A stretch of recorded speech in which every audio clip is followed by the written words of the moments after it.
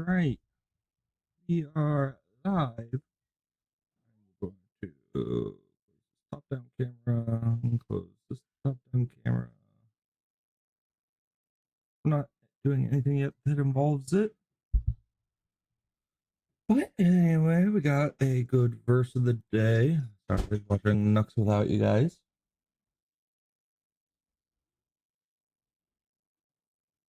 And the verse of the day is Proverbs 26.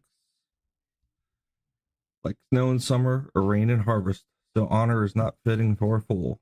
Like a sparrow in its flitting, like a swallow in its flying. A curse that is causeless does not alight.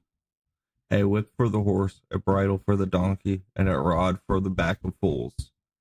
Answer not a fool according to his folly, lest ye be like him yourself. Answer a fool according to his folly, lest he be wise in his own eyes. Whoever sends a message by the hand of a fool cuts off his own feet and drinks violence. Like a lame man's leg which hangs useless is a proverb in the mouth of fools. Like one who binds a stone in the sling is one who gives honor to a fool. Like a thorn that goes up in the hand of a drunkard is a proverb in the mouth of fools. Like an archer whose wounds everyone is one who hires a passing fool or drunkard.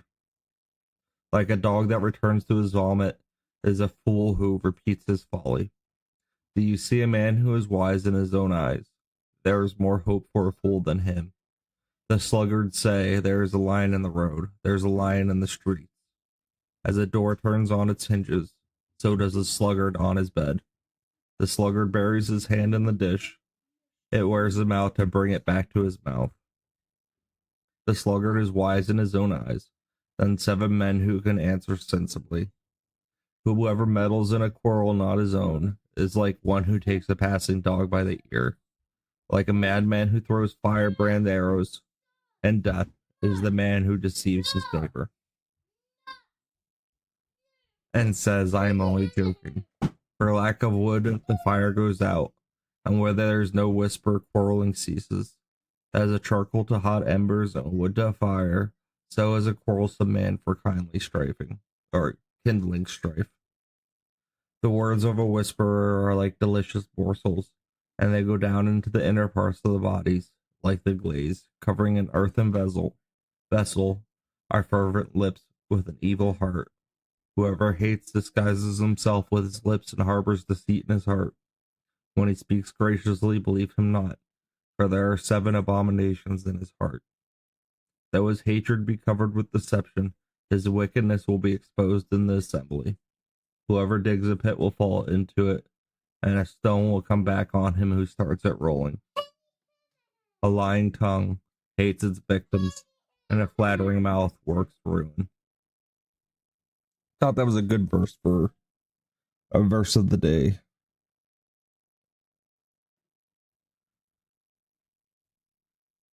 Thought it was a really good verse. Actually, has a lot of points. Hits a lot of things that are going on in the world. A lot of liars out there lately. This is the deceit that they have in their hearts. It will eat them alive eventually. Will be easily exposed. What are you trying to do with those potato heads? I don't have this. You don't know how to get that out, huh? Yep, I'm a bald child man. I shaved my beard off. Oh, you got it. You didn't even need any help. So I figure, whoa, don't dump them all out behind me. Let's see if anything new is really happening.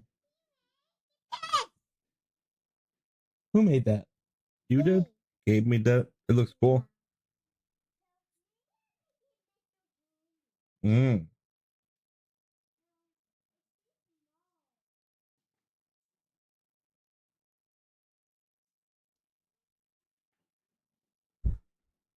So that verse is the verse of the day. I think it was 15 to the end of the book. Yeah.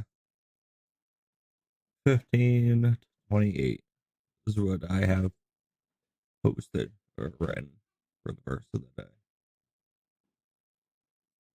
So good news, FBI has rescued 5,400 children and 28,000 violent felons arrested in just 7 months, which is great news. It's awesome work that they're doing.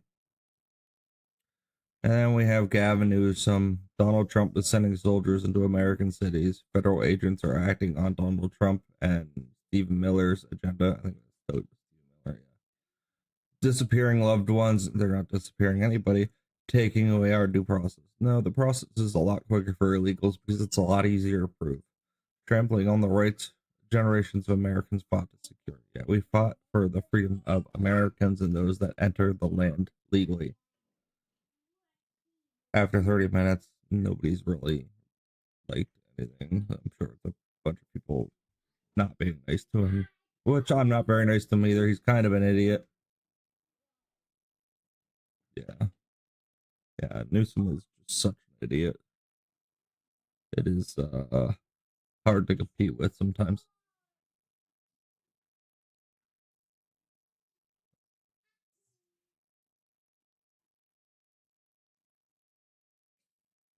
People upset that the law is being enforced. Well, I don't think those people should be out in public either. I think they need to be jailed. Cuomo keeps being racist against Iran. Americans are loving socialism. JD Vance in Israel. Leslie Sparhold. Oh, this is Hassan's live stream. People miss paychecks. Trump builds ballroom. This is what matters to him. Yeah, this was already set and already paid for. Democrats are the issue for the shutdown. Everybody make sure they know that. It's really the Democrats that are shutting everything down. Destiny. Oh, I commented on this. I hate that women falsely accuse men of sexual assault or anything like that. I think they deserve jail time or deserve to have to pay him for the harm that they caused. Especially if it's a defamation trial. I mean, that's what I would first go for, and then she'd have to prove that she was telling the truth. Which most of these cases, I saw somebody posted like 97% of the accused cases are false or dropped, or where did I see that at? Somewhere.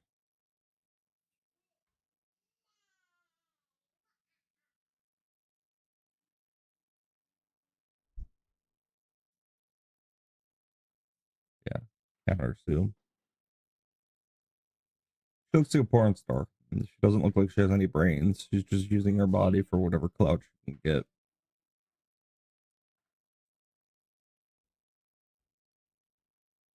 What are they complaining about? Make America great. What I would say, and what I do say to my listeners, is it's just unconstitutional. If you voted for Donald Trump because he was America first and he was going to make America great again, and you're waving your red, white, and blue flag, and you're all about patriotism, what he's doing is unconstitutional. He's literally wiping his ass with the Constitution. And this is things I was saying even during the campaign. I Like, hear this is no the same substance man who or no said backing he to this wanted conversation. we should terminate parts of the Constitution to overthrow the results of an election. I said this on Fox News a couple of times. I said it on Gutfeld show, and I said it on when I sat with Brian Kilmeade, right? And they were acting like their fact checkers couldn't find that statement. I've never heard even though it was right so. there, right? It's right there. Yeah. So for me, it's like, just let the patriots know that this is unconstitutional. The things he's doing, are violate the Constitution. So if you really claim to be America and America first, and you MAGA, you want to make America great again, do you really want a leader that doesn't care about the Constitution?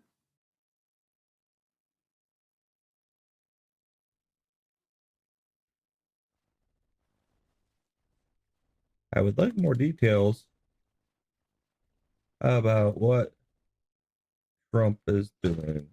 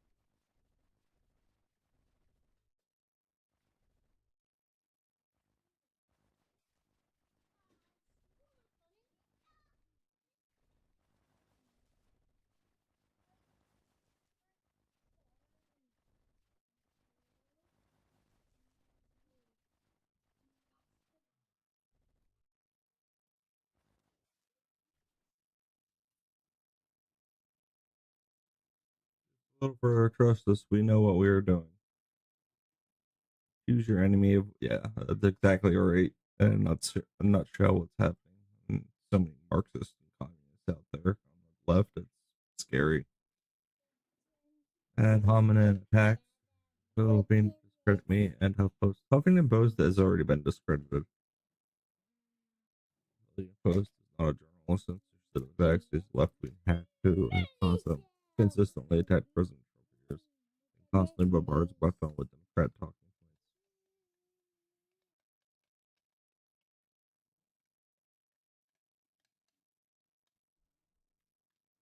points. Just take a look at speed. It reads like an anti-Trump personal diary. Here's my four response tools, including activists who masquerade as reporters do a disservice to the profession.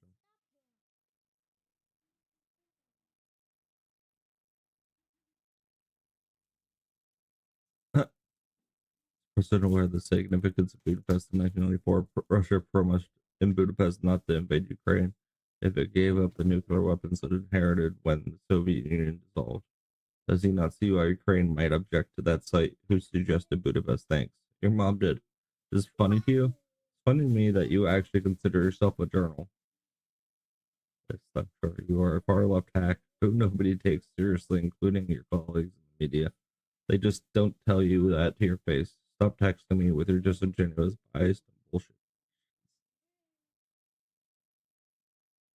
Awesome.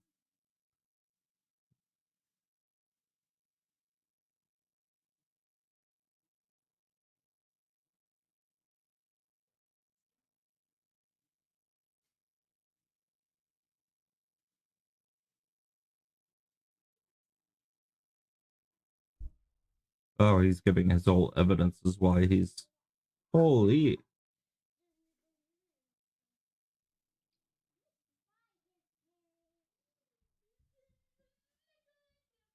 I love Gray's post. Oh, behold the pathetic spectacle of Zesty Date, a so-called journalist who's lumbered through 40 years of mediocrity, only to end up as a festering pustule on the active fucking post.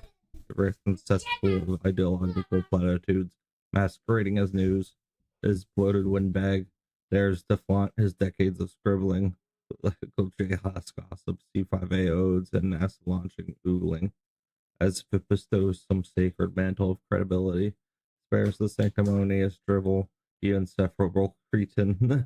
Your career is a effing mausoleum of irrelevance, a testament to wasted ink and hot hair, with nothing to show but a trail of partisan hackery that even a blindfolder toddler could spot.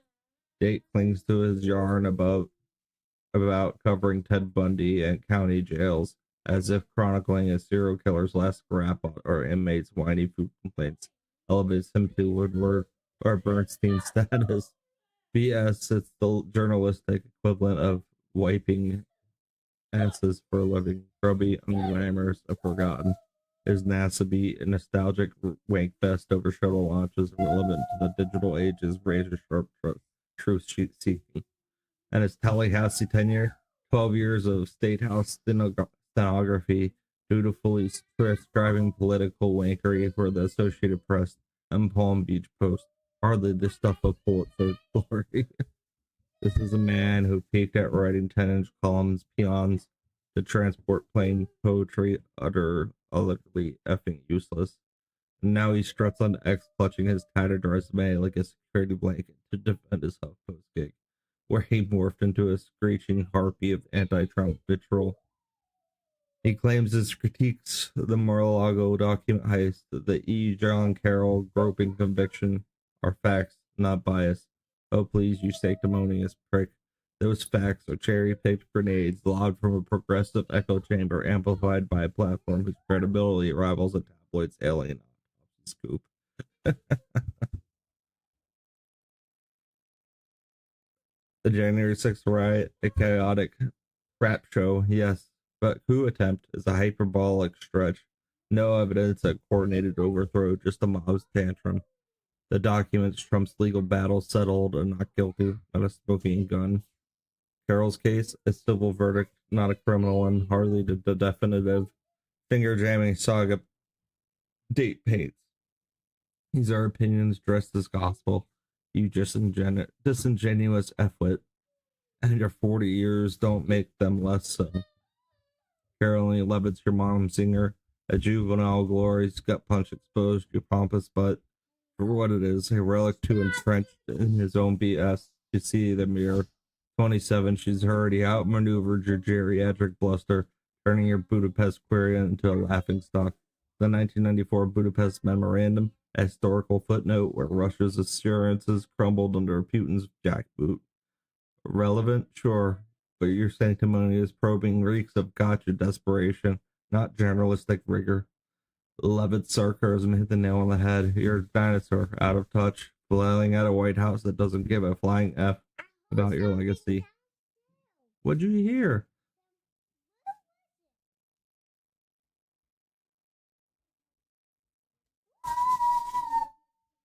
The data backs this up. HuffPost traffic has tanked, with similar web showing a 15% drop in unique visitors year over year as of mid-2025, reflecting its descent into a partisan laughingstock. Meanwhile, Levitt's viral exchange racked up over 20,000 likes on X today, October 21st, 2025. A dark satire of your irrelevance playing out in real time.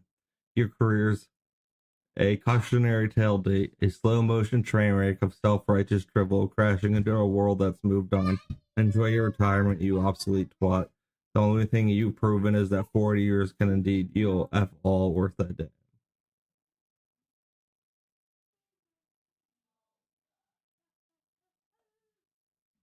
Awesomely said.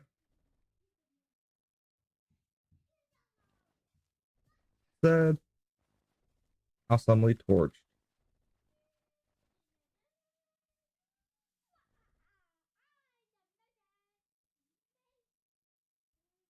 Could not have written it better.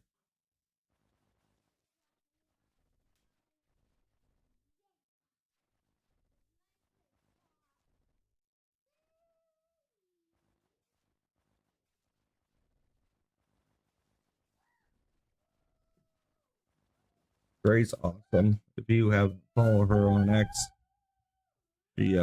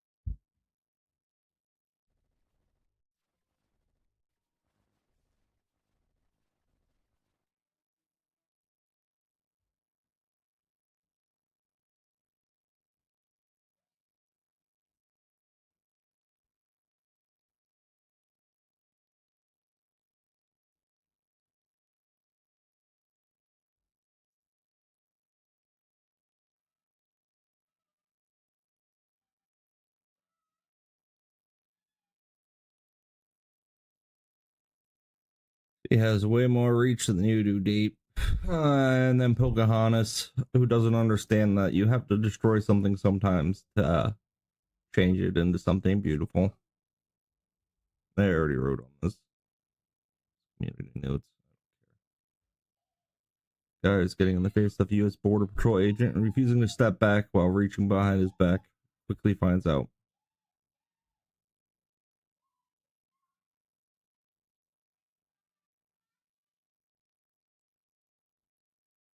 Takes him down. A dude's getting taken. Yep. Boom.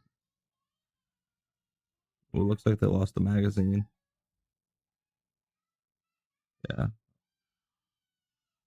Get over there. Get over there. Well, look at those nails. You see that? What is with the nails? What is... Look how bad they are.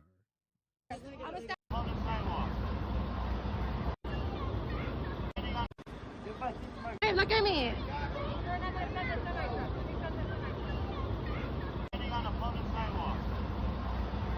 Oh, he got busted Yeah, that's up. my boyfriend. That's my boyfriend.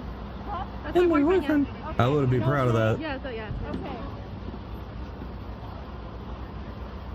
Goodbye, buddy. Oh, poor baby.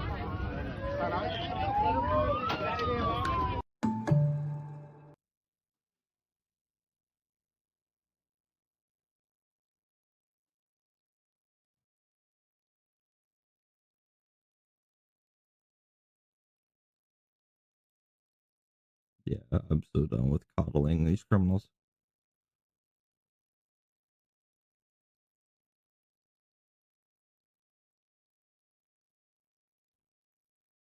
Exactly.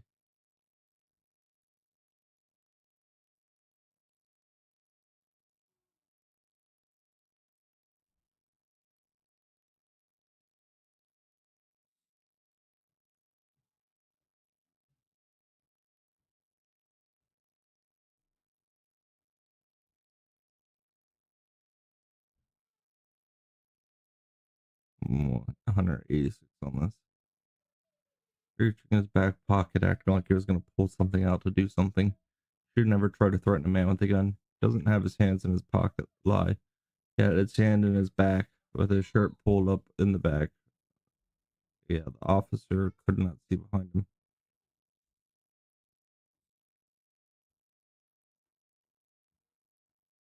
Expected to get a nightstick to the head. Guessing you were a cop at Martha's Vineyard.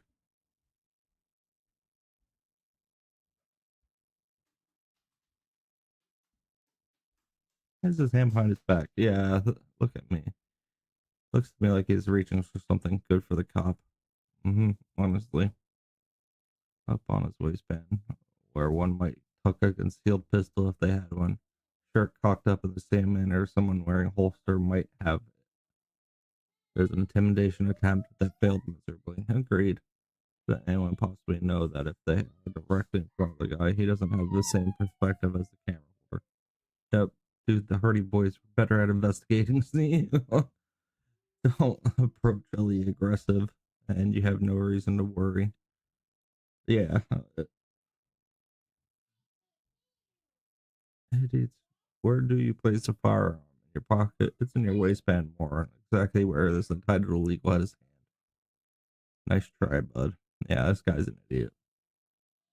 This guy was trying to make it look like he had a gun in his back pocket. So they used every means of force they could instead of killing him, which they could have gotten away with. They could have killed the guy.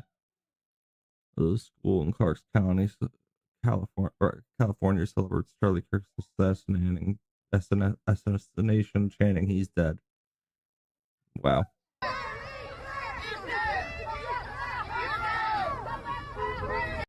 That's messed up. I don't like when people do this.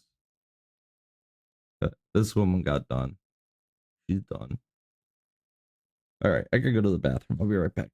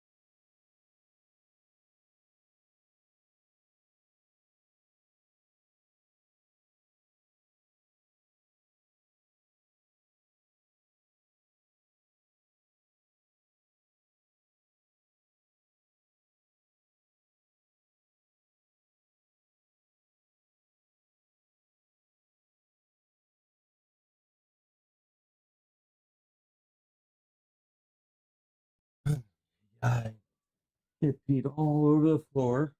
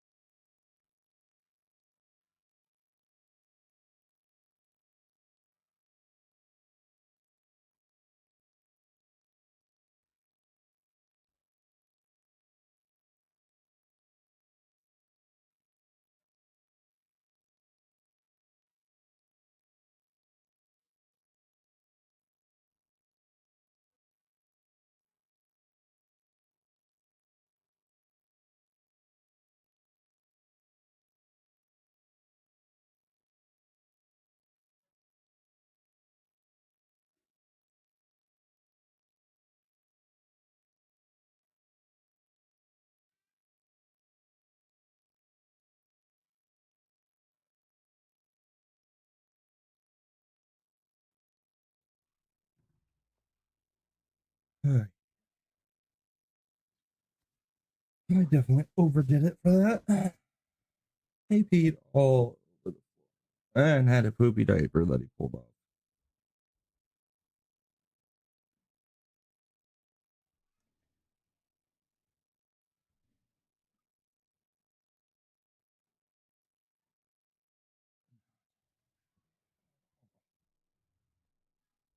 Not happy at all with any of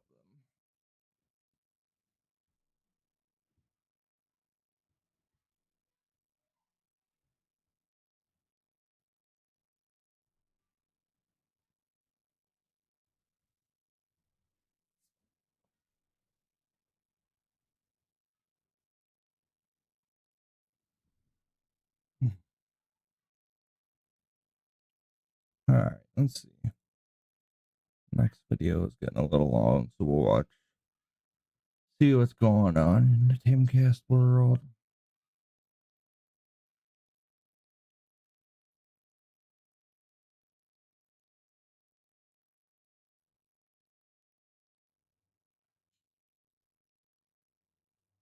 A judge has ruled in Chicago that DHS agents can be arrested if they try to apprehend illegal immigrants without a warrant. Now, this is part of the ongoing lie and manipulation by the left, Yeah, where they're playing what I would describe as a silly game of semantics.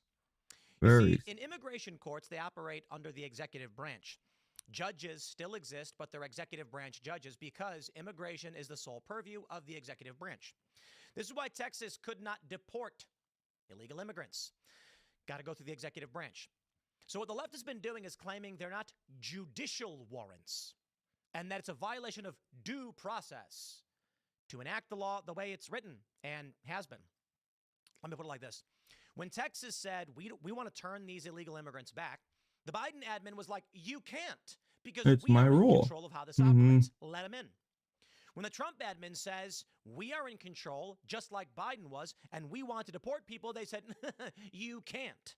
Not unless you get a judicial warrant, which is different from executive immigration warrants. So now this judge is basically saying that if these ICE guys try to arrest illegal immigrants, they can be arrested.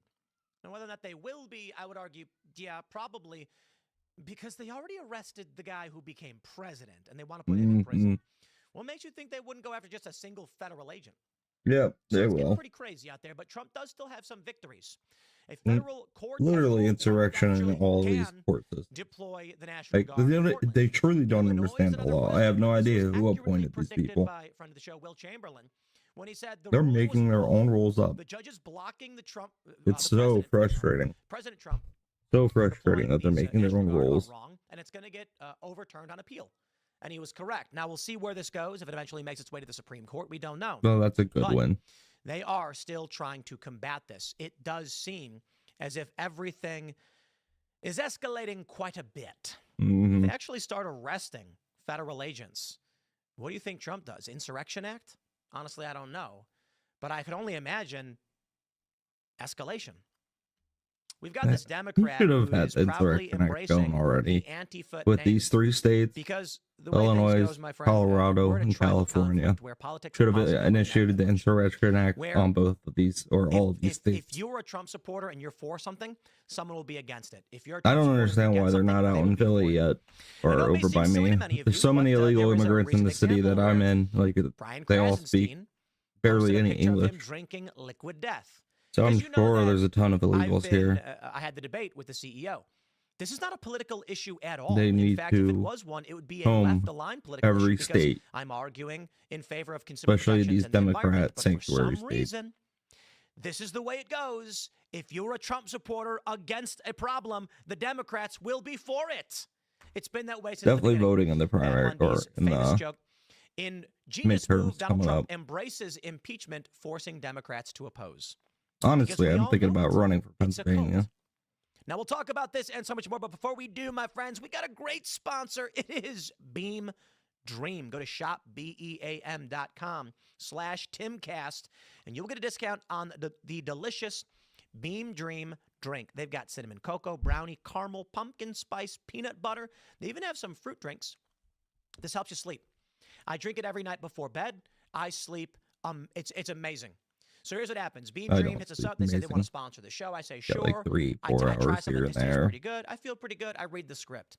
After about a week of taking it every night, it's got L-theanine, melatonin, magnesium.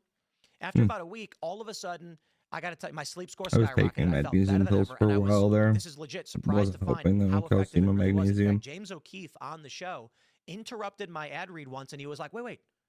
I drink this stuff. It really works. So, guys, Beam Dream is, I swear by it. I literally drink it every night. I am not reading a script. I literally drink it every night. I'm a huge fan. Literally just ordered a bunch more of their pumpkin spice because I see that they have that now. If you're having trouble sleep, this stuff really helped improve my sleep, which wasn't super bad to begin with, but I Maybe I recommend should it. try it. Check it out at shopbeam.com. But I need more viewers and subscribers and followers. And big fan, Beam I Dream. can Really do afford it. appreciate the support. Since I can't really work right Don't forget, now. I want to get to work DCComedyLoft.com. eventually again, though. November 8th, It'd be nice live to in person. keep We've busy. got Alex Stein, Emily Saves America, Myron into a Gaines, trade. and Brian Shapiro to debate modern dating. It's going to be pretty fun and funny. Get your tickets now because all the events we've done have I'll effectively be working on sold out. stained glass I say later, though. effectively That's because what I really want to get I don't into, know I if think. there's like, I don't Working know on what the stained hard limit glass, is, but they're getting like into the basically lead, packed house, hard leaded to stained move. glass windows. And if you want to get the good seats, get them now at DCComedyLoft.com. But let's get into that story. But first, I'd like to give a shout out to Steven Crowder and the Mug Club, the Rumble Morning lineup. You guys rock. I appreciate you tuning in to keep this amazing project going where we've got this great news running on Rumble. And people, you got to turn on the Rumble stream first thing in the morning and let it run. Let it run like you would any normal let it TV run. station. Let's go. Shout out to the Mug Club. Appreciate it. Here's the story from Breitbart. Chicago area judge rules ICE agents can be arrested at courthouses. The Chicago area judge has ruled that Immigration and Customs Enforcement officers can be arrested at Cook County courthouses if they violate his orders and arrest a migrant without a warrant. U.S. District Judge Jeffrey Cummings ordered that ICE officers be barred from arresting migrants at courthouses if they don't have a warrant. He also ordered that federal law enforcement can be arrested if they violate his orders. I would just like to stress, this is an egregious overreach. And it's insane. The judge's order aimed to prevent what are called collateral arrests of people whom ICE officers discover are illegal on the spot. These are migrants that ICE agents come across by happenstance while looking for someone they have a warrant to apprehend. Cummings stated that courthouses must be places where witnesses and suspects feel safe. The fair administration of justice requires that courts remain open and accessible, and that litigants and witnesses may appear without fear of civil arrest. Imagine there's a murderer. And let's say they're like, we got a murder trial here. We're going to bring in a witness. And that witness shows up dripping with blood and carrying a head. And you're like, it appears this man may have murdered somebody. I would like to arrest him. Hold on there, says the judge. Witnesses need to feel safe when they show up. Now, of course, I'm choosing an obvious, hyperbolic example. Someone carrying a decapitated head around is a bit extreme. The point is, when you discover someone is in the process of committing a crime, you arrest them. So if they go to a courthouse Yep. and find that there are people here illegally, which is, what is it, 8 USC 1324? Let me see if I can get this one. 8 USC Justice Manual. I have it default. 1324, related to aliens, indeed. So it's an offense for any person Take my medicines. who 15 minutes of silence. entered or remains in the United States in violation of the law. It's an ongoing. It's an ongoing criminal. Yeah, it's illegal. Okay, there you go. Actually, I don't know if it would be 1324 because the judge would be in violation of that for protecting, aiding, abetting, or encouraging or inducing. But yeah, they're actively committing a crime. We voted for Trump to send these people home. That's all. Mhm. That's it. Nothing mean about that. Judge Cummings also cited in his ruling arrests that have been made recently outside county courthouses where ICE has taken collateral migrants into custody. One thing seems clear. ICE rousted American citizens from their apartments during the middle of the night and detained them. What? In zip ties, no less, for far longer than the brief period authorized by the operative regulation, he wrote. DHS said it intends to comply with all lawful court orders in addressing this matter with the court. However, DHS also defended its practice of taking collateral migrants into custody whenever they find them. We aren't some medieval kingdom. There are no legal sanctuaries where you can hide and avoid the consequences for breaking the law, DHS said in a statement. According to WBBM TV, nothing in the Constitution prohibits arresting a lawbreaker where you find them. And that's the point, my friends. This judge has no authority to say this. None. If ICE agents are at the courthouse and they see someone committing a crime, they can arrest them. It's their jurisdiction. They're federal agents, and they see someone breaking the law. What other argument is there? I mean, is this the singular crime where this judge says you're allowed to be actively committing it and you can't be arrested? Okay, let's throw the decapitated head scenario because it's hyperbolic, right? Let's throw it out the window. Let's say someone literally takes a hammer and bashes court property, federal government property. Is the judge going to be like, now, he's in the active commission of a crime, but he needs to feel safe as a witness? No, that's ridiculous. There is no special crime you can commit where you're not going to get charged as or face commensurate response from the government seeking to enforce that action. That's stupid. Now, Trump does have some victories, and this is big, because it likely will come around to affect Illinois after the fact. The Washington Post says Trump can deploy National Guard troops to Portland, appeals court says. Oregon Attorney General urges the full appeals court to review the decision while the governor says the fight is not over. A divided three-judge panel with the U.S. Court of Appeals for the Ninth Circuit on Monday blocked a lower court's ruling that prohibited the Trump administration from sending troops into the city. I'm going to pause right now and just say, guys, I don't care. I'm sick of playing this game. I'm thinking about, you've got Will Chamberlain, smart feller, said that when they blocked Trump's ability to deploy National Guard, he said the Ninth Circuit's going to overturn this on appeal. This is ridiculous. He was correct. But why are we playing this stupid game? I don't get it. It really is a dumb game. Like, we know Trump can, and they're pretending like he can't. We all know that Trump's going to win, and then he does. What is this? Seriously, it feels like a game. Democrats are like, I'm not touching you. I'm not touching you. And we're like, this is stupid.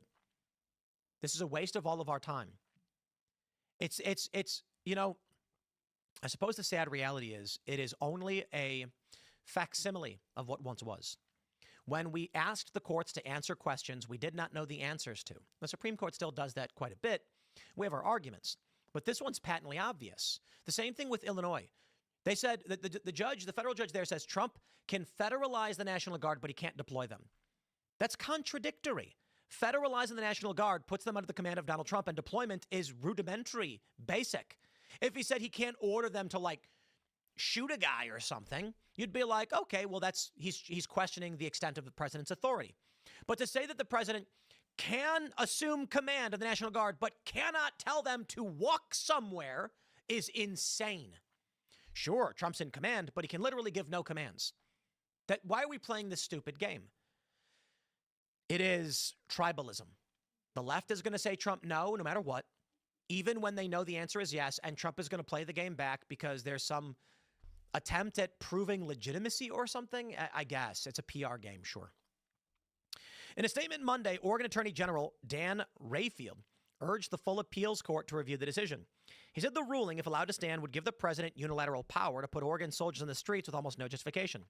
We are on a dangerous path for America. Almost none. There's violent riots happening. What a stupid absurdity. In a news conference Monday, Governor Tina Kotek said that a move to deploy troops to Portland represented a gross un-American abuse of power. She said that a second temporary restraining order still prevented National Guard troops from being deployed in the state. The fight is not over. Look at this. D.C., Memphis, L.A., Portland, Shreveport, Baton Rouge, Nolens. In the order released Monday afternoon, a 2-to-1 majority on the panel said it was likely that Trump acted lawfully in federalizing the National Guard during protests in Portland over immigration enforcement. The order said the judge who blocked Trump from deploying those troops there accorded no defense to the president's determination that he could not execute federal laws with regular forces. Trump's statements about deploying troops have prompted intense opposition from many state and local leaders. This we understand, my friends. I introduce you to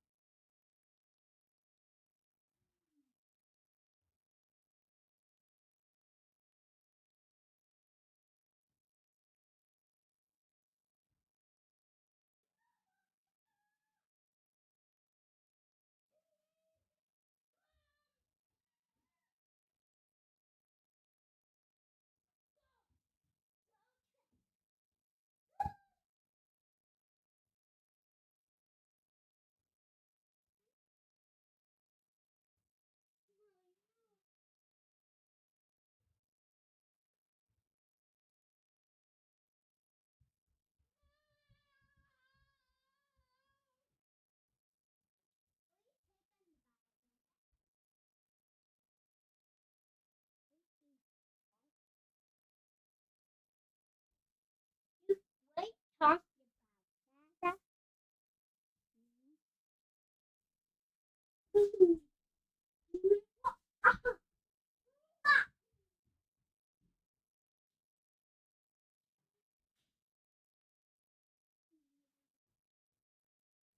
No. Dad, ah!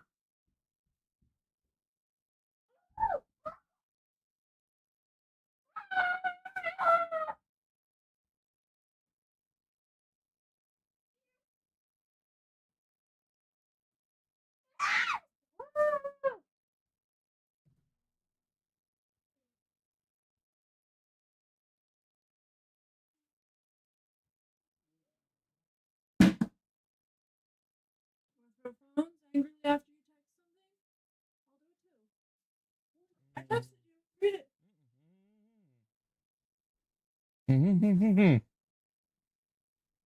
Hello. I'm quiet. Quiet. Stop making noise at me.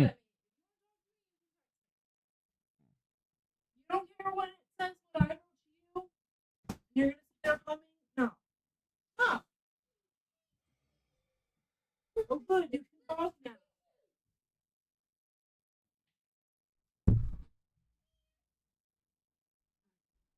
Fuck you. What? You wouldn't even read it. Why?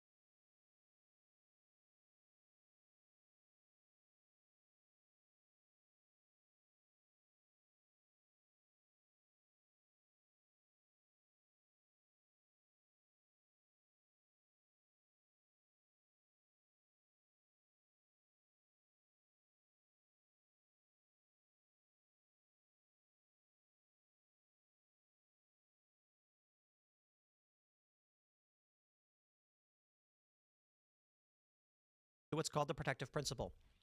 Long-standing precedent that the president can deploy military or National Guard for the purpose of protecting federal property. That's not law enforcement. The argument was this. Question, can Trump federalize National Guard? The answer, yes. He has plenary powers to do so. That doesn't mean he can make up fake reasons. It means under the traditional auspices of government.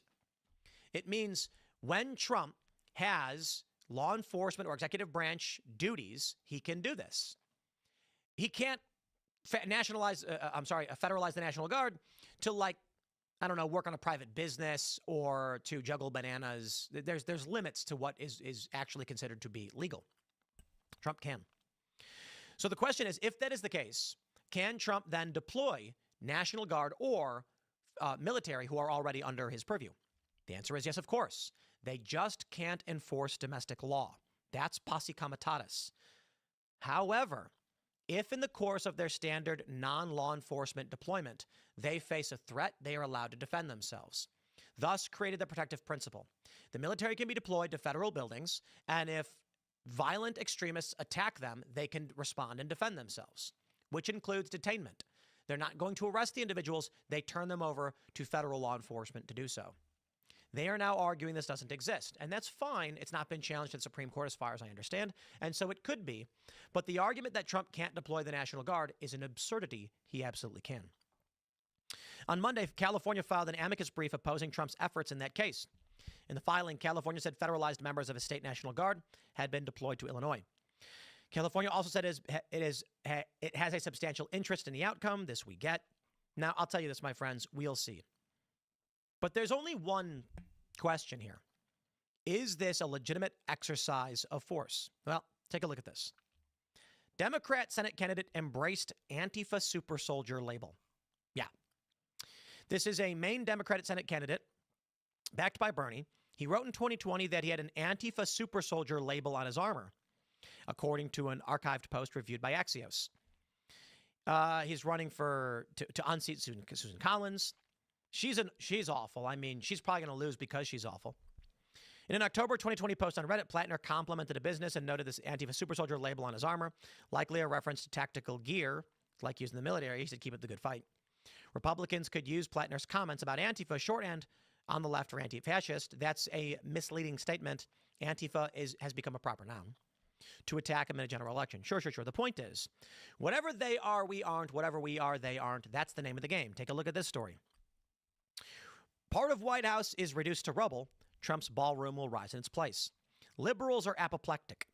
Donald Trump is tearing down parts of the White House to build a ballroom. So what? It has been done by numerous presidents throughout history. They've expanded and altered the White House. The creation of the Oval Office, the creation of the West Wing, et cetera, et cetera. Trump is saying, let's put in a ballroom. Sounds like a great idea. I mean, actually, you want a place where you can entertain foreign dignitaries, princes, kings, politicians, prime ministers, or otherwise, and you want to create a space by which you can have formal gatherings with large groups of people. That sounds wonderful. A ballroom is the restoration of decorum. And I'm the one who criticized Trump in the past of lacking decorum. I actually think this is a great representation of honor, integrity, and nobility of the American people, which could be anyone who rises to the ranks and wins that election. It's beautiful, isn't it? They're acting like it's the apocalypse. Why? If Trump does it, it's bad. Period. This is where we are. Let me walk you through some of these realities. Violent symbolism. Threats steal the show at nationwide No Kings protest. You saw it all. We've talked about it. You've got this lady pointing to her neck and saying, bang, bang. Gloating, not just celebrating, gloating that they murdered Charlie Kirk. Why would you do that? You know, Fetterman came out with a great statement. He's a Democrat, and he's consistently tried to play this game. He votes poorly, but he always says, guys, stop. He's like, I got friends who voted for Trump. They're not Nazis. They're not fascists. This is crazy. I praise the man. We can disagree. You can vote like a lunatic, but when we have a conversation about what we disagree on, that's the point. Now, don't get me wrong. I think his voting pattern is bad. But if he's going to sit down and have a conversation and say, you're not a Nazi, I get it, and turn the volume down, I respect it. We should all strive to be like Fetterman. Instead, this is what we get. It's not just this. Take a look at this. You may have seen this before. I'm sure you did. But in the context of immigration, I think we should play it. You got to grab a gun. We got to turn around the guns on this fascist system. These ICE agents gotta get shot and wiped out. All right, today we're going to talk about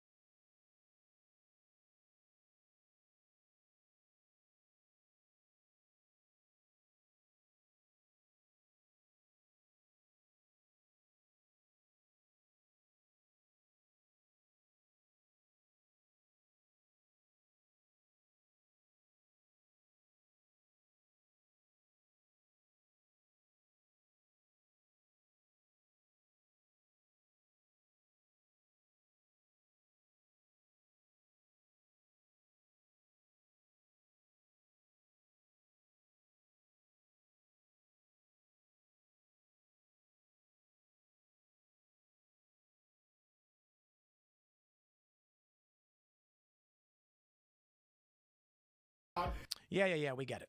The joke about effing going to find out. Homeland Security said, during the Chicago No Kings rally this previous weekend, violent rioters called for the cold-blooded murder of ICE agents. This rioter and his statements have been referred to the DOJ. Yeah, he's going to prison. I mean, this is direct incitement to violence. This is sedition. This is insurrection. There is no place in America for psychotic incitements of unlawful violence against ICE or CBP. To those who threaten violence against us, we will hunt you down, we will find you, and justice will be served. I'll now play the back portion from DHS where they make their joke. Shot and wiped out. All right, today we're going to talk about how we can find out and how much we can find out. The more you f around, the more you're going to find out. They got the craziest meme team over there.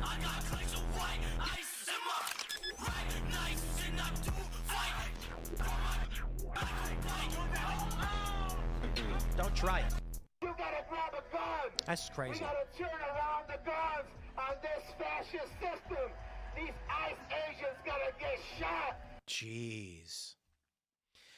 Guys, I Yeah, can't that's believe where we're at. ridiculous. Yesterday we talked about I this. can't believe they're going to let him get away with saying that too, probably. An accountant from Atlanta. That's it. Got so incensed when he saw a Trump sign, he tried to murder the homeowner. Yep, I saw Full that. version of the story. The He drive-by. tried to murder him. Bullet hit a few feet away from where the homeowner was sitting on his porch. Because this guy driving down a rural road in the middle of nowhere, North Carolina, no disrespect to the rural North Carolina, but come on, this guy's from Atlanta. And why was he up there? He sees this sign, vandalizes it. The homeowner fires 2 warning shots. Again, don't do that. That's not a real thing. But he did. This guy goes back to his vehicle, grabs his gun, and unloads on the front of the house, trying to kill him. Trying to kill him. That's where we are in this country. So this is the No Kings protest. Let me show you what they're saying. LA Times, letters to the editor. Readers across Southern California share their experience at the No Kings rallies. What do you think it says? After the rally, I wish to share with my Angelino friends and former neighbors my experiences.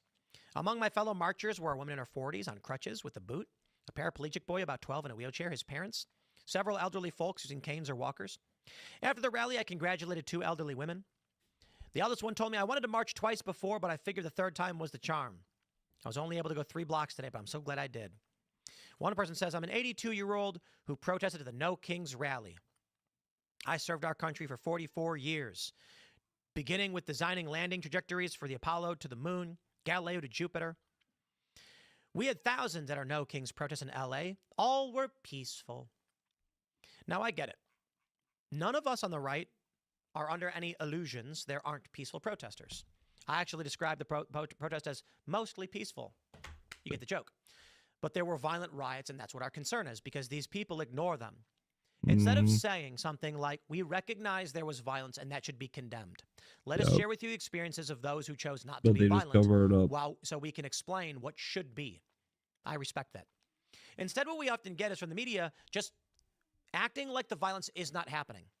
The left says it's not happening, the right is more violent, etc., etc. But what we're getting from this is a couple different things. You've got the media presenting one picture to the left. Now, the right understands people march peacefully. They make fun of them. They say your arguments are dumb. We've seen numerous individuals like Nick Shirley, Nate Friedman, Cam Higby. They go on the ground and they've been talking to protesters who are They get peaceful. taunted and So these pushed guys are being around. attacked. Some of them get But a lot of attacked. these protesters are peaceful, and they'll answer questions, and they Some get of made them. fun of for having bad answers. And the left does it to the right as well. But then you get these violent riots, and the reason why the right focuses on that is because it's bad, and that's what we don't want. Peaceful protest is fine. I don't care. Let me show you this. This is a guy who was dancing with a MAGA hat on at No Kings. That's it. And they attack him. They attacked him.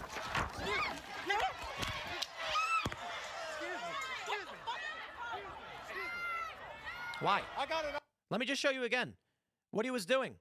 He's not talking to anybody. He's minding his own business, wearing a MAGA hat. He puts his camera down. And he dances. They attack him. Why? Why did they attack him? He This is slapped the political crap out of her. bifurcation, and there's actually a mean, really great Deserved, tweet but which hopefully he did. I want to highlight. Not this one. I think it might be here because it makes no sense. This is a picture of Brian Krasenstein. I think it's Brian, right? Drinking liquid death. Now, some of you have no idea what this means, and some of you do. Now, I know a lot of you don't really care all that much about the liquid death thing that's going on. You know, my issues with the company and the CEO's losing his mind. But I'll give you the quick gist, and I'll explain this first. So I've taken issue with liquid death for some time because they say on their cans death to plastic, but the can is effectively a plastic bottle wrapped in aluminum. Now, don't get me wrong, they use less plastic than water bottles, but I basically said you can't say death to plastic and infinitely recyclable and then sell people a plastic product they don't know they're buying. That's deceptive. Yeah. This resulted in a debate, and now the CEO won't stop tweeting at me, and there's like a flame war on X, and I think it's funny. Liquid Death is a company that uses satanic imagery in their marketing. They had a witch doctor curse their water supply. They've done campaigns where they tell people to sell your soul for a free can of water, and they've got to buy it back or something like that. And it's silly marketing, but a lot of Christians have been offended by it and stopped purchasing the product. Yep. Brian Krasenstein posted a photo, most likely drinking Liquid Death, saying, "I love Liquid Death," in response to the fact that I and many others took issue with the fact that they were deceiving their customers. Yeah. The CEO admitted that he had a portion of his customer base. Some people have told me, what did he say on the show? It was like 20%. It was so small. They genuinely thought they were buying a plastic-free product. Okay, so this is the point. Like, I understand some of you are like, we don't care about canned or bottled water or whatever. The point is this. My beef with Liquid Death, while inane and stupid, whatever you guys think, is about deceptive marketing, consumer protections, charitable contributions, lies about other products to benefit their brand and make money, to profit, to trick people into paying a premium. It is consumer protection and environmentalism. Why would Brian Krasenstein side with a company that is accused of lying to people for profit while producing plastics and pollution? Why isn't he on my side? He agrees with this, right? Because he's just against everything that is good. Brian is against whatever I am for, and he is for whatever I am against. So it doesn't matter what the actual debate over Liquid Death is. It doesn't matter if I'm right or wrong. What matters is Tim Pool criticized Liquid Death, so the liberals have to be for it. I have never criticized Liquid Death over their satanic images. I actually think it's a silly marketing campaign. Christians have taken issue with it. And I've pointed that out. Oh, yeah, because you don't joke around. Silly marketing campaign. I don't think anyone's really offended by it. In fact, we had this conversation in our debate. And he said it's a minimum, it's a minor amount of people that are concerned about our marketing gimmicks. And I'm like, yeah, I don't really care about that. I mean, I'm not a fan, but whatever, it doesn't mean anything. Now, if the Krasensteins or the only liberals are going to be like, we want to support them because they're anti-Christian, okay, it's tribalism, right? Yep. Now, of course, he may just say, I have no idea what you're talking about. I said, come on. The press right now around Liquid Death, the incessant tweets, is the beef that I've been having with the guy. I think it's reasonable to conclude he's posting this simply to be tribally antagonistic. I give this example because it's the stupidest. I understand many of you are saying, who cares? That's dumb. That's the point. Why does he care enough to make a post like this? So what you end up seeing is you, a Trump supporter, conservative, libertarian, or otherwise, or even disaffected liberal, can literally come out and say something like, I'm pro-choice, I just think there should be some limits, and these people will attack you for it. Yep. That's how we've gotten to this degree of insanity. A great example, of course, is very true. When we had Matt Binder on, a progressive. Seamus Coughlin. Seamus Coughlin, anti-abortion, 100%. Tim Pool, you know, it's hard to describe. I would say traditional pro-choice, right? There's got to be limitations within a certain amount of weeks, but I have concerns about medical decisions being made by courts and the amount of time it requires. I think abortion is wrong as contraception. Yeah. Termination of pregnancy for a legitimate medical reason, I don't think should go through writ of judge. No. It's a challenge. No easy answer. Matt Binder said abortion should be allowed at any point, and he called me pro-life for saying I agree that abortion should be allowed up to a certain limit. That's how insane it's become. The real argument is everyone thinks abortion as contraception is actually wrong, but the left just says whatever the right is for, we're against. Whatever they're against, we're for. Yep. That's how insane things have become. Now, with these threats to kill ICE agents, we're going to be joined, I believe we have Tom Homan, who is gearing up to join us. He is set and ready. We'll be joining Tom Homan, that are watching the recorded version of this segment. For everyone else watching.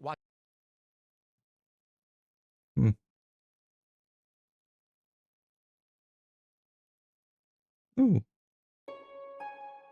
Hello noble ones, welcome back to my channel. This is the Metatron speaking, and today we are asking the question, how powerful was the Catholic Church in the medieval period? During the early Middle Ages, Christianity, and specifically Catholicism, acquired a new incisive and decisive dimension, which would allow the Church to exercise immense power. If already in the late Roman era, with figures such as Constantine and Theodosius, the political potential of Christianity had been explored, and it had progressively established itself until becoming the official religion of the empire, in the early Middle Ages, the role of the Christian religion became essential for the realities of Central Western Europe, which were politically, socially, and culturally taking shape and political form. However, before diving into the actual historical data, as we always do in these video analyses, since this video is about power, I would like to first define the meaning of the word in a historical and geopolitical context.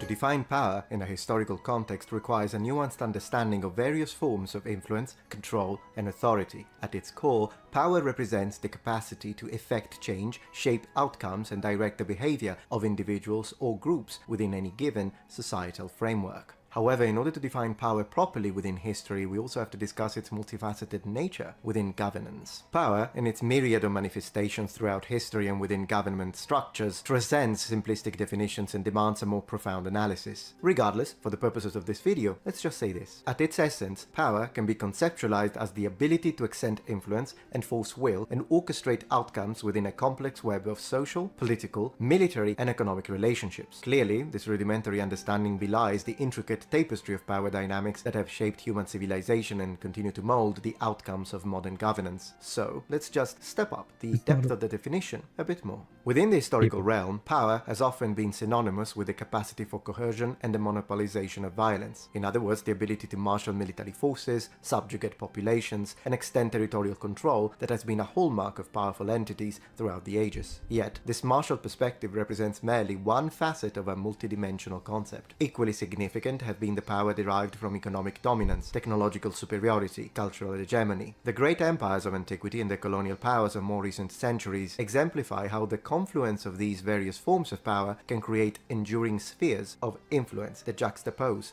with each other. Moreover, within the governmental sphere itself, whether it be ecclesiastical or whether it be secular, power also gains additional layers. We all know that a state possesses a monopoly of the legitimate use of physical force within a given territory, which remains a foundation principle. It encompasses the ability to legislate, regulate, and adjudicate, to collect and allocate resources, to shape public discourse and national narratives, not to mention the ability to extend its power within the international stage and foreign policy. And to further understand the way power has been maintained and justified, I would refer you to my recent video on propaganda, link in the description. The power of a governing body is thus measured not only by its capacity for coercion, but also by its ability to generate consent, foster social cohesion, and navigate the intricate dimension of domestic and international politics. Now, given all of these definitions do not give justice to all of the different paradigms of power dynamics, but they will suffice as a foundation for this video.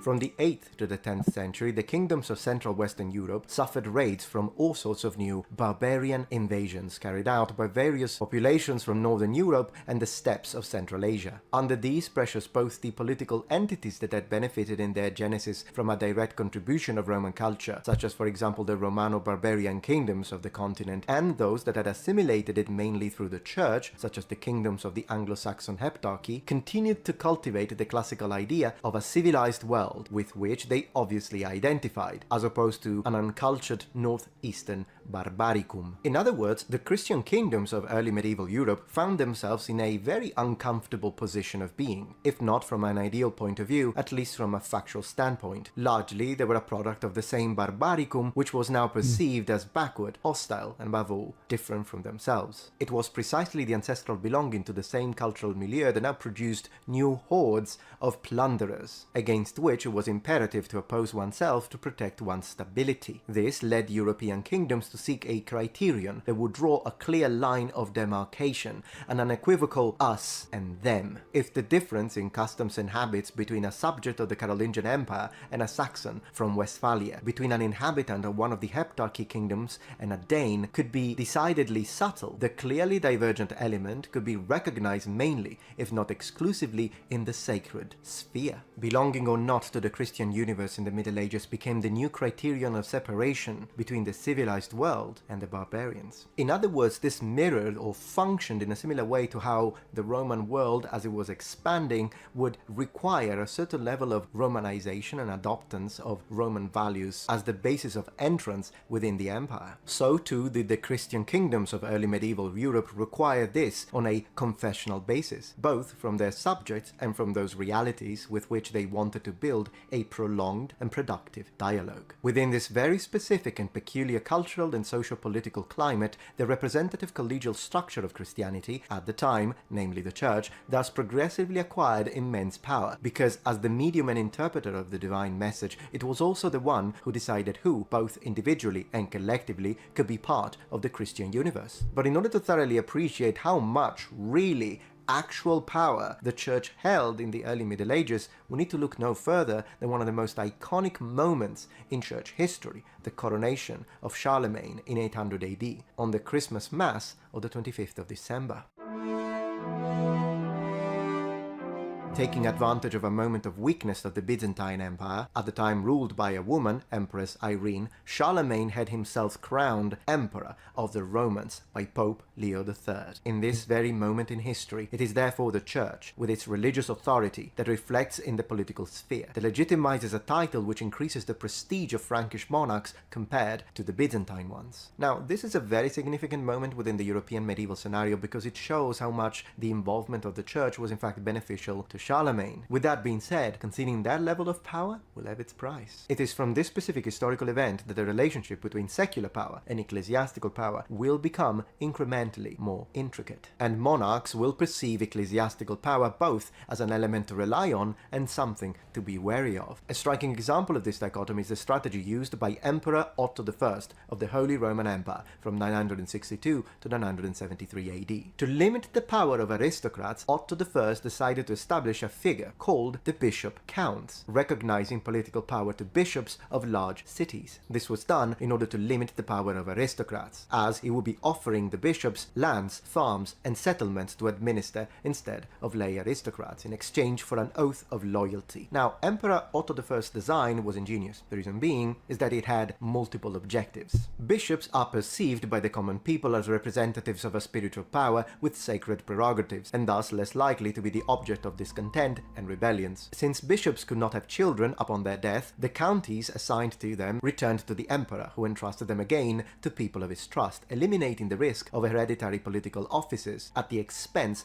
of the crown's power. Being appointed by the emperor, the bishop counts are evidently grateful to him for the benefits obtained and owe him loyalty. This undermines the power of the pope and the church, which, moreover, are in fact infiltrated with what are potentially agents of the emperor. The appointment of bishop counts became one of the major reasons for conflict between the papacy and the empire, and is usually referred to as the investiture controversy. You see, the Pope did not intend to give up his faculty to appoint bishops and abbots, while the Emperor did not want the pontiff to decide who should administer imperial territories. All in all, the investiture controversy reflected a much bigger problem, establishing whether the Pope's power was superior to that of the Emperor, or vice versa. To protect himself from papal power, Otto I also promulgated the so-called Privilegium Ottonis, in ecclesiastical Latin pronunciation, a provision according to which papal elections could only take place with the emperor's consent. Since the Pope, a Christ vicar, legitimizes the emperor's role, Otto I wants to ensure that in turn the emperor ratifies the Pope's appointment, to limit his political weight as a kingmaker. Otto's various attempts to extend lay power control over the church led to an open conflict between the empire and the papacy, which saw the church go through a period of reform and restructuring with the aim of freeing itself from the empire's conditioning and strengthening the papacy's autonomy. In 1059, Pope Nicholas II convened a council in which he established the annulment of the Privilegium Ottonis, decreeing that the election of the pontiff had to take place without impositions from the emperor, and his successor, Pope Gregory VII, reacted to the empire's interference by issuing, in 1075, the Dictatus Papae, a provision that established the superiority of the Pope and attributed to him alone the power to appoint bishops and abbots. On top of that, and this is the strongest one, the Dictatus Papae also gave the right to the Pope to depose emperors. And you thought, oh, modern influencers and their drama always after each other's throat. Welcome to history. If you're enjoying this video so far, please take a moment to check out my Patreon page. With as little as a $5 support, you can help us ensure that we can continue to produce high quality and high researched content. And at the same time, you get access to polls, extra videos, unlisted streams, and much more. Thank you so much.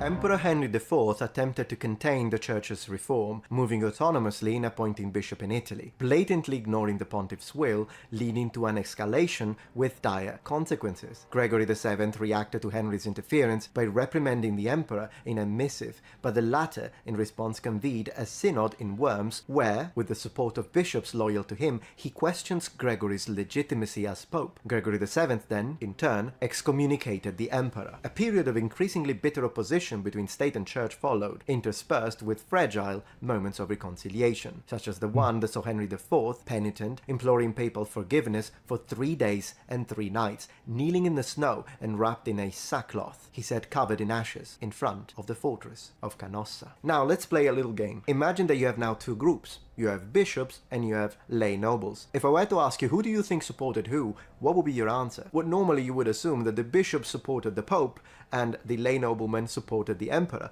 But the reality is that it was the exact opposite. The reason for that is that, first of all, the bishops really liked all of the privileges and lands that they were getting from the crown, therefore supporting the emperor. On the other hand, though, lay noblemen actually didn't like the fact that the emperor was always trying to limit their authority and considered this possibility, this conflict between the papacy and the emperor, as an opportunity to regain autonomy and power and discredit the emperor. I know, right? Roughly, in the same period that saw the beginning of the investiture controversy, we witnessed the first declaration of a crusade by a pope. This is by no coincidence. On the 27th of November 1095, Pope Urban II convened the Council of Clermont, and with an impassioned speech launched an appeal, later spread throughout Europe. The Pope's speech, although it alluded to the difficulties and vexations suffered by pilgrims going to the Holy Land, to Jerusalem, at the hands of the Seljuk Turks, does not seem to have made explicit reference to the conquest of the city, but rather to the need to bring aid to Eastern Christians. In fact, the Pope's appeal was a response to the request for help made by Alexios I Komnenos, Emperor of Byzantium,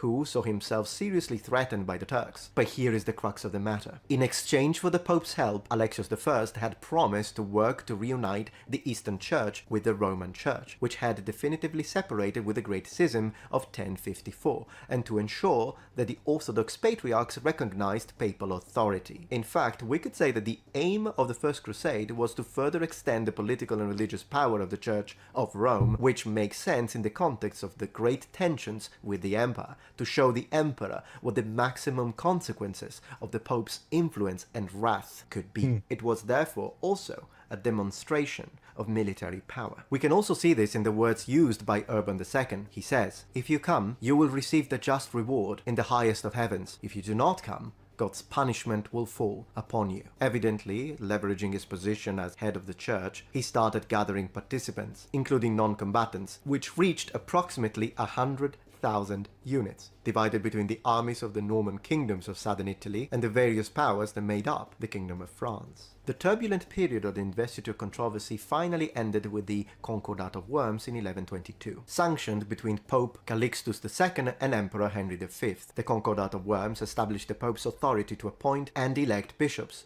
and guaranteed the emperor the ability to participate in the election, entrust the newly elected with a fief, and elect them as counts, thus inaugurating a collaboration between the two realities. The investiture controversy had further highlighted the power of the Church, which, being able to depose sovereigns of their divine legitimacy, was also able to destabilize their position within the feudal system. The clear division of prerogatives, dictated by the Concordat of Worms, allows an autonomous reorganization of the Church, which, no longer fearing certain interferences from secular power, strengthens itself, becoming a catalyzing pole of Western Christianity. Now, there will be moments in which the hostilities will reopen again between Frederick Barbarossa and Pope Alexander III, or Philip the Fair and Pope Boniface VIII.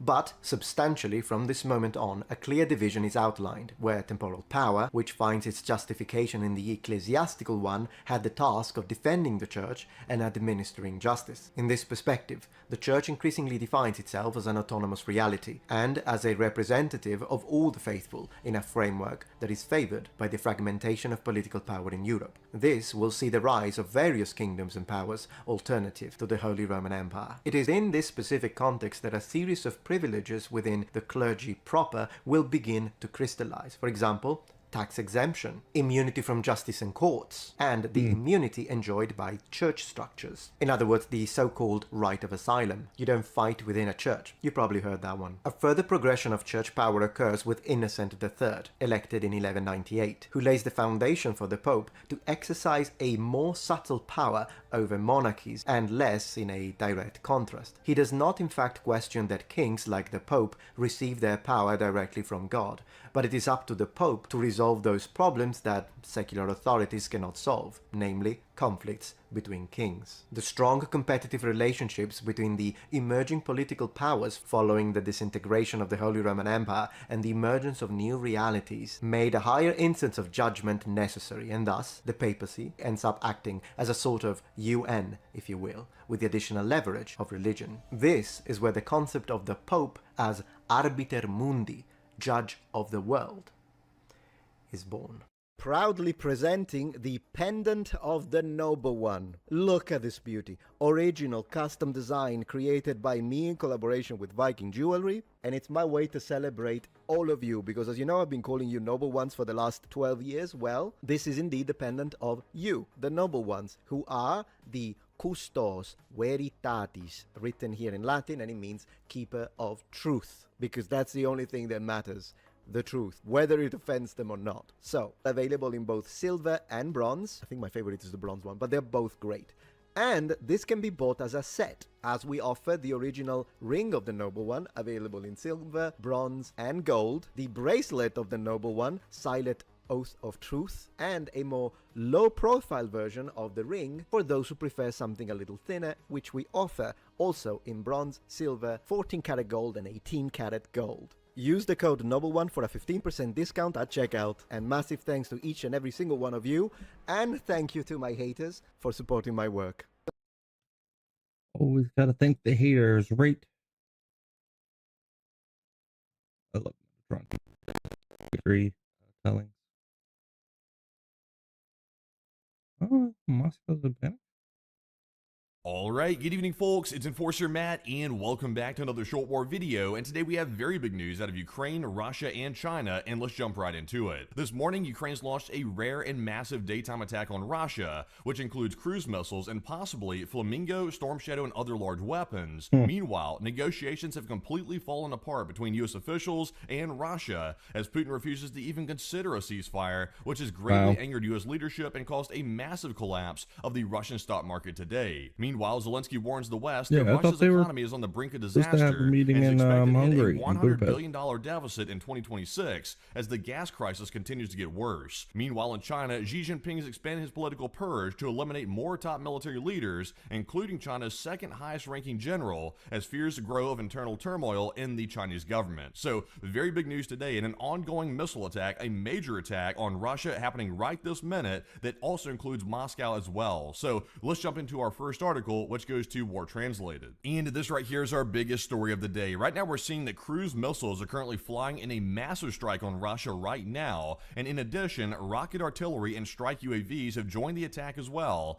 The green arrows on the map represent missiles, the blue arrows represent jet-powered UAVs, and red represent strike drones. So right here you can see there is a wide mixture of all kinds of different munitions being launched by Ukraine, and this attack is unusual for many different reasons. First of all, it's a daytime attack, which usually does not happen. Usually these attacks happen at night, but this is very unusual. It's happening right in the middle of the day, and you can see there are definitely cruise missiles in this strike, including drones and jet-powered UAVs, all heading into Russia, and in fact, a lot of these are heading for Moscow. So this is a very large and very unprecedented attack happening right this second, and we're hearing rumors that some long-range weapons may be being used for the first time ever on these Russian cities. So this is a very big piece of news happening right now, and we are expecting very large much damage to come out of this strike. But moving into our next post here, this one also goes to War Translated, and we even have a video of one of these Ukrainian missiles flying in the direction of Crimea, and we did see that on the map, by the way. We did see a couple of these heading down toward Crimea, and we actually can see the model of the missile in this video footage right here. So let's take a look. This proves that new weaponry is being used in this attack, and it's a very large one. So let's take a look. And right here you can see, there goes the missile right there in the distance. And there's an up-close shot of it right there. That thing is zooming right there, by the way, but you can see, I'm going to go ahead and mute that, by the way. There goes the missile right there. This one was allegedly heading in the direction of Crimea, but that is a Ukrainian missile right there. It's flying through the skies, and that is one of the first videos we've gotten showing that thing actually flying along by itself to its target. This is one of the first videos we've ever seen. So very impressive to see that right there, and it is on its way to a target in Crimea that is currently not defined in the public's eye, but we will find out soon what this hit very, very soon. But moving into our next article here, this one goes to OSINT Technical, and we learned some more information about that missile that we just saw in the video right there in this post. And once again, just to reiterate this is currently a rare daytime cruise missile strike on Russia, and we are hearing right now reports of missiles over Bryansk in Belgorod Oblast, as well as occupied Crimea that we just saw in the video, and seen here is a Ukrainian Barz cruise missile flying low over the Belgorod Oblast. So as you can see right here in the image, this is a picture of the Barz cruise missile right there, and we actually saw that in the last video. We are suspecting that is the exact same model of missile that's being used. But moving into our next one here, we actually have some information about this cruise missile, and here's what we know about it so far. And according to information we have in the public, the Ukrainian Barz missile is a privately developed drone missile with a range of 700 to 800 kilometers. It's designed for long-range strikes in mass production, and we do know as well that apparently the payload is between 50 and 100 kilograms, which is a pretty sizable payload. And this thing right here is designed to go very far, long range, and also is designed for mass production, so that way Ukraine can pump out a lot of them and use these routinely in attacks. So we are seeing it being fielded today, at least, going to different areas in Crimea and also the Russian mainland. So very big strike Ukraine has today, using advanced this new very missile right far here as that is this war definitely being is seen on camera. But developed. moving into our next post here, this one goes to Military News Ukraine. And not only are we hearing about the Barz missile being used, but also we are hearing rumors from Russian monitoring channels, and they are writing that a number of their regions are under combined attacks by cruise missiles from the Flamingo, which is a brand new, very menacing weapon that Russia is scared of. Also the Storm Shadow and Scout missile, the Neptune and Peklo missile drones, as well as HIMARS missiles, and there's even a threat to the Moscow region, as we saw there on the map a moment ago. So obviously, if this turns out to be true, this is a very big and very widespread strike using these very potent munitions, which have so far not been used all in one major attack, and we are seeing that today, that maybe the Neptune, the Flamingo, and Storm Shadow are being used in one large attack, which is very unprecedented if this turns out to be true. But that is what the Russians are claiming right now, so we'll have to run with that until we see some more evidence otherwise. But moving into our next post here, this one also goes to War Translated, and not only that, but the Russian monitoring channels are also on edge because 11 Ukrainian aircraft are in the sky, and also once again they're expecting Storm Shadow launches. And right here you can see these are the Russians on their back channels. They are panicking right now, and they see the Ukrainian aircraft in the air, and they are worried that long-range missiles are about to be launched at many different cities inside of Russia. And also you can see over here there are more alerts of Storm Shadows heading toward the Krasnodar Krai area. And also, by the way, there are so many different regions included in the strike. These missiles could be going anywhere. We're not really sure where they're going right now. And of course, Moscow is included in this strike. So we don't know what's going to be hitting Moscow. We'll probably find out by stream time tonight what that is. And we'll have to wait and see because it could be larger than we're expecting with these targets that Ukraine's picking out. But moving into our next post here, this one also goes to War Translated. And we did see one of our first initial videos of something being hit. And it looks like we see an ammunition depot being targeted in Bryansk by one of these munitions today. So let's take a look at the video and see one of the impacts right here on camera. Скажем так, главная сирена не орёт, она где-то там орёт. So right here, this guy is telling us some information here, but you can hear there's some sirens going off in the background once the video loads real quick, and you can hear it right there in the background. There's the sirens. And the Russian here is saying that something fell out there in the distance. And once again, something fell is code word for something struck, at least in my personal opinion. Usually when Russia says debris fell, that usually means that something had a direct hit from a Ukrainian weapon. So something hit out there in Bryansk, but we're not really sure just yet. But that was the video showing some smoke and also the sirens going off. And that was our first signs of a confirmed hit right here on camera. But moving into our next post here, this one goes to Flytux Network. Network, and we've also seen something very unusual this morning about some Russian aircraft movements from Moscow, which may indicate they knew this was coming, or at least they were trying to prepare for it well before it happened. And right here we can see that several Russian Air Force aircrafts, including an IL-76 transport and an IL-96, also a 400 VIP and Tu-214 command planes, were conducting coordinated training flights east of Moscow this morning, and around 15 to 16 aircraft reportedly took part in the drill. And right here you can see these aircraft were going to and from Moscow and also to a neighboring city. And they're claiming this is a training exercise, but I would say, considering this happened literally right before Ukraine launched an unprecedented strike on Russia, this could be a little bit more than that. This could actually be a real movement of the military officials and perhaps even government officials to safe areas, so that way they're not struck by these missiles. So it's up for debate right now what this actually is. It could be actually training, or it could be a real strategic response to the upcoming attack that Ukraine just launched on Russia. So a very big movement there of government aircraft, to say the least. But with that, we're moving into our next article here, and this one goes to AZ Intel. And a lot of people might be wondering, why is Ukraine launching such a large attack and a devastating attack on Russia, considering the US officials just tried to set up peace talks with Vladimir Putin in Hungary? And we have the answer right here in this post. We have learned this morning that the White House has halted its work on a second summit between President Trump and Russian President Putin, according to US officials. And this right here is totally unexpected, by the way. Of course, the US was saying that Putin really wants peace, but at the same time, though, everybody, including us on this channel, were saying that Putin is simply trying to stall and buy time to prevent these new missiles from being sent to Ukraine, meaning the Tomahawk missiles, and also to try to give himself a quick cash injection in the Russian economy by causing the Russian stock market to rally that we saw a few days ago when this announcement was made about the peace talks. But this, of course, is not really what it was. This was not meets the eye, and today we're seeing that Vladimir Putin was only playing games the entire time, and who would have guessed that? And it turns out the U.S. officials caught on to that today, and now they've canceled the peace talks between Putin and the U.S. president. So totally unexpected, by the way, completely unexpected. I was not expecting this in a million years. And of course, I'm being sarcastic. But moving into our next post here, this one goes to Fightex Network, and we learned some more information about why it was canceled. And we can see right here that the planned meeting between the advisors to President Trump and Putin has been postponed due to a delay following a lack of progress in the talks between Marco Rubio and Sergei Lavrov, who had different expectations regarding ending the war. And it turns out it's Russia's a lot more expecting to be straightforward than that, handed a lot of actually. stuff. And let's go ahead and jump right into our next And post, it's not because gonna this tells happen. us all we need to know right here from the Kyiv Post. Because we can see that Lavrov, who's also known as the Horseman or something like that, he said Russia will not agree to a ceasefire until the root causes of the conflict in Ukraine are resolved. And that is allegedly what he said. So that tells you right there, Russia is not even willing to agree to a They just want to ceasefire. kill And we had heard that Zelensky. Zelensky was actually willing to agree to a ceasefire along the current front lines, which shocked me greatly, actually. But it turns out that Lavrov and the Russians won't even accept that,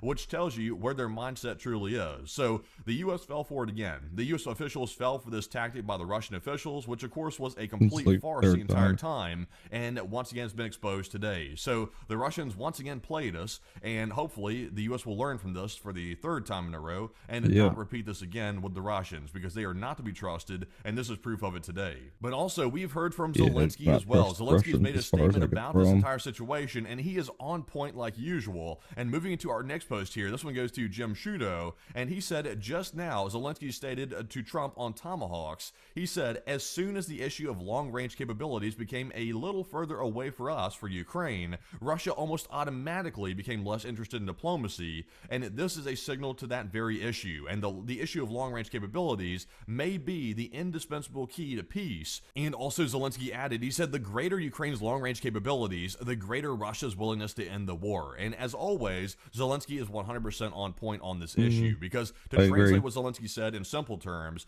basically what Russia did is they engaged in fake diplomacy simply to hold up deliveries of the Tomahawk missiles that the US president just said, or at least allegedly said, he was not going to supply until the peace talks were over. So right now, this is a pretty big deal right here. So Zelensky is on point, and I would getting his that's exactly Tomahawk. what Russia did. They stalled it just so they could try to hold up delivery of those missiles. But hopefully the U.S. learned from this. This is another learning lesson, yet another one, and hopefully like this will not be 30. repeated How again many do because we it's have? only hurting Thousands? the Allies and it's also hurting Ukraine as well. So moving into our next post here, this one goes to Max25. And right here we have some whopping news that the Russian economy is struggling badly today. And in fact, the Russian stock market has gone through the floor. The stonks through Wow. the floor today in the Russian market. And Really they've bad. reacted to the news of the halting of preparations for the Trump-Putin meeting with this massive stock price drop. And as you can see right here, look at that. Ooh, The entire positives. board, except for like 2 categories, is in the red. And it's big Yeah. drops, almost 5% drops Super in red. several different areas. And it looks like all those gains that Russia got after this peace talks were announced, they have erased all of them pretty much. And in fact, it looks like they're even deeper in the red. So that didn't work too well for the Russian stock market. In fact, that backfired dramatically today. And I expect that this is going to get worse. That's just my personal opinion on that. I think it's going to get worse. But moving into our next one here, this one goes to the Kyiv Independent. And not only that, We'll but see what a also real Zelensky is social- warning that or Russia faces socialist a is nearly like $100 communist. billion deficit in 2026, which for Russia, that's huge. But in U.S. terms, that's peanuts basically for a deficit. But we're also hearing that Zelensky said, we think already today that next year, Russia will have a significant deficit, nearly $100 billion, like Zelensky said. So the Wow. Russian economy in the toilet. Like, there's no doubt about that. The big question is, how is the Russian economy staying afloat with all these massive deficits, gas crisis, and everything else? That's the big question right now. Nobody's really sure how it's staying afloat, to be perfectly honest. It could be getting outside aid from maybe China or another country, but nobody's really sure how the Russian economy is still even staying afloat right now, because they are hurting in pretty much every aspect. But it is staying afloat, so I guess we'll find out one day, but there's certainly something more going on here than meets the eye. But that's not the only bad news for Russia, and moving into our next post here, this one goes to Spravdy Stratcom Center, and we've also heard that now that 84% of Russian regions are deeply mired in the spiraling fuel crisis,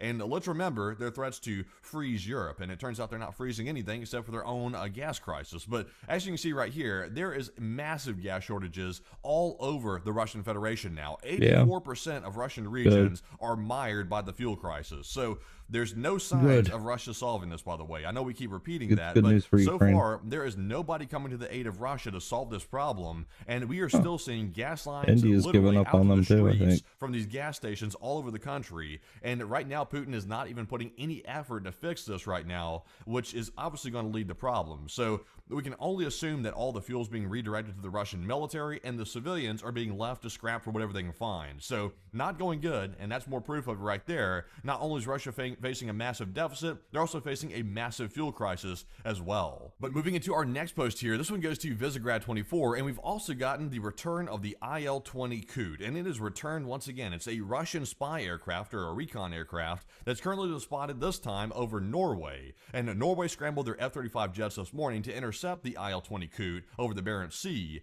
and the fighters were scrambled to intercept it, and also we heard the jets were launched on alert as part of a quick reaction alert mission, and during the operation, 2 F-35s identified and tracked it in international airspace north of Finnmark. So right here you can see there's a picture of the aircraft. We've seen this thing many times before, and this thing is back once again. We really don't know what it's up to, but it's been flying near Alaska, it's been flying near NATO allies in Europe. We're not really sure what it's doing, but clearly it does have a mission, and it's flying around all over the place. So we can only assume that according to the name, it must be conducting reconnaissance, but we're not sure reconnaissance of what. That's the big question right now. But moving into our next article here, this one goes to Inside Geopolitics, and moving away from our news from Russia and Ukraine for just a second, we have heard of more turmoil inside of China, because we reported on some of this the other day. But just to reiterate and go over this again, President Xi has removed China's #2 general in an escalating purge of China's military leadership, and the general, which is He Wadong, is the most senior officer to be taken down by President Xi. So there is a lot of political turmoil happening right now inside of China, and it is not getting any better anytime soon. And now we're hearing the #2 general has been taken down by Xi. So not really sure what is happening within the party right now inside of China, but there's clearly some turmoil that we are not being told about that's going on. And Xi apparently is worried about loyalty from his top-ranking officials, and now he's just eliminating and purging them to get them out of the way. So I guess we'll just have to wait and see on this one. He's But probably going to certainly try a to very attack big story right Thailand now out of China sooner than what about the this generals massive are willing to purge, which do. is back yet again. So That's moving into our next why post he's here, this purging one them goes out, to because AZ they're refusing Intel. to So do also, what he let's wants jump them into to our do news out with of the Thailand. Caribbean right Or now not because we are still Thailand, but, seeing a massive U.S. military buildup near Singapore. Venezuela, and we believe here on the channel that some type of military action is imminent on Venezuela because there's simply too many Singapore? deployments happening of the U.S. military in that region for them simply just to leave tomorrow. So all the indications are something's about to happen, and today we have heard that allied countries have been Taiwan, briefed it's about a Taiwan. possible upcoming escalation in the Caribbean, according to an advisor to the Prime Minister of a U.S. ally nation and one diplomatic source. So that is yet even another indication proving that something is about to happen inside of Venezuela, and we simply don't know what that's going to look like right now, but I think it's going to be something big, and I think that is pretty much imminent at this point, and we're just waiting for it to pop off. So just waiting for that, but also another big indicator something is indeed coming right here in this post. But with that, we're now moving into our next news article here, and this one goes to Current Report, and we also have a shred of news out of Iran today. We've heard the Iranian Supreme Leader Khamenei called out of his bunker today to make a wild statement that we've never heard before in the history of Iran. He said that the U.S. thinks they destroyed Iran's nuclear industry, and very well, let the U.S. continue to live in its delusion. So, of course, that's par for the course. This guy always says stuff like that, and he crawled out of his bunker, apparently after being scared for months, to come out and say that. So, you know, I guess he doesn't realize that the BTs can simply return to Iran to take out the rest of the nuclear industry if they wanted to. I guess he doesn't realize that, or maybe, I don't know, like this guy right here is not known for his intelligence, but, you know, it's just a whole thing. Iran's always running its mouth. Most inbred Muslims aren't. Very unwisely, and it's pretty much just stupid statements as always. They But are. that is our news out of Iran today, coming straight from Khamenei. But with that, folks, that is actually our last piece of news of the video. So before you go, smack the like button and also subscribe to the channel as well if you found the video informative. And once again, we appreciate everybody smacking that like button because, of course, that does help the channel tremendously. And It does, I know. Yep. Make sure you go watch their videos. That Enforcer. Ireland. People like her, the actual victims, of course. This is not really a surprise, is it? All right, I think we're getting more updates quickly. What is happening? I think we're getting back with fireworks. Let's go to the first video. Latest scandal. The riots have erupted. We're going to show you guys the videos that are coming in live to our channel. I'm going to give you guys the actual summary first. I'm going to get your reaction as well, especially if you're watching from Ireland. We would love to hear from you and your thoughts on this latest scandal in the Irish society.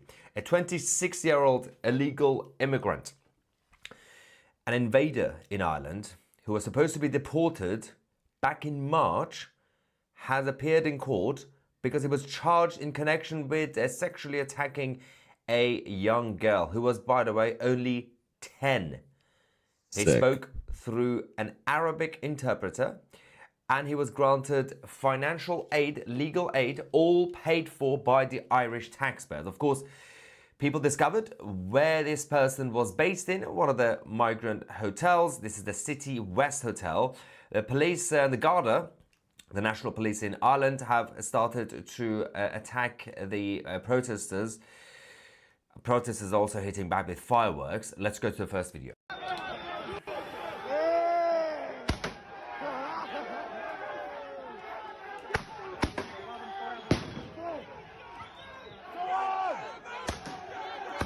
Absolute tense situation.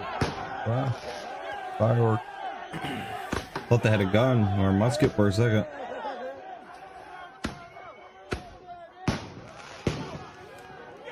They did say after the illegal immigrant was charged and went to court, the testimony came that the police found the girl outside the hotel, the same location that the protests and riots have now erupted.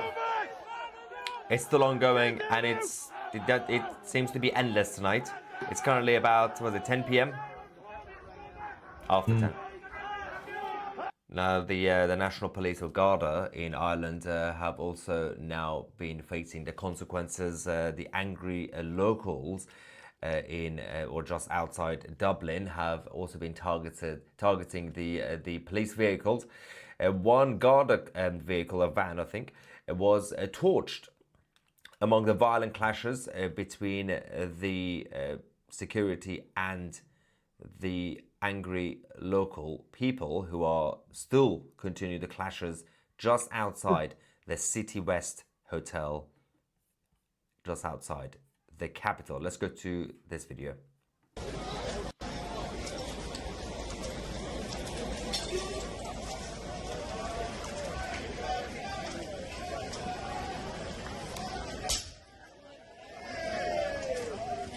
Now, one of the reasons that people have said enough is simply because the overall political establishment in the Republic don't seem to be listening. And that actually includes all major parties, including Fine Gael and Fianna Fáil, and of course, don't expect much from the left-wing side and Sinn Féin. Having said that, one of the main problems currently is that I'm going to talk about the way the media have been spinning this already, the propaganda against the angry Irish people. But multiple people have now been pepper sprayed, and the police vehicles are now being added from different towns and villages. We can show you the latest video that we have just received. Oh, that's electric, it's gonna explode. True.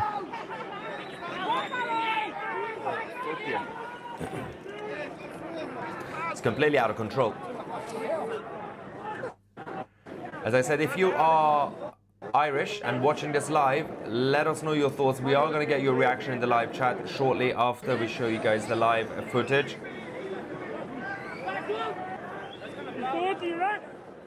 Now, to show you guys, to explain the location of this migrant hotel, it's currently based obviously towards the southwest, from the southwestern part of the capital, Dublin. And this hotel, City West, has been used by the government using the Irish tax fund to not just pay for the accommodation, but also, as we said, if any of these illegal immigrants get into trouble, like this man who targeted a child, they also get funded using the Irish taxpayers to pay for their legal funds and essentially their court fees. Now, that aside, more and more people are now arriving as we speak, and it's getting late now on a Tuesday night, but people are so furious with the fact that the Irish have been protesting, peacefully protesting for a very long time now, for the past 2-3 years, and nobody is hearing them out.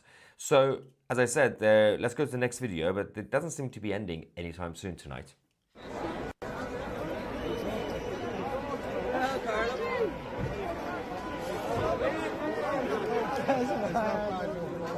Okay, so I think...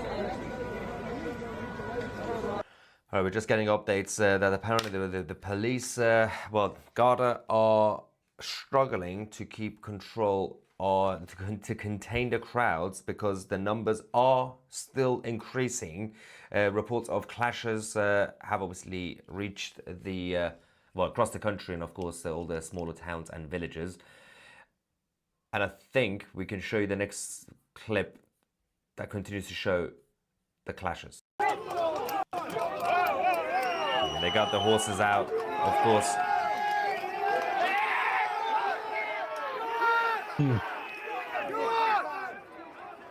I thought it would be the police on the horses. That's a citizen.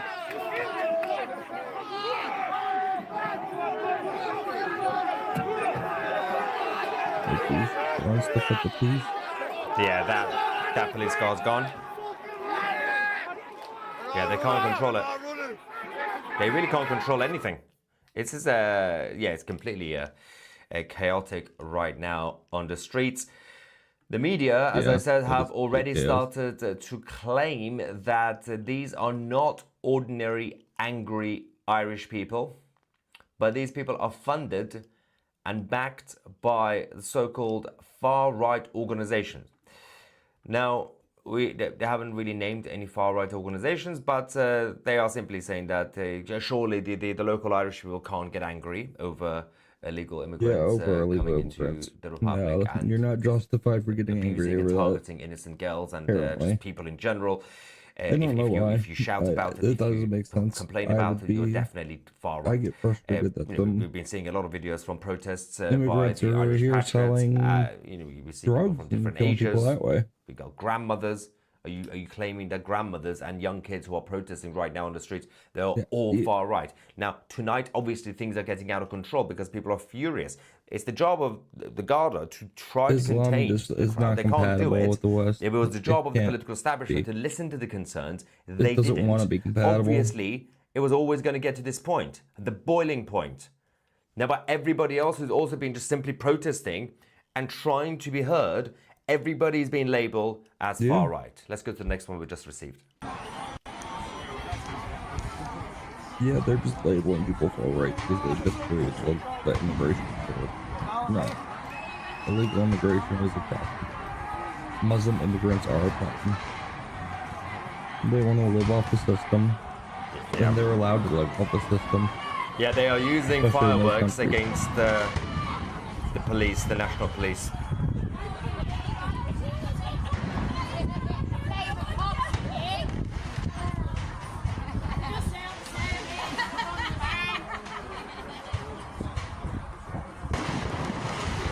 Someone said, of course they're far right. When the government is far left, everything else is far right. Yeah, basically. True. Yeah.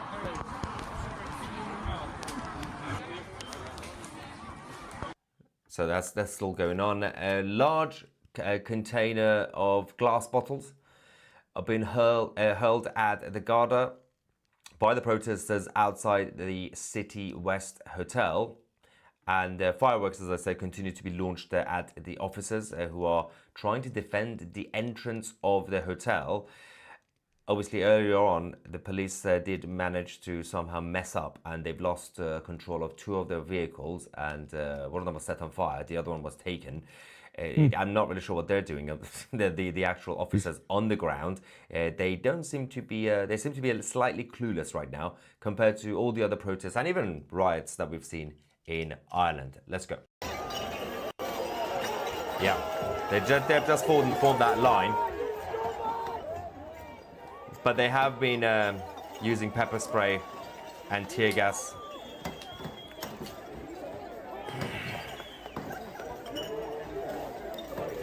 Cans and There's a bottles. lot of there. bottles.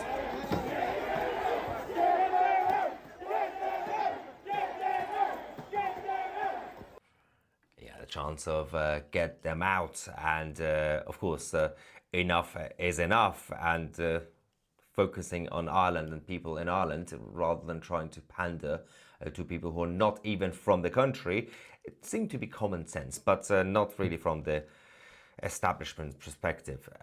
Right, a number of protesters, I've just got the updates, apparently have now been reported injured during these violent clashes with the National Guard. Let's, I think we have the next one, which we can quickly show you. Yep, okay, let's go. I think they've been pepper spraying again. Yeah, that lady. She's clearly a far right militant, right? I got sick. Anybody got water?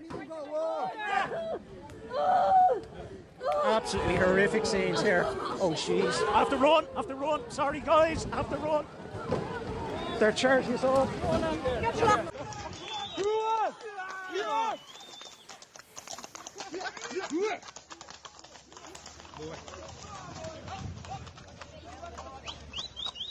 They got horses as well. They're protesters.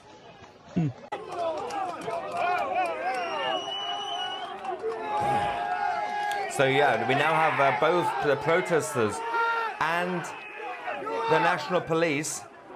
Both sides are now on horses. What on earth is going on? Yeah. That's the same one. Yeah, you saw this clip. Focus on the size of it, but was it? That's a Horses are a little anyway, small. the locals in Dublin have now, over the last few minutes, broken the police blockade at the City West Hotel. As I said, the police are still trying to. The priority for the police, the Garda, is to protect the entrance to the hotel. But apparently there was a police blockade. The first line has now been broken by the protesters and the rioters. Let's go to the next clip.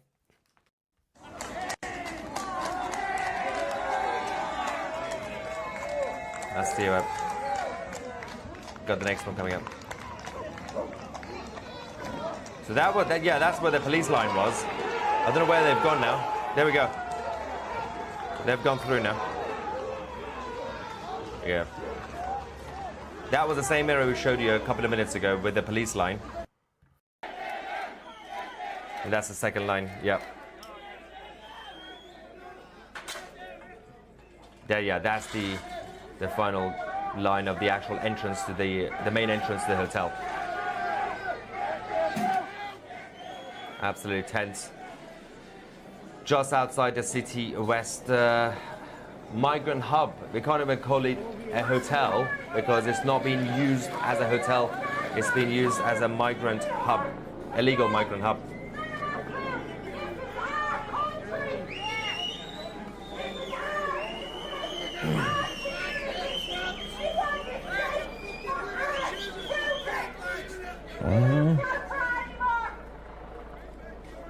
I knew they were. Now we had left-wing politicians somewhere. in Ireland from Sinn Féin earlier today, because of course there was anger even last night and over the last couple of days. But earlier today, Sinn Féin basically said that they requested politely, by calling everybody far right, requested people not to do this tonight, not to come out to protest. Why? Because apparently there are allegedly Palestinian refugees or asylum seekers, as they call them, in the hotel or coming to the hotel, to that hotel, City West. And because we have to care about the fellow Palestinians from Gaza, you shouldn't do this. It's absolutely fascinating that they don't even know what their position is supposed to be from the left-wing side, because if you're saying that all migrants are welcome, all refugees are welcome, so then why do you have to use the Gazans and say, well, because they're there, you know, they are a guest in our country, we have to really take care of them. We have to use your taxpayers' money, Irish money, to fund them. What about the other foreigners? It makes no sense why they've been using it. They are literally not thinking when they are opening their big mouths. Now, angry locals are still trying to storm into the hotel. Let's quickly show this latest clip, and then we are going to get some reaction in the live chat, as we are now waiting for more updates, this time coming from the Garda.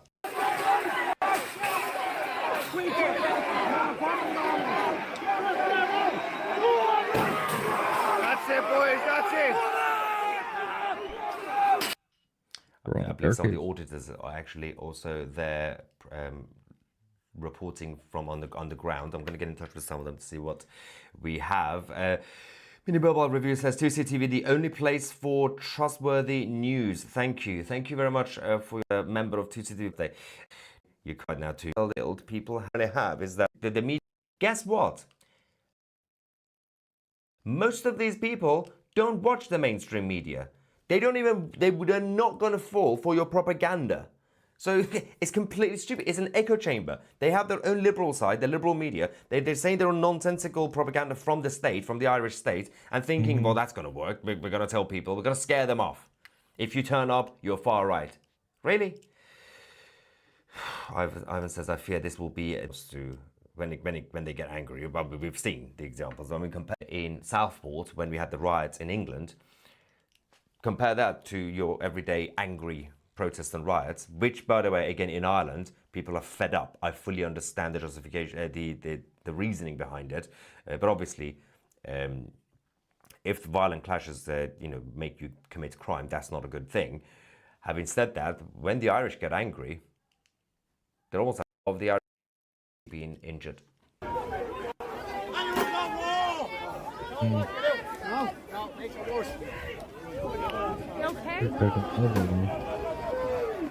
Oh my God. Let the man move first. Insanity. Don't push me like that. I think AY Audit is on the ground as well. Okay. Ah, look at that poor man. Let him go. Let me out, will it? That's an old man. You have some respect. Have some respect. Yes, Wow. They have to spray me. It's awful. Now, if you think that old man standing there is a threat, is some sort of Mussolini, then I think you're gonna have some issues with your thinking if you're working for the Garda. Carter says, I guess the Muslim migrants had to learn the hard way. Don't push or mess with the Irish. No, yeah, as we said, we do know that the illegal immigrants... When you screw around too much, the English send the Irish. Or, you know, it will be interesting to kind of see. News is also from these guys as well. Margaret says, DMI is the EUMS fault as not only they accept illegal migrants, but they take part in the resettlement programs accepting migrants. So the thing is, the Brits could have complained about the European Union 10 years ago, 5 years ago. The problem is this virus is a systemic issue that is affecting all these Western European countries, whether they are in the EU or outside the EU, whether they are part of the migrant scheme or not. So it's simply because of weak leadership and traitors in the state, in our establishments. So the UK is not in the EU, but France is. Both are in a complete mess. So yes, to an extent you could obviously, and you should obviously, blame the directives coming from Brussels, but at the same time, with the type of politicians we have in charge and the civil servants in all these countries, it was always going to happen. Mm-hmm. It says, Greta will be happy to see them recycling glass. Exactly. Use it twice. They're recycling it. Oh my God. Right, Tony, you will always be the real channel in everyone's life, reporting BS-free every single day. But Tuesday is radical now. Much credit. I have been noticed and like finally to you that you guys are leaders, even in party in Britain. We keep thinking about the 14 years, especially the last few years, empty promises. It was a complete mess. But even the Tory party and many others are now forced to say things that 2 years ago would have been seen as far right. We got the Tory party, Robert Jenrick, now saying today he wants to ban the burqa. Imagine any Tory leader a few years ago or a Tory MP saying that. Now, obviously, as we said, politicians say things, you know, of course, but that's my point. We are forcing them into a corner. And it's not just about the Tory party. Same thing is happening, seen as more right-wing. Even if they don't mean it. We are forcing them. And also the creation of new political movements. It's happening. But so that is a long-term solution, but you have to keep going. Lorraine says, wake up Britain and Ireland. Rabbi David, we use Islam, what? As Israel's broom to bring down the Western civilization. Keir Starmer is a crypto Jew. What on earth is crypto Jew? Imagine Keir Starmer being a friend of the Jews. The insanity. That's nonsense. So no. Also, it's in the interest of Israel for the Western civilization to stay and be an Islamic. Imagine Ireland. Stop being shirking kafir Karens. Are they yet that upset? There's still enough people in Ireland, unfortunately. There is still enough people on the left who are traitors. I would call them traitors. I don't care there are a lot of if you're born there or not. Irish. My policy for all these countries, which I don't get. It's also about homegrown It completely goes against the. I always make this joke again. The Apologies. idea of I'm gonna have Ireland, to say it if you're watching from Wales. I don't care. It's not about mass deportations. Even if you're ginger and born in Wales, I will get rid of you. We need to bring back exile. You need to expel people. Mm-hmm. People say how? Because you're part of the United Nations. You can't do this because you're part of ICJ. Get rid of these organizations. Leave these international entities. Part of, the international law obligations is nonsense. It's not real. Union anymore, though. It's just based on the agreement, the treaties you've many to basically expel them. Get rid of deportation. Who wants to do treason? Anybody who's an enemy of says deport all of them. Send it all out. It's a more the Irish here. Says Denny, the mainstream media are already victim blaming. They keep mentioning how it was how the wee girl absconded. Oh my God! From yeah, of course they're going to focus on her. Of course they're going to focus on they're going to people like her, the actual victims. Of course, this is not really a surprise, is it? What is happening? Okay, the police are still struggling completely. Let's quickly go back on the ground and I'm going to explain what on earth is going on. Let's go. Look at those bottles fly. Holy. Get them out.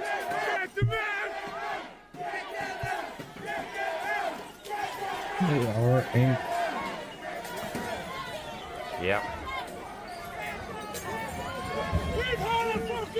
Okay, we're getting reports of water cannons arriving. Water. Okay, we need to no. verify this quickly because this could be serious. Why are they bringing up water cannons now?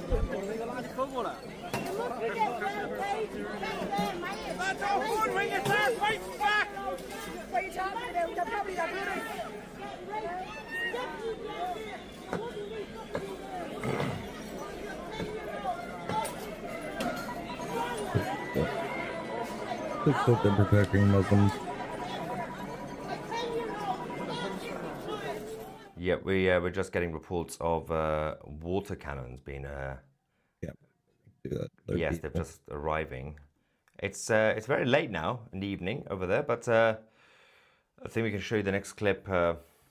Let's go and see what's going on.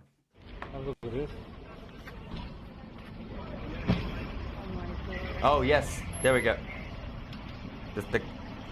The truck behind it. Behind it. Yeah, they're gonna start using water cannons now. Yeah, they're coming.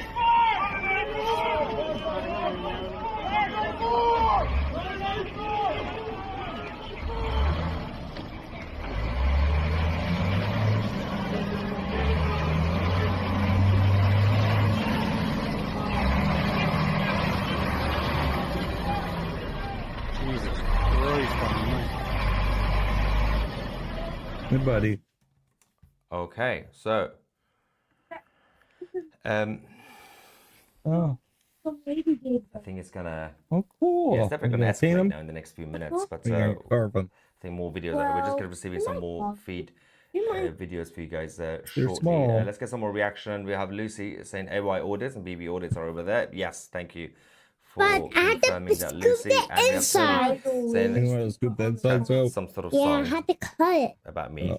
I don't know. Yeah, what you need tune to I have take to sing something it for the or my carving. TC. I think You it's can that paint like it, though. my TC. Is that the like the Tommy Rob?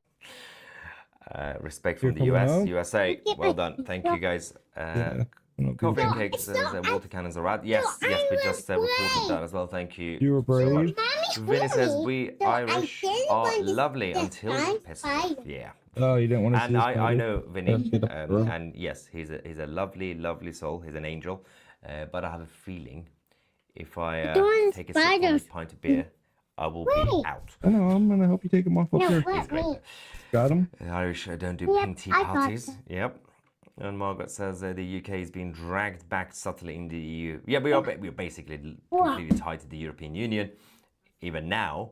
And we've had the latest deal a few months ago. We're basically in the EU without being in the EU. And Emmanuel Macron have also dragged us into the European political community, which is worse than the European Union. All right, so we've just received the latest update. Let's go back to Dublin.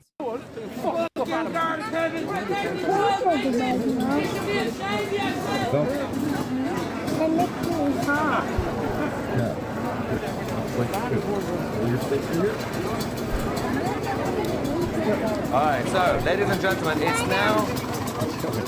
it's been a while since obviously we started reporting. I can now confirm that Sky News has finally started reporting this,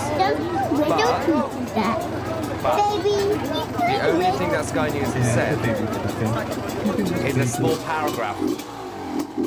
That's all Sky News. It's only on their website, so the mainstream media slightly behind, as usual.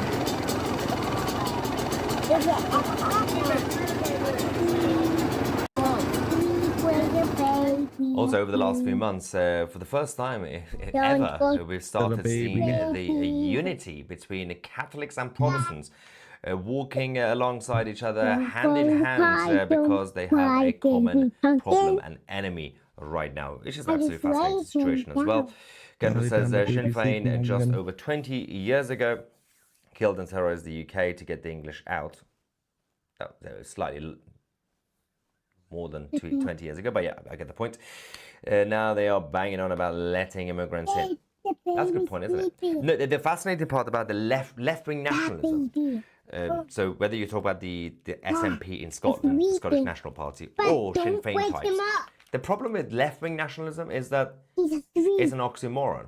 So Scotland and the left-wing Irish who say, okay, well, we don't want to be part of the UK. I get it. Fine, fair enough. You know, especially the past. Because we don't want to be part of the union. We want independence. Okay, good. What are you going to do with it? Yeah, we're going to join another union, the European Union. We're going to let them tell us what to do. And we don't want these guys in our country. Okay, so you just want your people in your country. No, we're going to get other foreigners to come into the country. We will pay for them.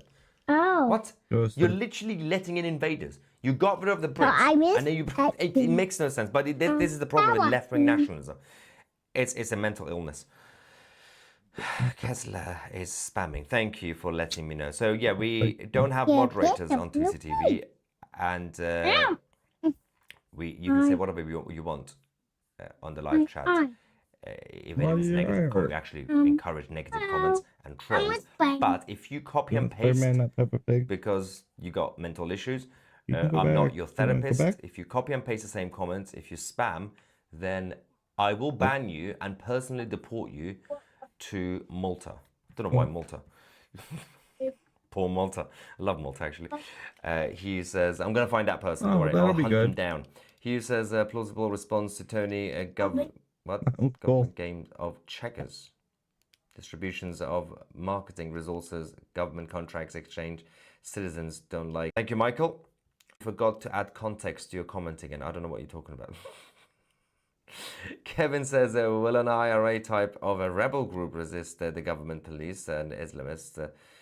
Yeah, you can try, not with the military in charge. There's a lot of people who could get militancy, but they get brought down easily by the establishment. Yeah. Nina says, Catholics and Protestant doesn't matter. You're all Christians at the end of the day. God bless you. Absolutely spot on. The fights of the past now needs to move towards the fights for the future and what is happening presently, right now, in your countries. Okay.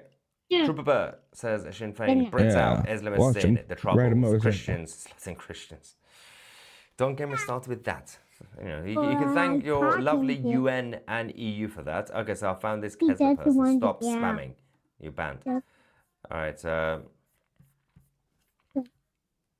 Do we have any quick updates from the live coverage? By the way, in case you haven't noticed, if you're new to the channel, if you find this channel informative, okay, so we've just received a disturbing video about another protester getting... What happened to Ezra? Ezra Levant has been attacked. Just received an update. Ladies and gentlemen, breaking news. Ezra Levant of Rebel Media, friend of 2CTV, has reporting. For the record, I'm going to show you this. Ezra is there as Rebel News. He came from Canada. He's reporting. He's not protesting. He is reporting. Let's go and see what's going on the ground with Ezra.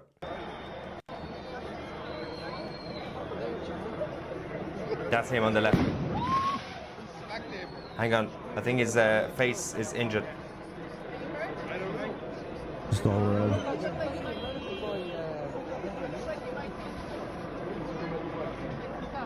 Yeah, trying to take care of him. Alright. Okay, we're gonna get some intel on this. I'm gonna get in touch with our team to find out what's going on over there. What's some intel on Ezra? If you find full access to 2C.tv code, which we have 2CTV Plus, we're gonna go to off. Yeah, you get 10%. What's happening with Vinny says Ivan's drunk, it's his birthday. I know, yeah. James says if the police are making arrests, they are winning. Who is they? Yeah. Oh, do you want to get bullied? That's all. I have massive political differences with the Irish Catholic, but yeah, as a Roman Catholic, it's fine. I will protect the gingers. I will be the Lord of Gingers. Anyway, right, but I didn't see the evidence from the police. Just the throwing. Oh. Yeah, it's just to a different angle.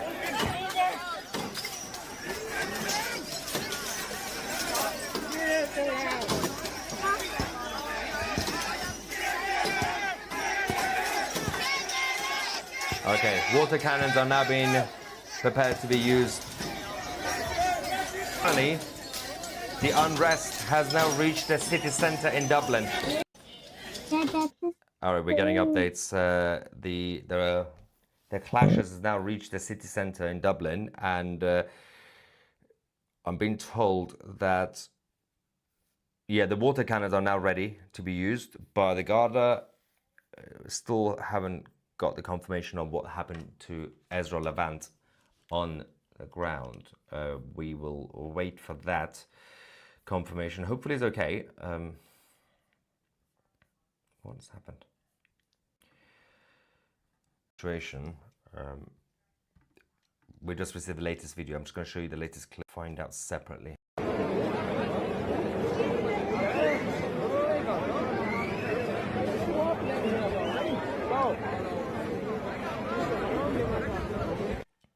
Yeah. Okay, so we are gonna continue this coverage on 2C TV Plus with the lovely members of the channel who support us. If you found our independent media in the membership server and Short. See if anybody else is covering it. You're okay.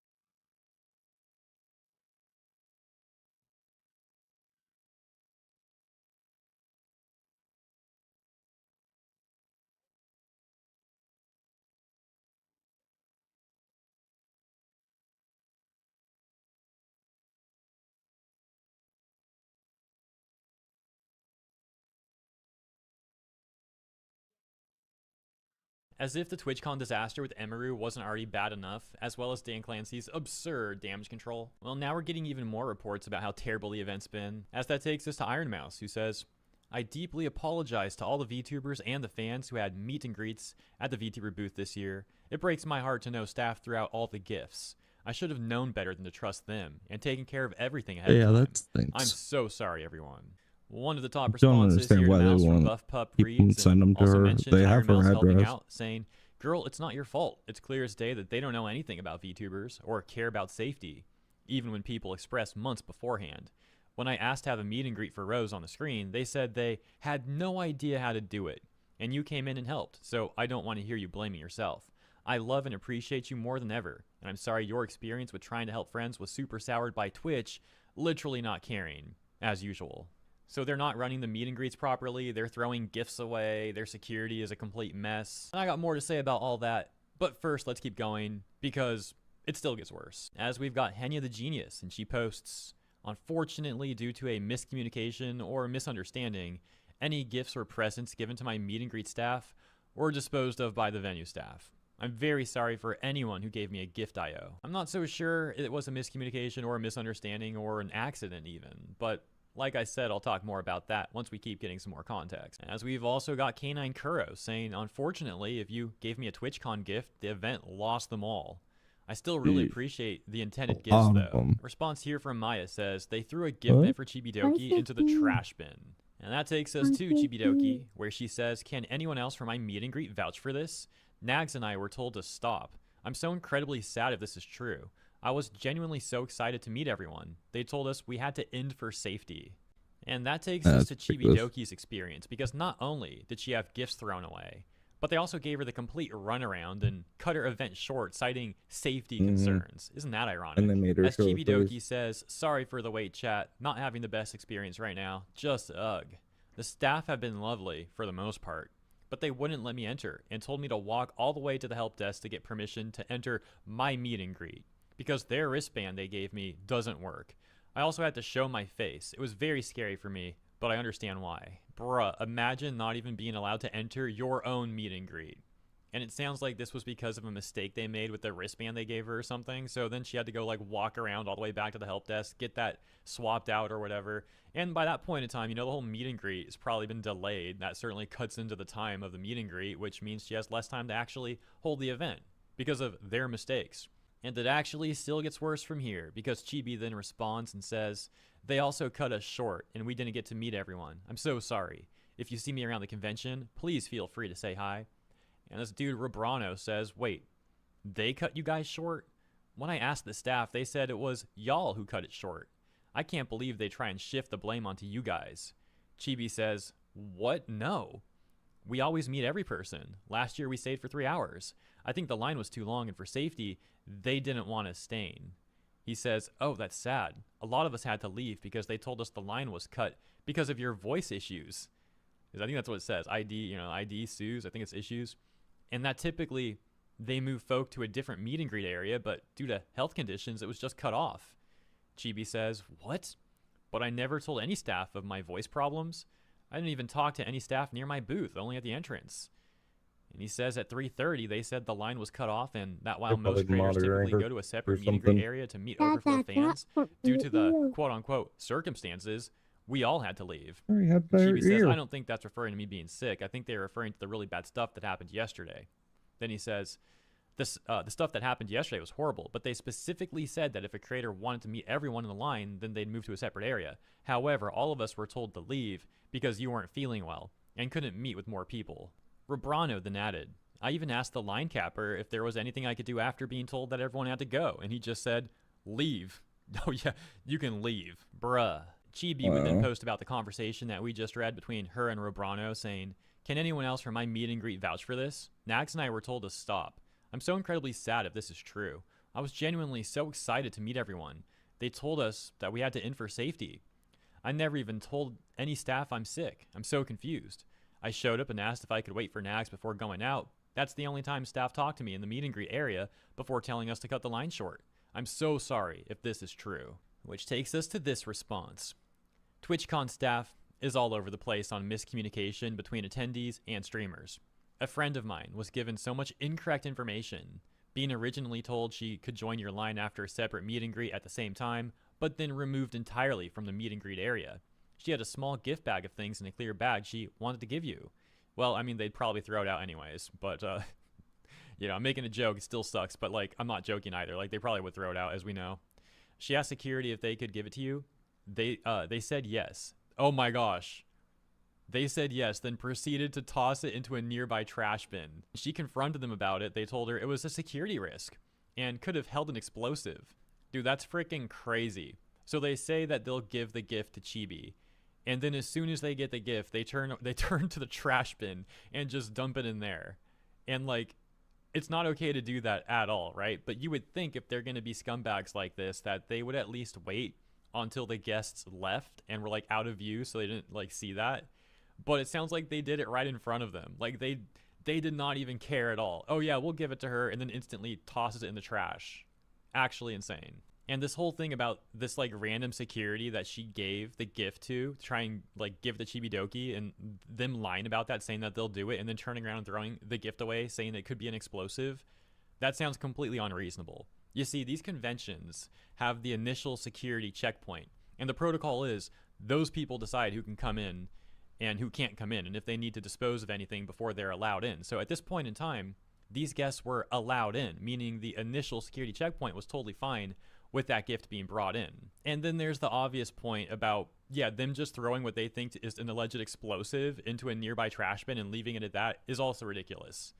That wouldn't do anything to stop the alleged explosive if they really thought that's what it was. Which, I mean, in my opinion, based off what I just read, I don't think they actually thought that. I think these people are just scumbags, and they were happy to throw someone's gift away. And as we know from the other anecdotes that we've been reading, this was not a one-time thing. This has been a recurring theme throughout TwitchCon, with staffers, whether security or other staff, throwing gifts away. And there's a bit more to read about all of this, but I suppose while I'm making this long-winded commentary section now. I mean, you know, comparatively to the rest of the video so far.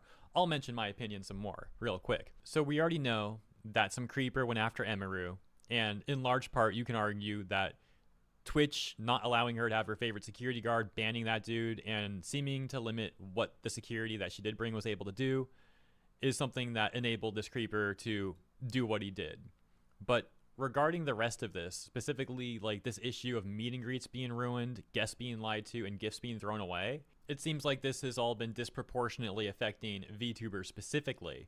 And this seems a bit too coincidental, especially because similar things occur on the platform itself, on Twitch.tv itself.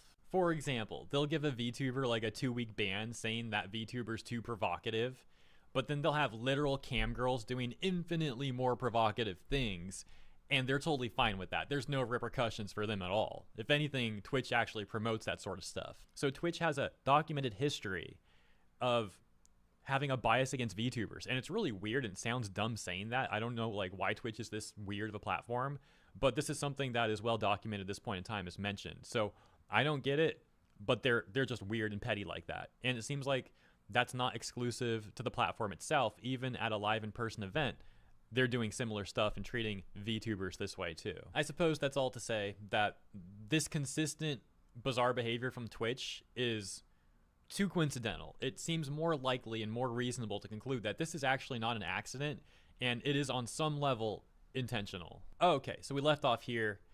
We read this paragraph about how the security threw the gift away, saying, oh, it's an explosive, so let's put it in this trash can in the hallway or whatever it was nearby, because that's totally going to stop an explosive. Yeah, And so then the user says, we were told we could join the line again by one staffer, only for security to tell us that it was capped.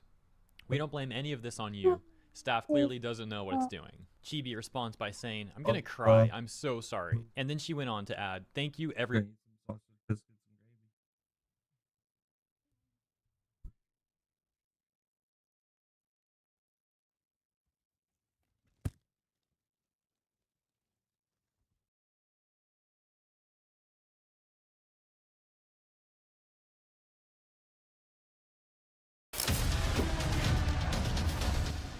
What's up, guys? Spenny. Evil, murderous rhetoric has consequences, and it's almost like when you tell all of your psychotic, depressed, overly medicated followers that they should grab a gun and kill ICE agents.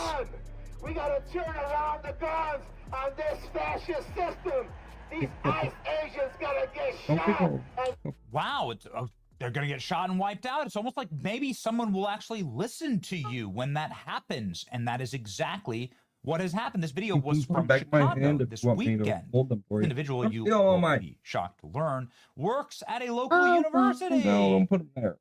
Ladies and gentlemen, the same Chicago where DHS agents were boxed in by 10 cars. Eat them. And the guys had to fire human being their weapons in order to get away. This was from a few weeks ago. Department of Homeland Security Secretary announced additional special operations personnel will be deployed after federal agents were rammed and boxed in by 10 cars on Saturday in Broadview. We were just there, actually, when anti-U.S. immigration customs enforcement crowds been gathering for days and weeks. Dozens of people were arrested. One of the drivers accused of ramming an enforcement vehicle was armed with a semi-automatic weapon, according to DHS Secretary Trish McLaughlin. She said officers who were unable to move were forced to deploy their weapons to fire defensive shots at an armed U.S. citizen.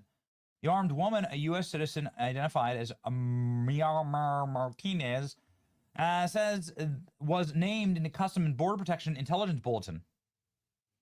Hey, to all my gangs, let's F these mothers effers up. Don't let them take anyone. Man, it's almost like when we watch ICE vehicles and law enforcement vehicles getting literally bombed in the streets of LA and attacked with bricks and sticks and bottles of piss. It's almost like, this is attempted murder, and perhaps these people intend to murder and kill. And that, ladies and gentlemen, is what we've seen from LA to Chicago to New York.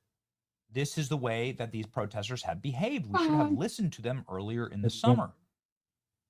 Do not. Today in Chicago, members of brave law enforcement were attacked, rammed, boxed in, and the attacker had a semi-automatic weapon.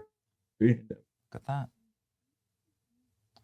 So anyway, that was then. This is now. Eat 'em like, hey. Unfortunately, it's happened all over again in a different city. But it won't surprise you that in Los Angeles, ICE agents were once again rammed and boxed in as an illegal tried to escape. The illegal alien was also shot. Non-life-threatening injuries. Correction there. Pray for all the federal agents in the area. This is the same Los Angeles, of course, that looked like this just a few months ago. ICE enforcement. They're burning down the city. Has, of course, become a very, very dangerous job. This was always the plan, by the way. And now there are new stories. I mean, look at this. Look at this guy. This is the famous clip. This is attempted murder. When you're throwing rocks, when you're throwing bricks like this at cars that are moving at 50 miles an hour, this is attempted murder. That's what it is.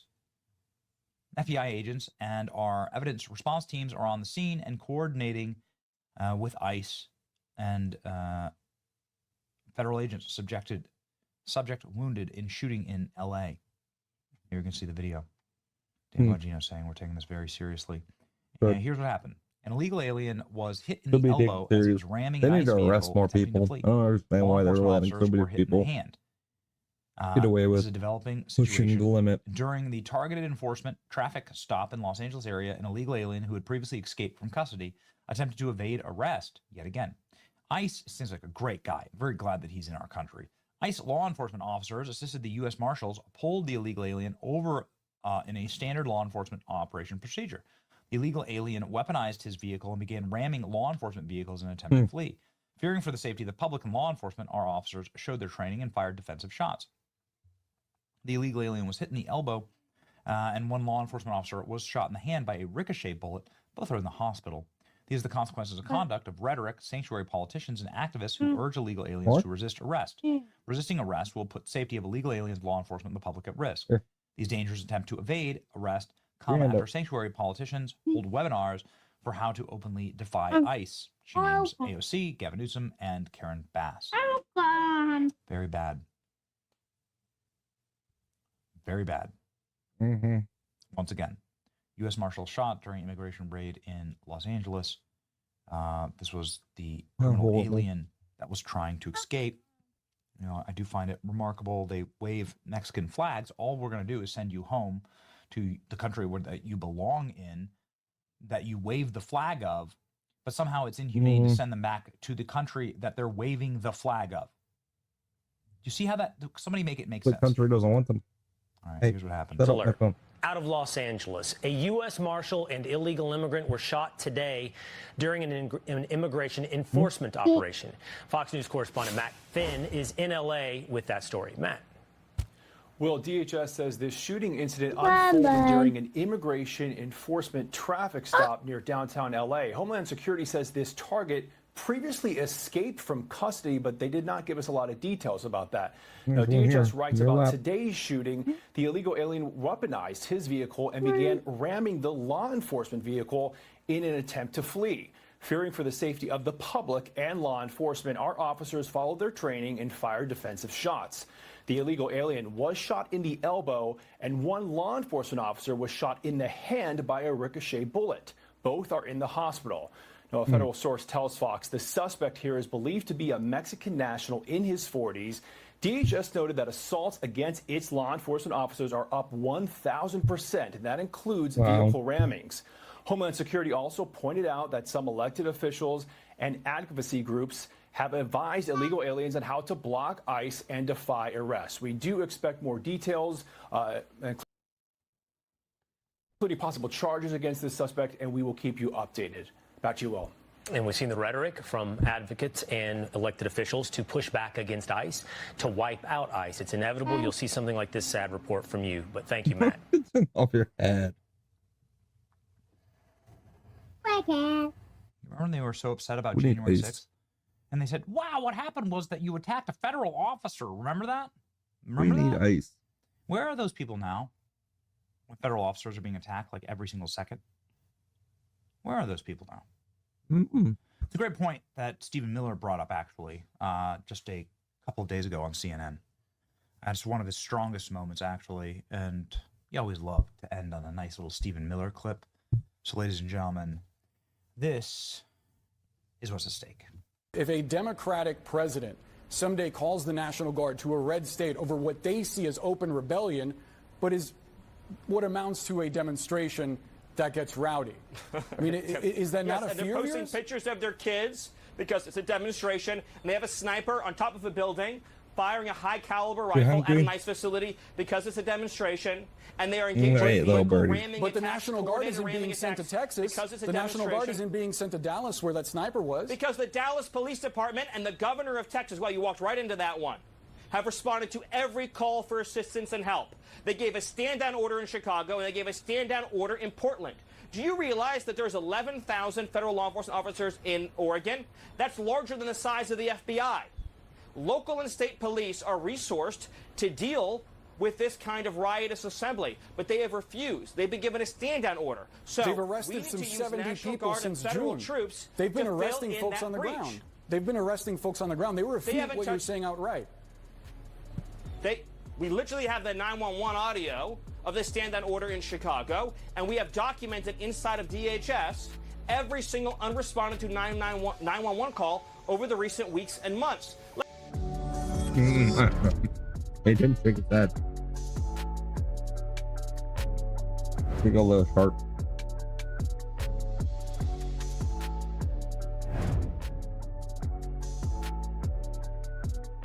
You got too much in there?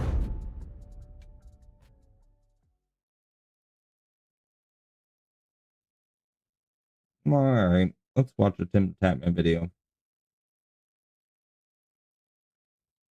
Morning, even afternoon, we got a banger for y'all today, baby. Your eyes do not deceive you. There's been a lot of different videos on this channel recently, whether it's Warzone or maybe it's BF6, but there is something that I've been itching to get back into. Marvel Rivals. Now, obviously, a lot of you may have found me from Marvel Rivals videos, and what I wanted to do was test the waters and test out some Marvel content. So what we got for you here is another Marvel Rivals spectating video where I spectate the #1 Phoenix player in the world right now. Now, I'm going to say this before the video starts. If you would love to see a second Marvel arc on this channel, that is more Marvel Rivals content uploaded as videos on this channel, do me a couple things. If you hit the like and you hit the sub, I know I say this at the beginning of every video, but especially on this video being the first one we're putting out for Marvel Rivals in quite some time, it gives us the feedback and it shows us y'all would love to see more of this on the channel again. Most importantly, be sure to tell somebody you love them. I'll catch you in the next one. All right, Whips, did you set everything up? All right, chat, we're back. Ladies and gentlemen. Now, I am playing with Tyler here in a little bit, but I'm going to fully lean back into Marvel here for a little bit, okay? We're going to test it out on the tube. And what that means is we're spectating, boys. You know me. Tim the Tatman and spectating goes like peanut butter and jelly. Now, let me just sit here and think for a sec. Okay, history. Don't look at the fact that I'm plat 3, please. Blade, donut, breadstick. What? So chat, I'm coming back, and listen, we're gonna dive back into the little spectating, the spectating. What's the word I'm looking for, bro? Spectating. And what we're gonna do is I'm getting 10 gifted from Daniel because I'm back on YouTube. Thank you, Daniel. I appreciate you, brother. And so here's what I'm gonna do. I'm gonna spectate some of the characters I haven't seen. Like we have Phoenix, Blade, and I don't think I've done Ultron, okay? But then I may, depending on what the feedback is, we're gonna kind of test this out and just get feedback from people, right? I have Battlefield videos up right now. I got Warzone videos up. We're throwing a Marvel one at the dartboard. We're gonna see how it does, all right? And I wanna spectate the #1 Phoenix, my first one back, but if these are kind of like received well, I really can just kind of go back and spectate everyone all over again because I'm sure there's a much better Hulk now. I'm sure there's a much better Bucky now than the last time I was playing this regularly. And that's what we're doing. So if y'all want more, just watch this entire video and comment and like and share. I need somebody like Whip. This is Phoenix, bro. Okay, 31-0. I'm horrible at editing my videos. Statistically, we always went by stats here, not who thinks is who. We went by statistics. Who is the best statistically? And this is the #1 Phoenix that is all aim. 10 final hits with 31 kills, 31-2 with 22 finals. I think we do that one second. So I'm going to start with this. Now, keep in mind, I haven't played in a while, like at all. Like literally. And I don't really know much about Phoenix's kit or Blade for that matter when I do Blade, but I'm going to try to really learn, bro, to be honest with you, and like see what's going on with everything here. I actually want to watch these bands Bro, that Lord Phoenix is the most Wow, aura cool. I think I've seen. That's like Venom aura for the Lord. Is Phoenix right now good? Like, is Phoenix good right now? Phoenix is really Phoenix good is right so now. good, I Okay. think. Like in the current meta. So they banned BP and I Psy. thought you were keeping that on my and then desk they for me to fix banned. it. I'm curious about bans right now. What's the audio? Am What happened? I tripping? Wolf and is Torch still getting banned a lot? Is Torch getting banned a decent amount right now? Torch is getting banned a lot now too. Okay, so I'm looking at team comps here for a second. So they have Phoenix, POV front shots. And then all aim, dude, that Lord icon, I keep talking about it, is so much aura. So this is a very, okay, this is kind of a normal, this composition looks normal to me when wow, this guy all aim was gonna flex too. Did you guys see that? Yo, respect, bro. Number one player on Phoenix, but gonna flex to lose. Yeah, on my Respect, two-back. brother. All right, so this is kind of a normal composition. Whiffs, did you turn the music off? Is that what I'm missing right now? Yeah. No, you didn't. Is it? Are there pros in this lobby? Wait, chat, these are pros? Dude, I've been out of the game so long. I think I remember this dude. This Loki. What you doing? Dong is a pro. What about you, Clip? And this guy's a pro. Cole, I don't wanna Cole and get it. Dong are pros. I don't want to like it. This is like I don't wanna CR. Is smell that a it. team up here? These guys? You kicking me? Han and Sung. So these guys are pros as well. So this is like a pro lobby, you can say. Like there's a lot of very high skilled players in this game. CR. Crazy Raccoon is a Off my pro team. microphone. Okay, got you. Ow. I got you. All right, bet. Well, let's see, man. So I mean, Hey. composition wise, 2 tanks, 2-2-2, 2-2-2. There's the music. Stop it. POV front shots. That is not the Phoenix that we Stop want. it. We want. Forgive me, Chad. I'm like Shaq. I'm like Shaq on the Celtics right now, trying to remember how to spectate, bro. All right, all aim. Show me Phoenix, bro. Hey. I said, No, I can't lie, Chad. don't make me count. Why does this feel right now? Anyone else getting chills? Am I really back on this Marvel arc? This Need me to feels hold like you? right That what for it a is. little bit. What do you mean no? Back. I'm like Cam Newton, bro. Better. I'm back to spectating, boys. I'm glad this is a map that I'm aware of too. 2, 1. Is this where I put my camera when I was playing Here's this game? trouble. Yeah, I guess it was. Okay, so I remember when I was playing Phoenix. So that's like, it builds up the flame and then does a little burst. And that's a very big deal. Okay. Iron Fist is still feeding, I see. Not this Iron Fist specifically. I'm just saying the character in general still feeds. Headshots are very important with Phoenix too, right? Because you get more flame on faster kind of thing. This character is insane. The more I think Oh, about her let's kid. try to play her. Like aim is very important on Phoenix. Target priority. What is the right click again? Hold on. Wait, that wasn't right. What is that? Is that the Q? Oh, I didn't mean to do that. My bad, my bad. I literally hit F1 to look at her moves. That's the Q, right? And it's like a stun, if I remember. Okay. Or E. Is this strange that the machines truly our only hope? I'll say this too, bro. Phoenix's ultimate is one of my favorite voices. You are nothing! It's so cold, bro. So cold. She only dies 2 times, sir.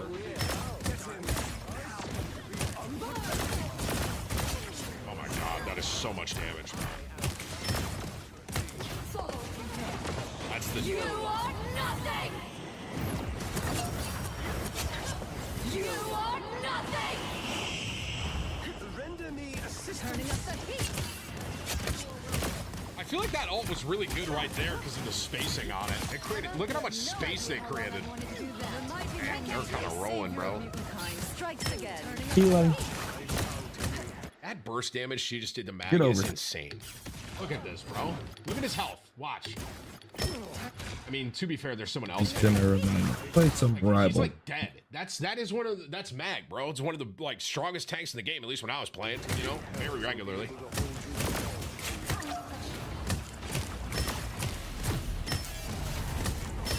This to me, like, Phoenix feels so strong because of the burst damage she does. Is that an accurate? And it feel like you want to hold chokes a lot with her. Like, I love this angle. Yo, that freeze was sick, bro. Shout out there, Luna. That was cold, literally. Oh my God, Luna almost just killed him. Yeah. Yeah, someone just said she's kind of like a better Hela, and I kind of agree with that. Yeah, because Hela is Do here to getting just back off. banned a I guess lot. you can just, yeah, you can just farm all the area.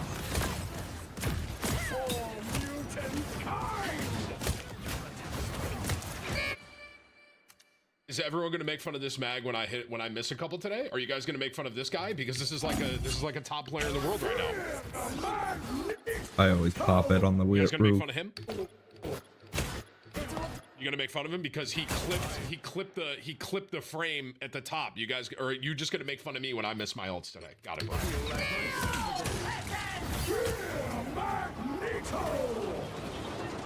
No way he hits that. That was great movement, great positioning. This Iron Fist is just getting farmed, and I'm not even trying. I'm not even trying to flame. Like, I'm not trying to like talk shit or anything because I'm ass right now. But like, he is literally getting farmed. He's 0-4. On the chaos. I am ready to put on a show. So we don't all here, right? Thanks for the boost. We're just waiting. Where's your... See what I'm saying? I know nothing about... I do know nothing. I actually know nothing. Because I wouldn't have ulted there. Because there's a lot of, like, support ults going off. But maybe, like, can Phoenix kill through Luna or something? Good stuff. He lands on her.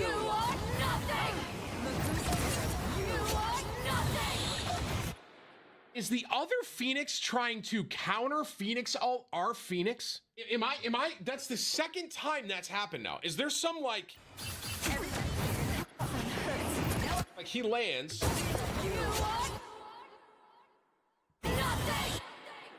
Yo, shout out this cloak. That cloak literally saved that team. Did y'all catch that? Everybody So good, bro. So good. Little things. Support does not get enough praise. Too late, Diva. Little things like Too that. late. Like that is the difference. late. That could be the difference in a game right Too now. late. That cloak, literally. I gotta go to the bathroom. I'll be right back.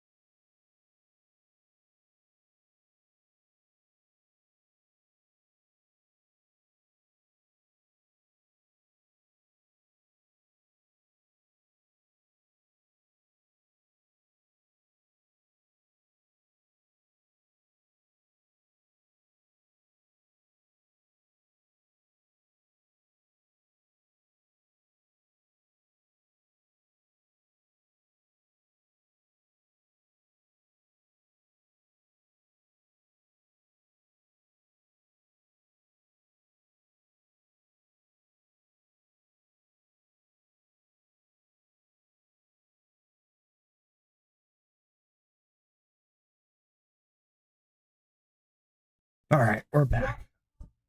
Let's see what we got. I got interested in playing Phoenix, but Get in there. Is this strange little I machine? usually just tank. If I were you. Is Iron Fist just not good right now, kind of? Like in general?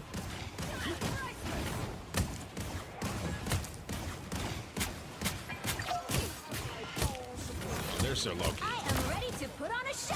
A show.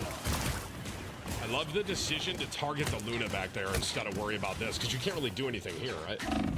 No, their Luna on the other team is really good, by the way. Love the positioning, small things, right? Just go. I think we're dead here. Great LOS on Emma. Wow.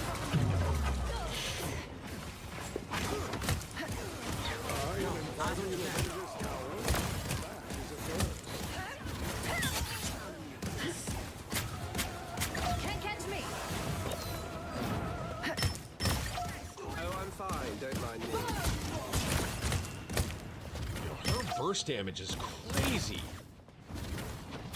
Are people not banning Phoenix? Like, is she not normally banned? Looking at this, not playing for a while, I don't want to play against this. She's not banned, really? Damn.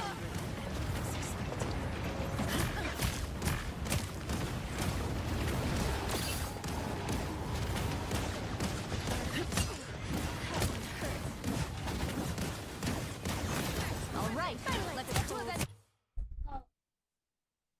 This tower. Check. Just looking at something. Just pick it. Chad, do you think, I understand these are some of the best players in the game. Do you think it's a valid, like, question here for the Iron Fist to swap on the other team? Maybe. Would you say that, I'd say that, like, we've tried Iron Fist for a little bit here, right? And I think it's a valid question to be like, hey, maybe it's not working for this situation, right? I'm sure that they're a great Iron Fist. I'm just saying right now, statistically, I don't know.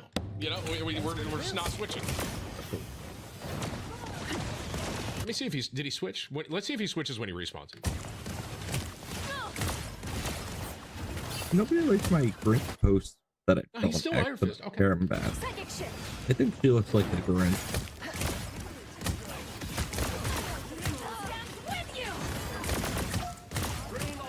I am ready to put on a show.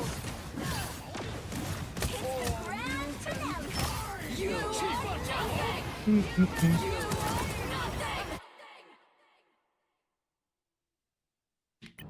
Was that with Luna's damage boost? Our Luna's dancing. Wait, where's our Luna? Dong. Dong is there. Is he dancing? Did he swap damage? I'll do the journal in a way, get my opinions out there. He's more vocal. So that doesn't one shot. Thank you.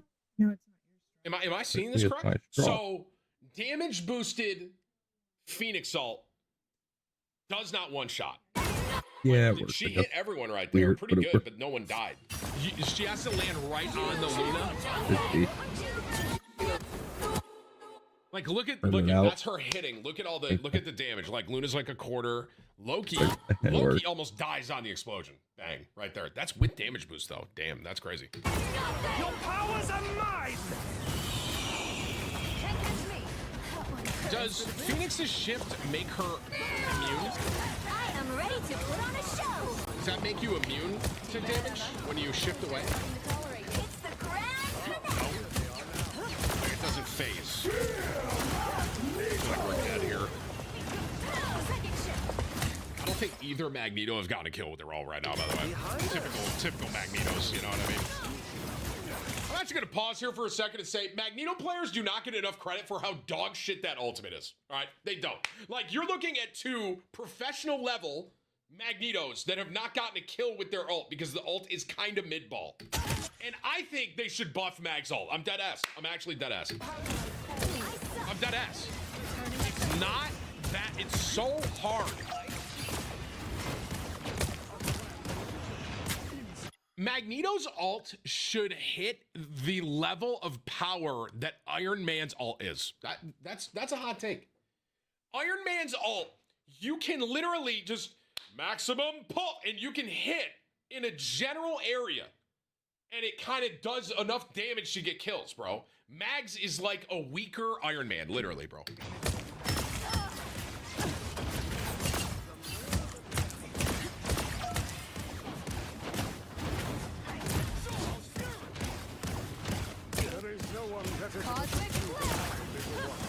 A shift combo, that stun with the left click seems so important. It's kind of funny when you watch Phoenix. When you watch it at a high level. Like I feel like I want to do this, you know, and then I'm gonna play it on my ass. I'd all hear. Me personally. After you get rid of the lamps, maybe. I'd all hear. Yeah, don't all. Like I was saying, I think it's a bad idea. Yeah, we're not ulting. Shift to pressure the Loki. Love this. Love this play. We didn't get the kill. I love. Oh, we did get the kill. Love the play. This guy is still. He's still Iron Fist. Yo, I can't lie. Watching this, Phoenix's kit, everything about her seems really good. I'm not gonna lie. Her ult seems kind of mid. Is that accurate? The ultimate seems a little mid to me. Like everything about Phoenix seems really strong. But I don't really, maybe the other game I spectate, I'll see more kills with the ult. I just don't see anything with the ult, really.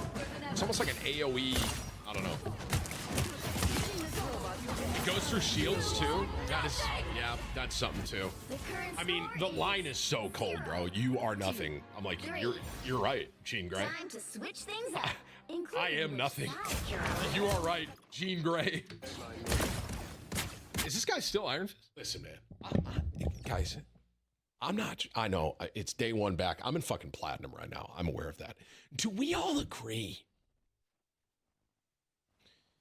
that there should be some level of discernment if you are 2-8 with 0 final hits on Iron Fist? I mean, I'm not trying to. All these guys are better than me, bro. I understand. I'm in fucking plat. I get it. I'm just asking from a analytical standpoint, right? Do we think there should be a discussion with the team about the Iron Fist? You know, let's put this in your perspective. If that Iron Fist was on your team and they're 2-8 with 0 final hits after the first round, what would you do? I mean, the mag on their team is the only person with final hits, bro. Poor guy. You FF. You just forfeit. I'd crash out.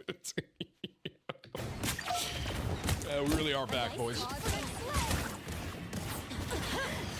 Oh, it's a T-sided map. Oh, okay.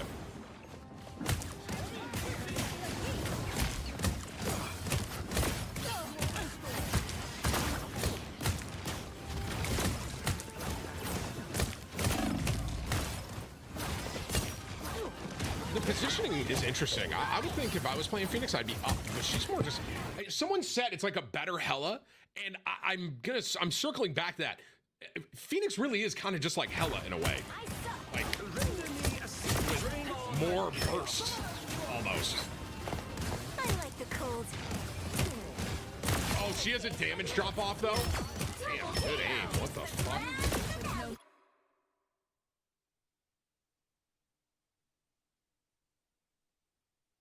Did we blow that early? When did we blow that? I like the cold. It's okay, admit it. We get a kill. We get 2 kills. Double kill. It's the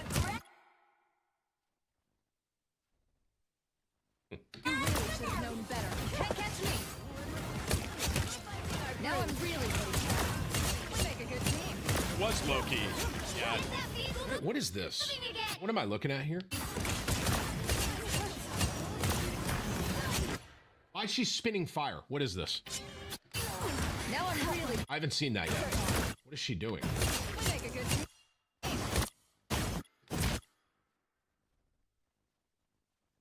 What's happening here? That's a melee animation cancel reload. Shoot, melee, fly, repeat.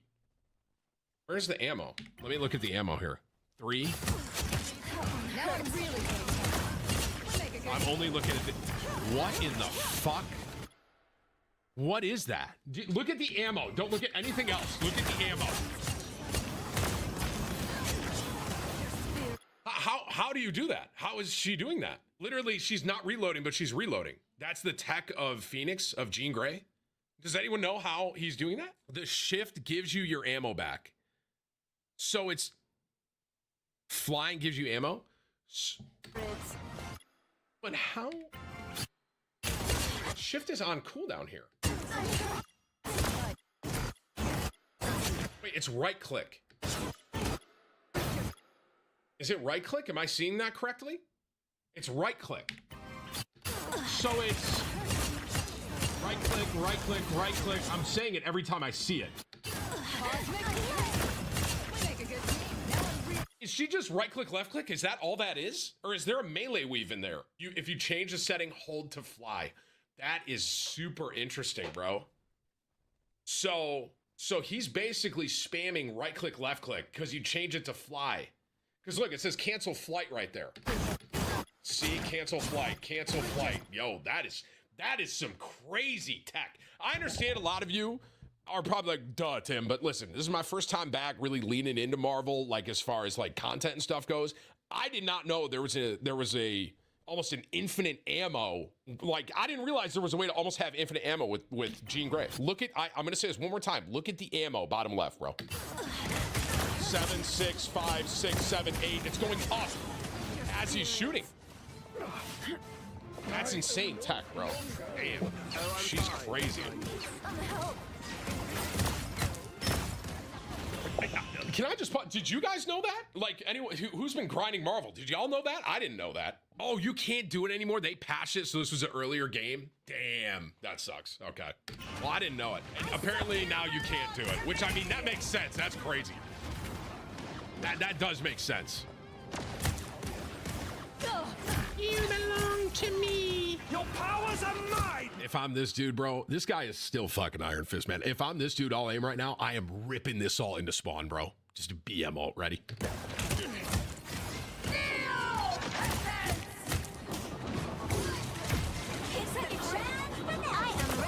on a show. Yep. You are nothing. Damage boost, you are nothing. Damage, I feel it. There's a lot happening. I suck. Lynn will stand with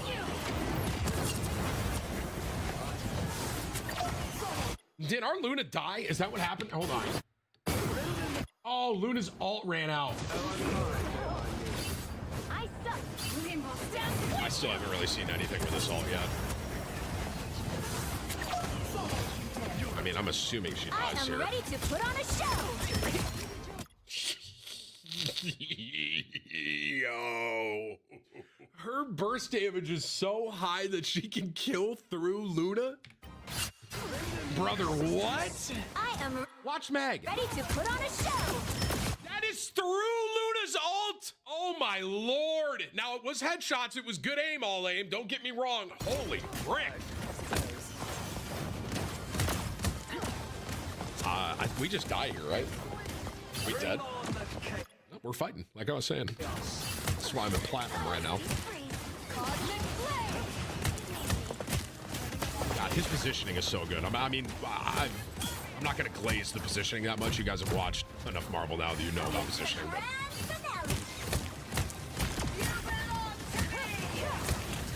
there's the tech again, bro.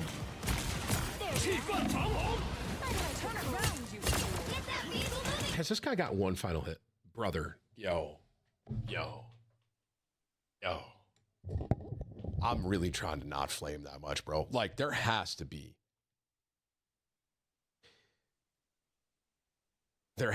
some sort of epiphany here, right? Is this the EOMM agents that everyone's talking about? Is this it?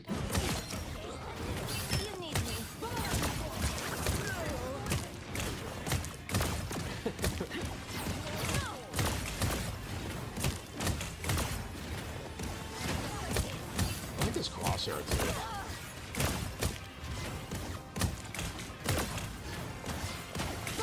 Only 60 seconds left. I suck. Oh, mutant kind.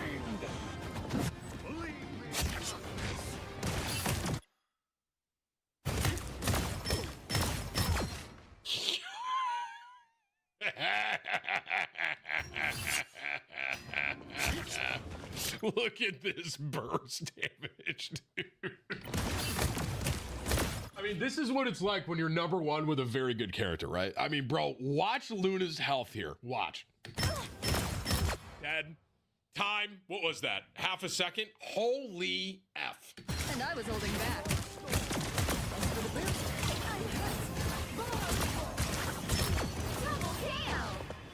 And that's the reload thing too. But like I said, I guess that's patched now. But that is crazy tech, man. They are now. Down to 30 seconds. Hold on just a little longer.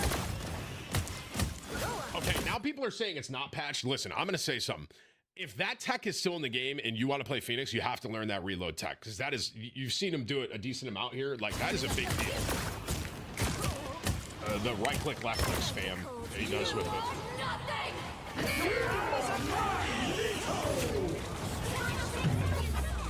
Playing hero shooters, boys. We're in a hero shooter. I am ready to put on a show. Oh, still no kill. Let's keep fighting until we have a winner. She really is like hella on steroids. It's a good way to describe her.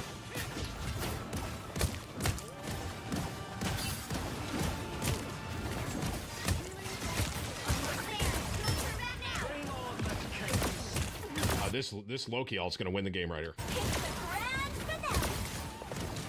That's game. I am ready to put That's not game, like I was saying. on a show. Massive.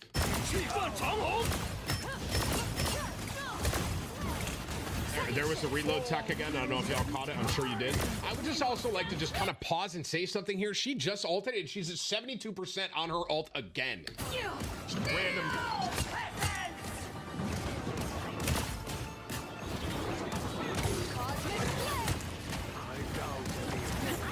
Incredible positioning. Number one player, obviously. 97. Reload tech. Got ult up. I am ready to put on a show. Just waiting for the break of the overshield. Luna ult. Damage boost. Did that win it? Nope. I don't understand her ult. I would have thought that was it. I'm sorry. Did Strange get his eye again? Yo, that guy is a Chad. Yo, this dude Koluj or whatever, bro. Absolute Chad. Welcome to high rank games, by the way. Holy fuck. Okay, incredible first game, bro. I learned a lot. I learned a ton there. Stat line at the end of this, bro. 31-0, 10 final hits, 32,000 Sorry, I was a little damage. distracted the rest of the time. Number one, Jean Grey, bro. Damn. I'm watching one more game after that, bro. That reload tech is so big. We have to talk about it, right? There's no way. Like, there's no way we're looking. Right? Oh, poor guy. I'm not trying. All I'm saying is there has to be a discussion, right? There has to be. Right? I understand these are pros in this lobby. I get it. I'm in plat right now. I'm looking from an objective standpoint here. We are 3-15 with 0 final hits on Iron Fist the entirety of that game. I'm just saying, right? There's got to be some kind of discussion, right? God, I mean, let's put this in perspective. If we'll say whatever rank you're in, you had a 3-15 Iron Fist that didn't swap with 0 final hits, how would you feel? Let's just flip it. Yeah. Like, it's one thing to play, like, there's got to be a swap moment, right? There has to be something where it's like, all right, man, you know what? I'm going to switch off Iron Fist, you know? I don't know. All right, one more game, and then we're grinding, boys. We are grinding ranked. Okay. Wait, that was this one. Okay, and then we have this one, where all aim goes 31-2, 22 final hits in this one, bro. So let's see what we got. So once again, number one player on Phoenix, all aim, evil Fent Doctor. God, dude, Lord, we are Venom, Lord Venom, bro. I want to see bans here. Wolf, literally Wolf and Human Torch. Okay, so is this normal? Like Wolf and Human Torch are just getting banned? This guy is literally trying to out aura a Lord Venom. Yeah, good luck, bud. The right heroes I want to look at team comp here. I want to see team comp.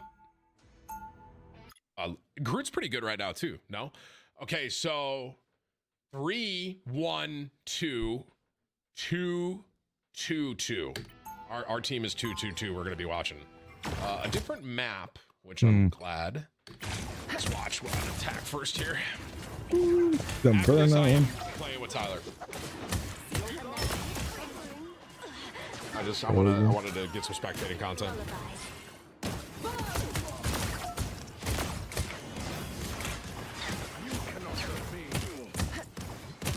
What is the right click? Like a shield or just like? Thanks for the boost. She really does play like Hela. Someone said it's like a first The tier head Hela. scan? But I think That I will is say like this. I first think tier. Hela's all. I think Hela's good aim, bro. I mean, holy frick, man. Oh my god. You could argue that he just got that point, bro. Literally. Like, she really does play like Hela, but I feel like Hela's ult is better. But Phoenix's kit is better. Does that make sense? Like the burst. Do you want 4 pieces or 2? 4 is good. 4's good.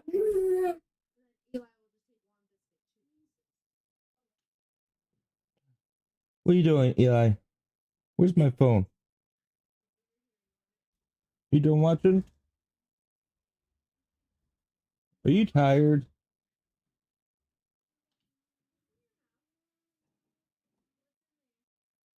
Eli.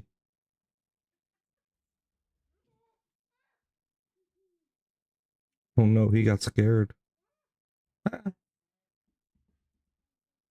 He got scared.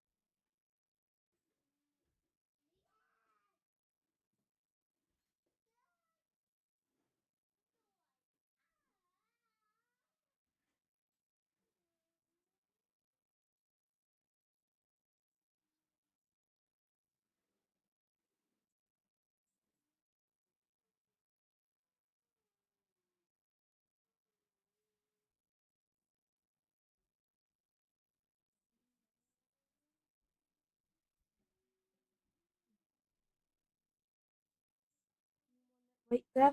Hmm? Okay. Thank you. It's very hot. Yeah, I see a sleep off.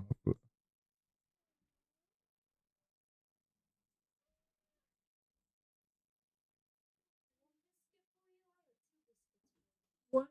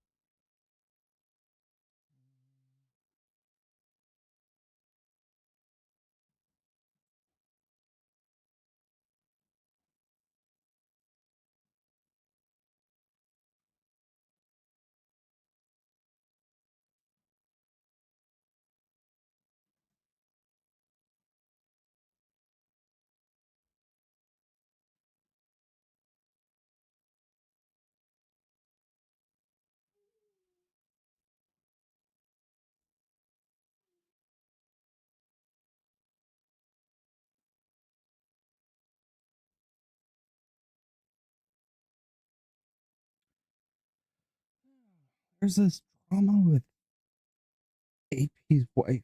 I think it's all just like a big joke.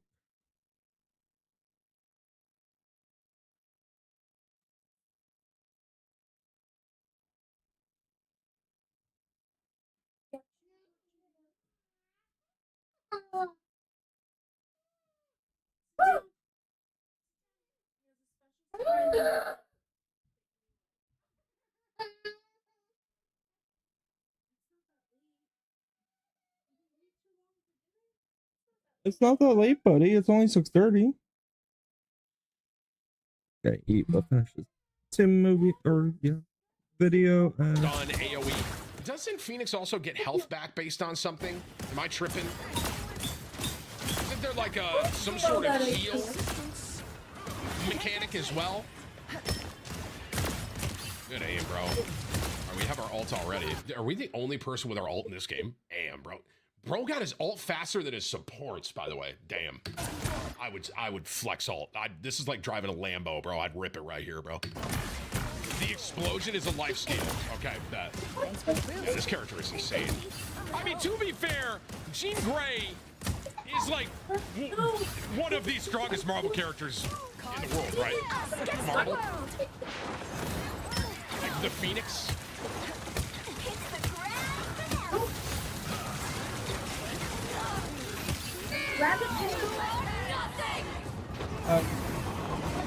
Buffy.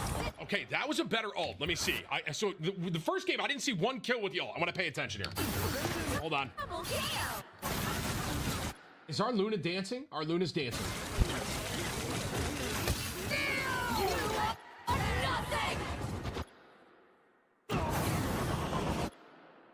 You got to give it once again.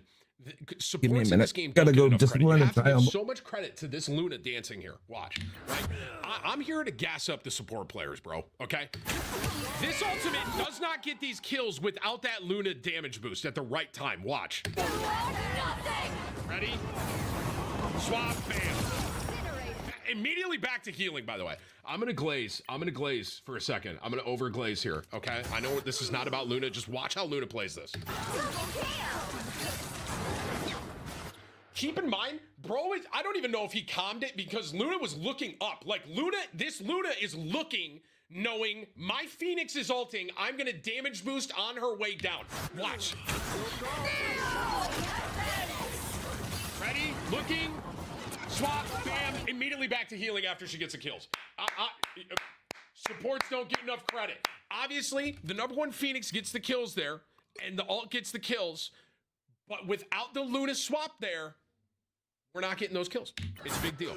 Now, one more time in real time, we're going on for that. I want to hear the You Are Nothing one more time. I'm sorry. It's so cold, bro.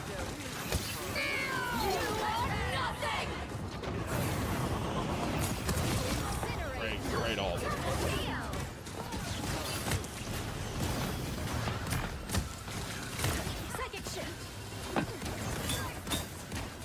Yeah, I was kind of saying, yo, this dude's aim is an accurate aim. Holy frick. I see why we are all aim. I see. That's 3. Back to what I was saying earlier, though. Like, it kind of makes sense that Phoenix is really strong because in the Marvel Universe, isn't Jean Grey, like, oh my God, like one of, if not the strongest in the Marvel Universe? Am I tripping? As far as like lore goes, I feel like the more accurate, she's supposed to be one of the strongest.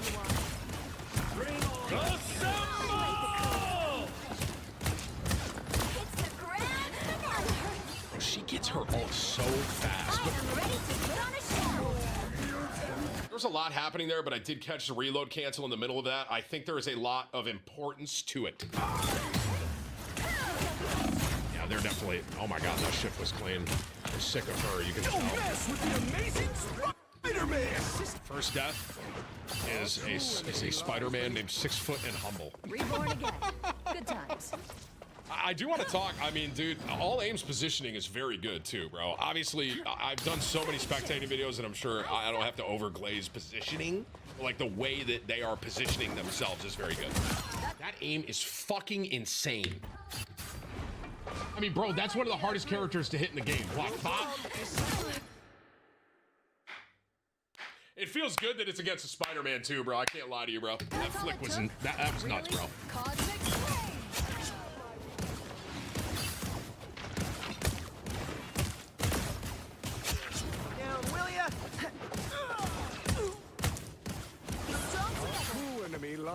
I really like this dude's crosshair. It's kind of tiny, but good. Can't catch me.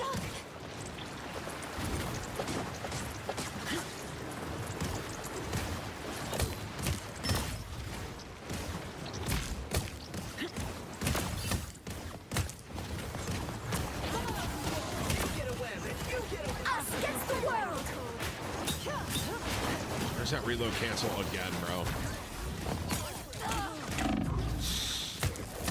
Right out. Good ults again.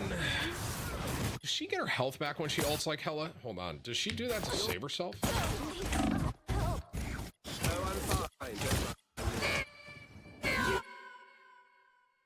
Does she go full health when she ults? I'm seeing that correctly. Kind of like hella, but then you can kill her out of it, correct? All right.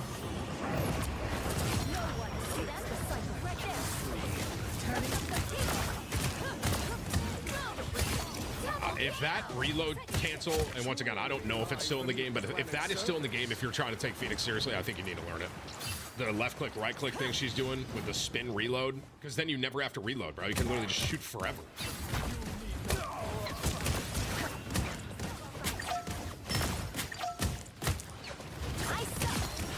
Dude, this guy is dominating this game.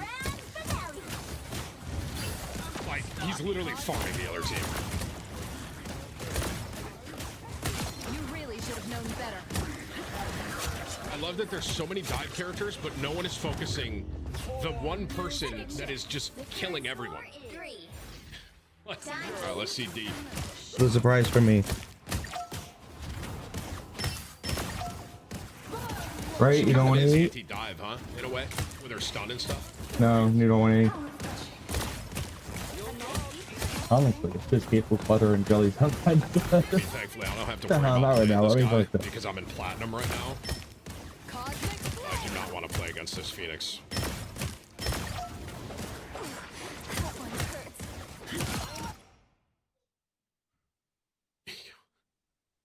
Yo, this dude's aim is crazy, bro. Like, legitimately.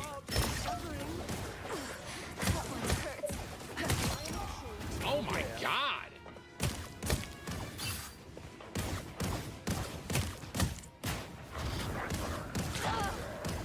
Your attacks are futile.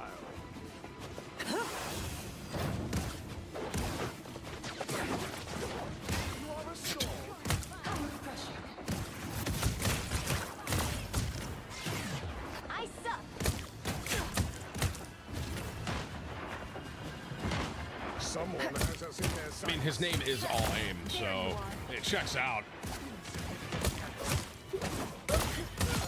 Yo. This other Spider-Man, bro's 5 and 10, man. I mean, he's getting absolutely just cooked on the main stage, bro. Like, he is 6 foot and humble, I'll give him that, bro, but he's getting farmed by our Phoenix right now, bro. Really? Absolutely farmed. Take the mask off, buddy. Take the mask off. I like the cold. Someone's got to wear the mask.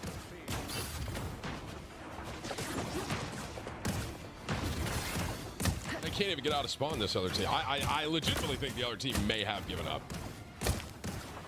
And quite frankly, I don't think I hit tab and I missed what happened. I'm sorry. The burst damage is crazy on this character, bro. Now, keep in mind, I haven't played much since Phoenix has been out, but watching this, bro, I am terrified to play against a good Phoenix. Genuinely. Are they portaling? Because they probably should. There goes... Oh. I heard somebody die. Who died? What was it? It was a Magneto. That's Spider-Man. The #1 blade. I'm gonna do that tomorrow for a video, and I'm very intrigued by that too. The ability to be able to just kill the character that is diving in your face and like Oh, thank you. I get big. Big bad. I mean, bro, our Phoenix is 28-1.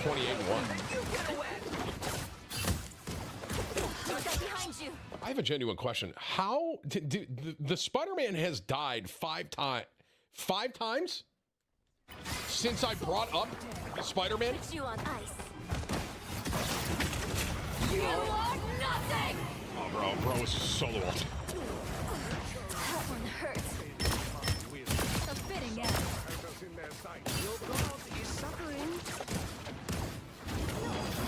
You know what? 6 foot and humble didn't die there. Don't mess with the amazing Spider-Man. Hold up. Let him cook. Let 6 foot and humble cook, guys. Yeah, they have a solo Jeff healer. I think the other team tilted.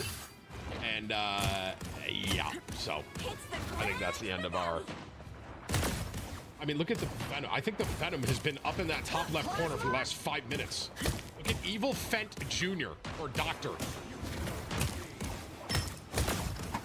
Cosmic flame. He's sitting out. How long has he been up there?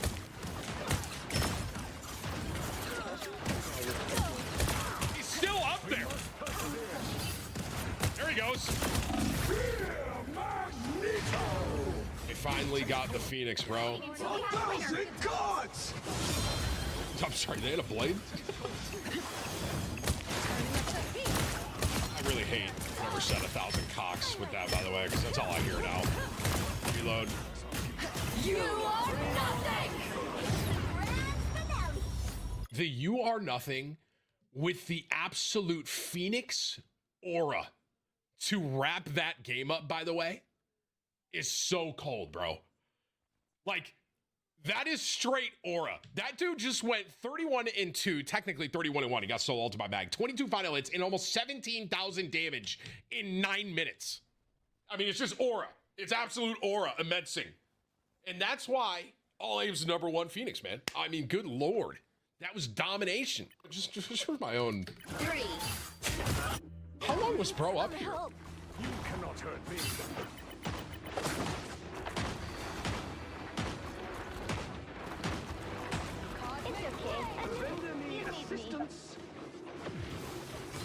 I like the cold. I am a true. Your attacks are futile.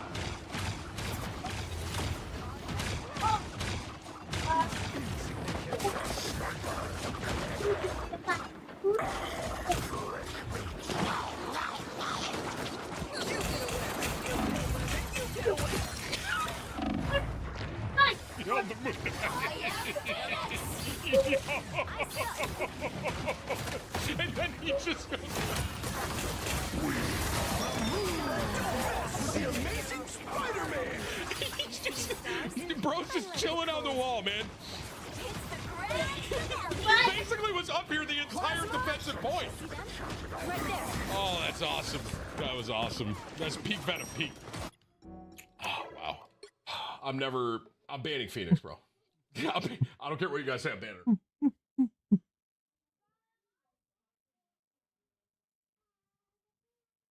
All right, one more Tim the Tap Man because I'm still eating.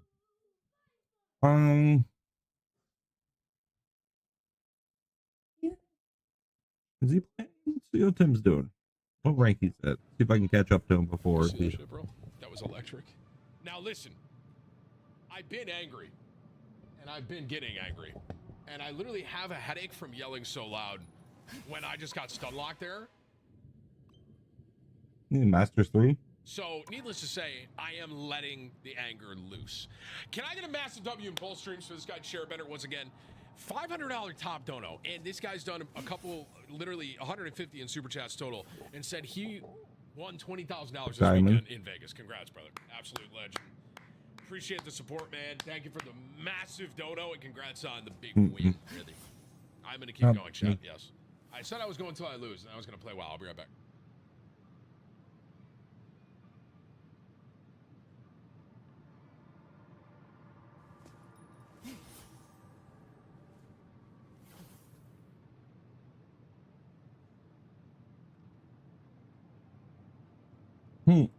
Savannah's watching you.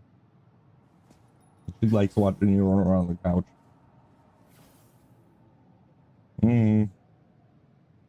Look at her. She's trying to move her legs and arms like Eli.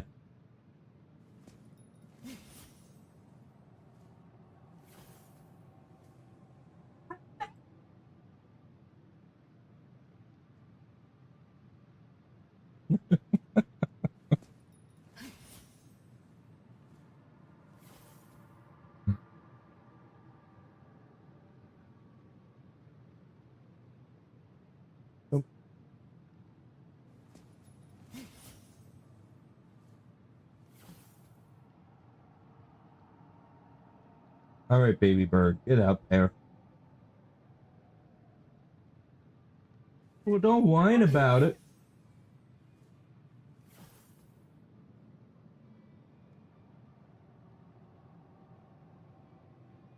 Wow, awesome gameplay. Glad I tuned in for this.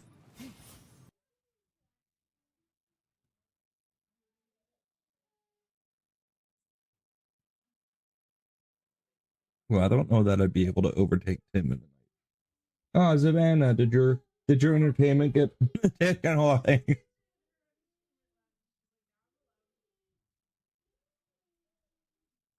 I want to see Blade.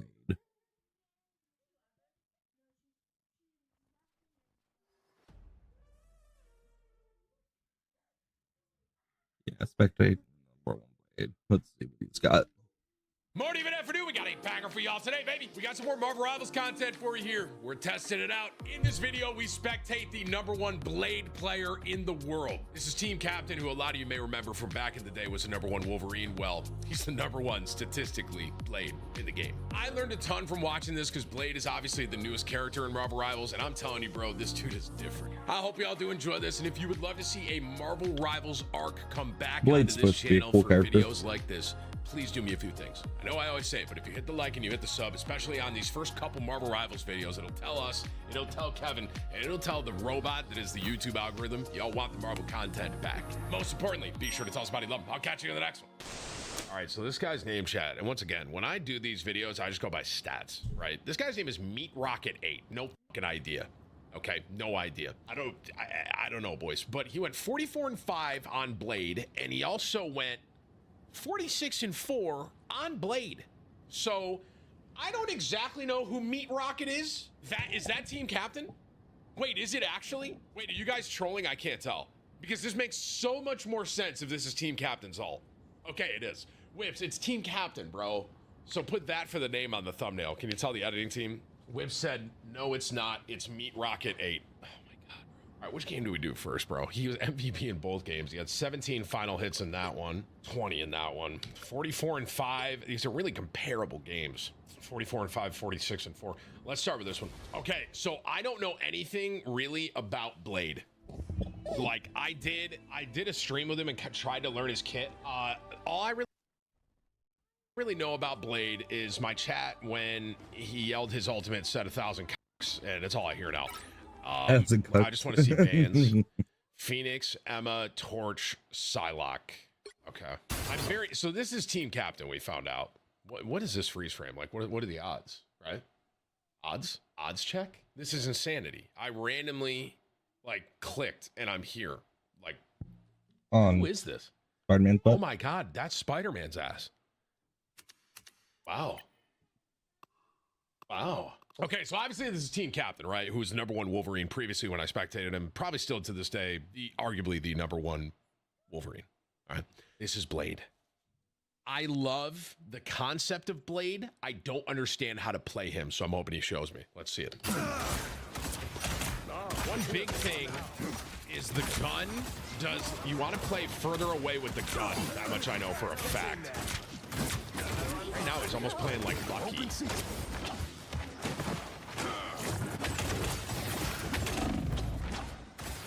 Back in the game.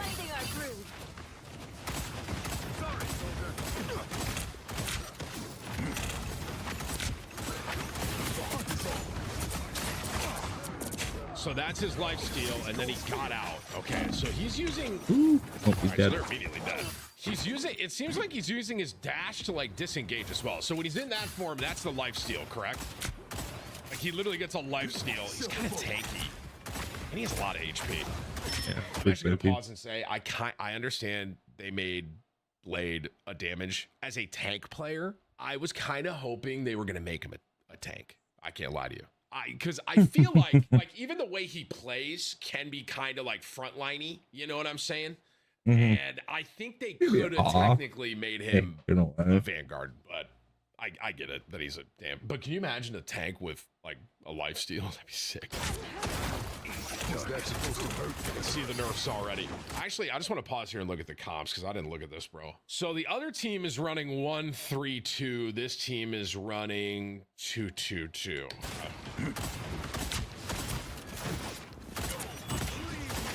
Right here, he's playing like Bucky. This reminds me of Bucky, kind of.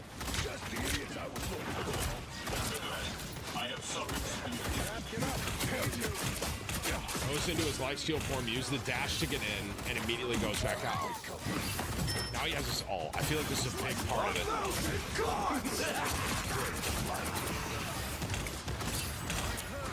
Kill a couple people. Wait, he's able to block that? Little things were, I'm back on my Marvel shit, bro. Little things we're going to talk about here. Okay, so for one, I feel like his ultimate literally opens up this whole fucking pit. For two, I don't know if you guys caught it, but I think this is important if you're trying to learn Blade, okay? Before he ults, he goes into the form with the lifesteal. That is a big deal, okay? Big deal, all right? Because now he's doing all this damage and he's getting lifesteal back from it, okay?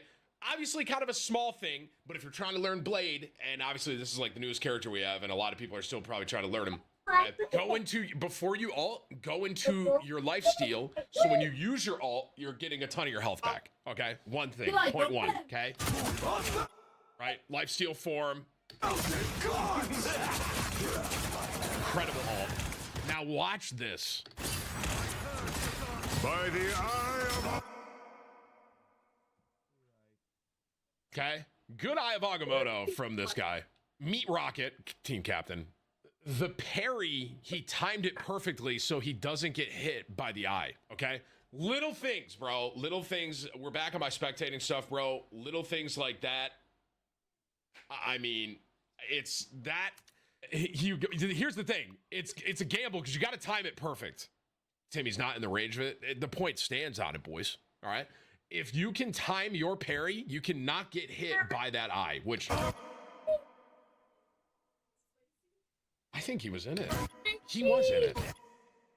He was in the range of it. He was in the range of it.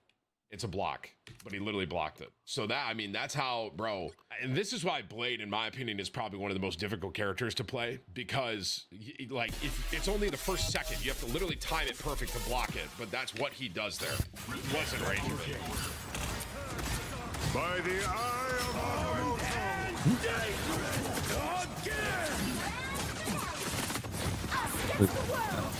That's what I He's getting shifting around a lot. Noticing. Oh. There's a lot of damage. Love that ult from Thunder. Nope. You're not in this alone. Did you? You never had a chance. Open season.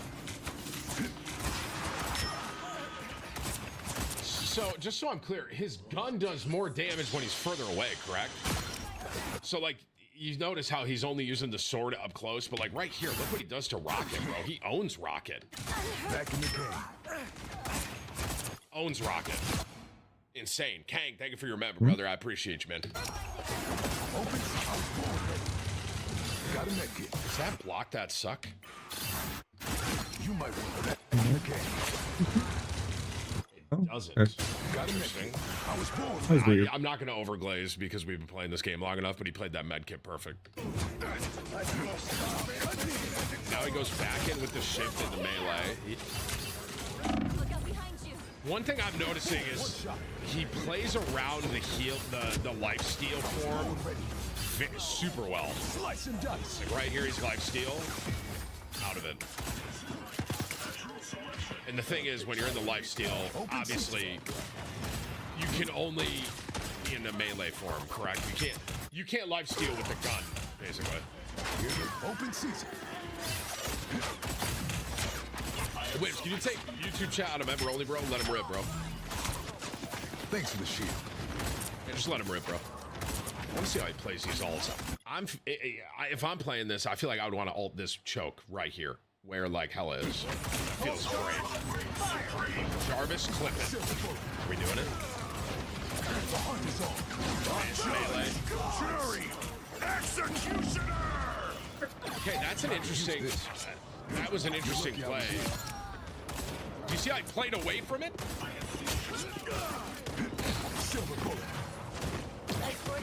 Yeah, YouTube chat, B3 boys. PogChamp. Actually, you can't say PogChamp, bro. Like his ult didn't really get it. Actually, did his ult anti all of them? This is one thing I need to learn. Hang on, chat. I'm sorry. Sorry. I'm learning. Okay, so Lifesteal form.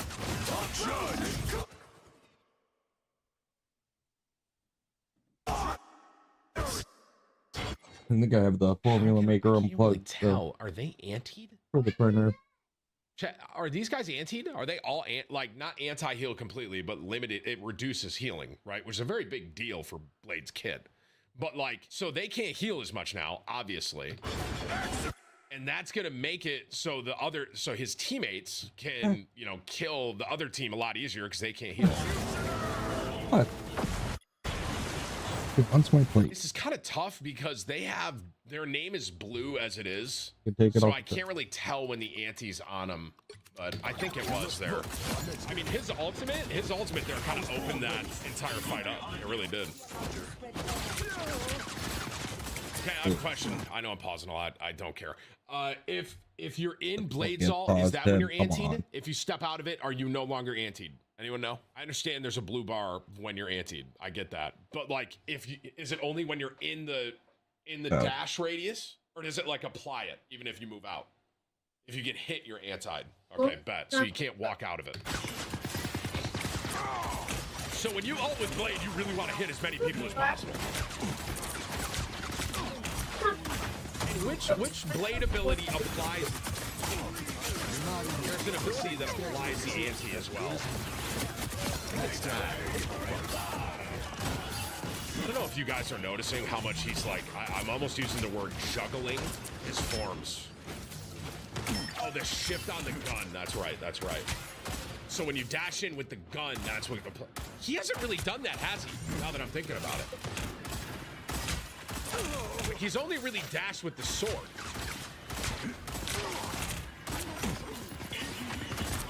Here they come. Dashes with sword, right clicks out, backs the gun for him. It really is this song and dance with like shifting between the gun and the sword. By the eye of Agamotto. Okay, so the last time you guys were like, well, dude, he was out of the radius anyway. So go ahead and look at this one. And this is what's going to separate someone from being an incredible Blade player versus not. Okay, watch. By the eye of... This all has to be timing, right? There's a 1 second. There's like a very short second where you can right click and be immune. And he hits it here. Ready? Watch. Hold on. Watch this right click. He right click blocked it. You see that? And now he doesn't get hit by eye.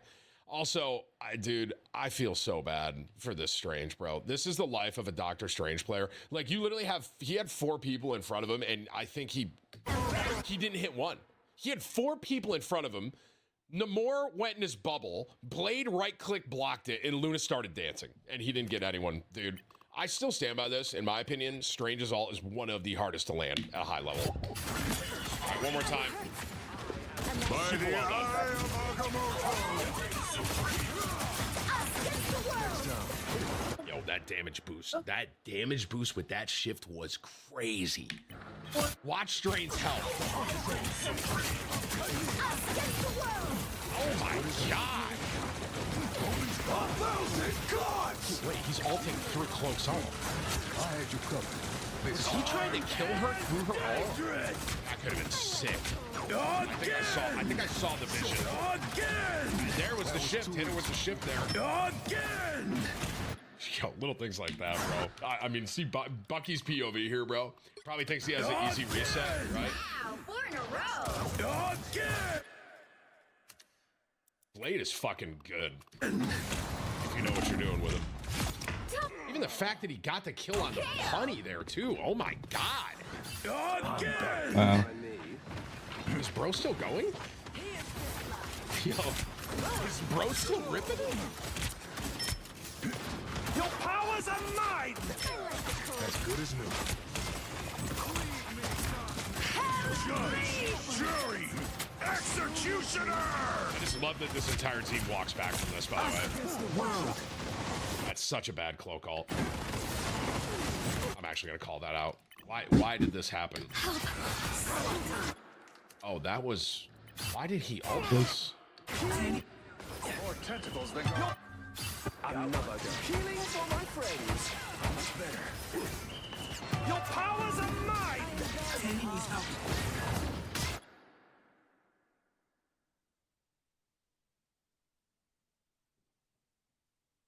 Obi, thank you for the 5 gifted members. I understand this is like a, these guys are all top 500. I get it. I'm not. And I will say this, Loki still, in my opinion, is one of the most difficult healers to play. I will say that. As good as new. Anywho, they're back out here. Open season.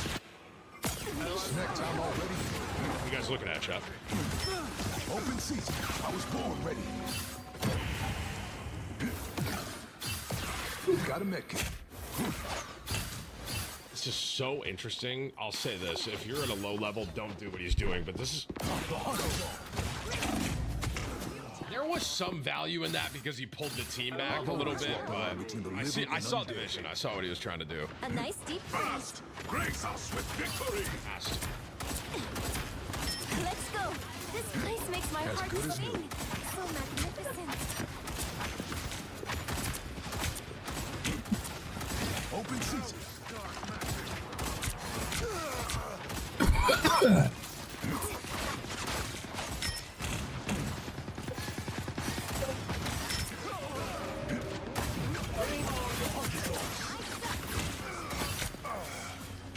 So I feel like he wants to ult that choke where everyone is on the left. That's what I was gonna say. I don't think he blocks this one, right? No way. He's gonna get hit by this one. Oh. That's okay. Yeah, I'm sure we eat it. You want to pick up your fork? Is that his right click? That right click parry is so good. It is so good. Keep your plate straight. Like, genuinely, he has not gotten hit by one eye because of his right click. He wants to put it in the microwave. I feel bad for this Strange once again, bro. I think he hit Mag. That was it. As good as new. By the eye of Agamotto. Crazy, man. Oh, he's for sure ulting this. I can feel it. He's trying to do something to cloak here. I feel like I'm in an ancient myth. Like, I feel like he's trying to put his shift ante on cloak. Oh, wait. Is he going to do... Oh, wait. This could be massive. 1,000 gods! Your powers are mine! Not one person died. I thought that was going to be huge, bro. Luna was dancing 1,000 cocks. I thought that was going to be massive. And it ended up not being massive. Ain't a lot of space. I mean, give it that.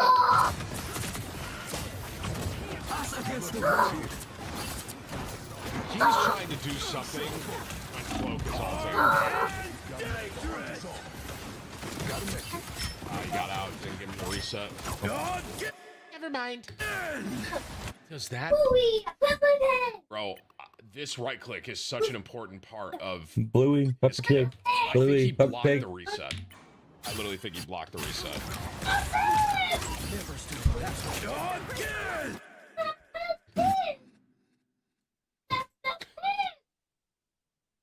Thank you for cleaning the floor up, Diva. Blade, you gotta learn the timing with his right click, bro. He has so Now far. you need to Team get that Captain, mouse I don't right. think has gotten hit by. He maybe got hit by one Oh, ult. It was just the keep beginning of this feeling one, them. and then that one he just blocked it. Watch. Or More time here in real and time, bro. squeaking.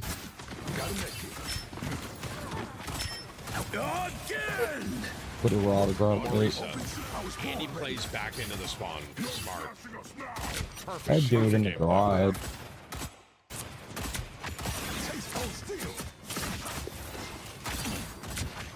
Listen, someone says, can't you just hold it down? I think this is actually important to say, and I feel like some people may learn from this. My understanding, chat, correct me if I'm wrong here, you cannot just hold Blade's right click down and block everything. Wait, then. You have to time it perfect. Or So not, like guys. that Bucky, Yeah. we're gonna use Put this a as a lid on learning and lesson. put- So that Bucky was coming up, right? He can't just hold. He can't just hold right click. Okay. Right. So he's hit. I think that's what I would do. I would just here. put a lid on it and throw it in the Right trash. click right now to block that alt. Okay. He has to time it. Watch. Especially if it had a bunch of dead mice in it. Up. That was it. That 1 second. Bang. Blocked it. If Bucky had come down now, like coming up, going down now, he would have got the reset on him. Like you can't just sit there and hold your right click. Think of it, it's not a block, it's more like it's a parry, right? Is that the best way to say it? It's like a parry, you know? It's not like a full-on block, it's a parry. That's a good way to describe it. You literally gotta like parry it. Again! Open, I was born ready. You're smashing us now. The shield? Not bad. Block, parry, push. Anyone? A little old school? Block, parry, push. I'm gonna be really curious how he plays defensively with Blade. A nice deep freeze.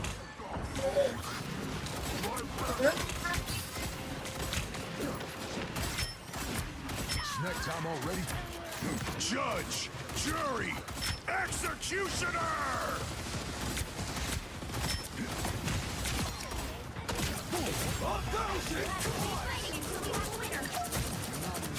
A nice deep freeze. A nice Yo, he kind of just turned this entire.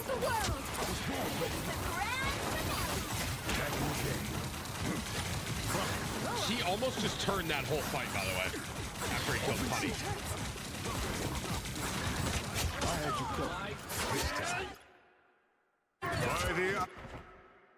Did he have an anti on Cloak? Is that why Cloak died there? Why did the Cloak die?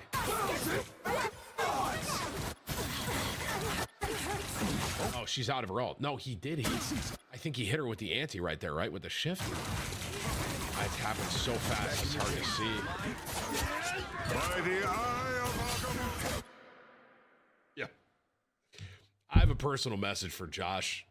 Josh Bloom here. Once again, top 500 player, top ranked player. Bro, I want you to know, man, I feel for you, bro. Like, playing, people just don't get it. When you play Strange in high ranks, okay, it is so hard to hit his ultimate. And this is, I mean, this guy Josh has, I mean, dude, I mean, Team Captain has parried every single Eye of Agamotto. Every single one. That one hurts. Every single one. By the Eye of Agamotto. Did he hit fucking no one? I have to see this, bro. I have to see Josh's POV.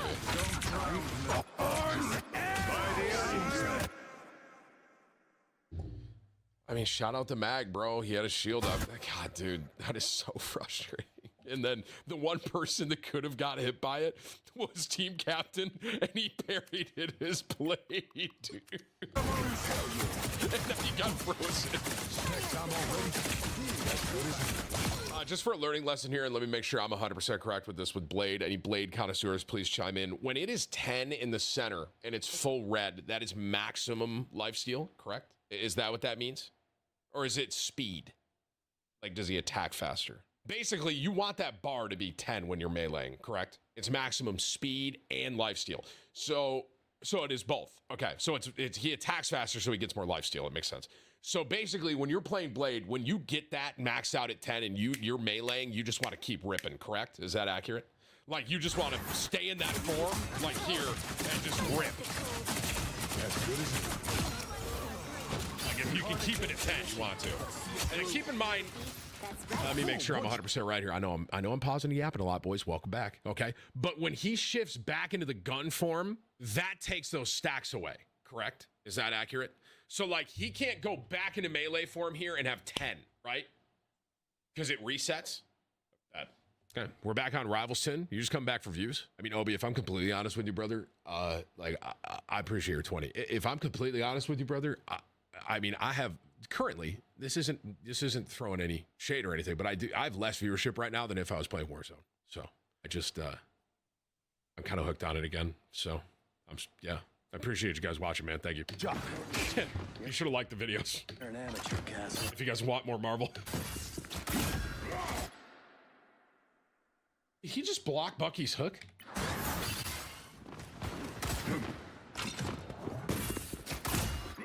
No smashing us now! This guy's a fucking demon, bro. Yo, I'm dead serious when I say this. I probably won't get up to team captain's rank again because I haven't played in quite some time. That's fucking crazy. That's insane. Like, he literally, that's all timing. Do you guys see what I'm saying? That, honestly, I think watching this, I think the largest skill gap that I'm really seeing with Blade, there's two things that really stick out to me. One, knowing when to go back to the sword or the gun, right? Or, you know, use the blade, like melee form or the gun. And the parry right click. You have to, he has to time that perfect. If he doesn't time that perfect, he's getting pulled. Boom, one shot. Insane. Thanks, machine. Insane. And once again, if he was just holding it, he would have got pulled. He timed it. Parry. Your powers are mine! Against the world.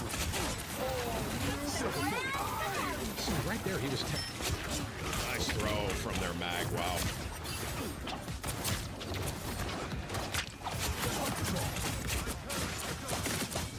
So now he's 10. So I'm assuming he wants to. You're lucky I was here. It's kind of a, that was kind of a Gigabrain ult there too, because they have to funnel through that channel to get to the part. Okay, that was a really impressive first round. I feel like I learned a lot just even watching that first round, bro. I am kind of curious, like, is he gonna play defense as aggressive, kind of, because he's kind of a frontline DPS in a way. He reminds me a lot of Bucky. I keep saying that. More HP, similar kind of gun, kind of tanky in a way. Your god is suffering. One shot. I like the cold. Get in there. Yeah, chat, someone just made a good point, and I'm going to pause and say that. When he goes into his melee form, and he's, like, meleeing, you get the lifesteal, correct? But you also receive less healing, correct? Like, so it's kind of a gamble. When you're, it's his vampire form, technically, I guess, is the best way to describe it. But when he's meleeing, and he's got that 10 in the vampire form, like, he has the maximum, his attack speed, getting a lot of lifesteal, but your healers aren't able to heal you as well. Oh, that's only when he's in his E form. Correct, right? When he's in his vampire form. So that's just one thing to note. When you're in that vampire form, you can't get as many heals because you have the lifesteal. But according to chat, they actually just buffed that.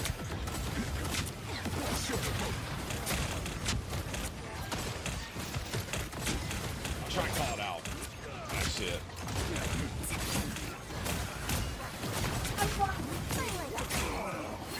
That was a really good pull by their Bucky. So, like, in this form right here, correct? Less healing, correct? When you see that 0 on the screen to 10. They buffed his lifesteal? That's crazy. It's gonna be nuts. If he gets this all here, it could win the game for us. Far in a boat. Actually, that's Ow. And dangerous! That was too easy. Again! Yo, this Bucky on the other team is kind of him, by the way. Again! He got him on the reset when he dashed away. See, he's okay. This is so well played, bro. He didn't give him his reset and played back to his healers. By the way, huge, huge, massive. Some would say massive.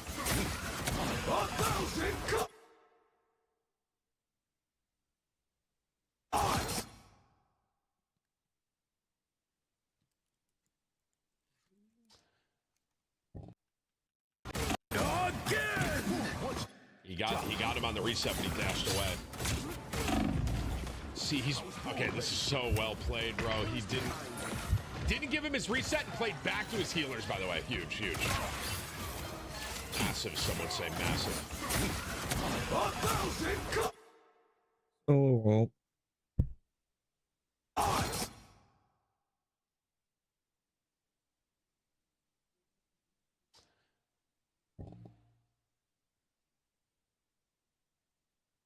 I don't know if I would have ulted there. You know what? I guess. Are they in a 2v2? It's good.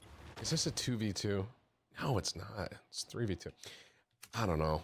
I mean, I don't know if. Yeah. 1,000 gods! Foolishness.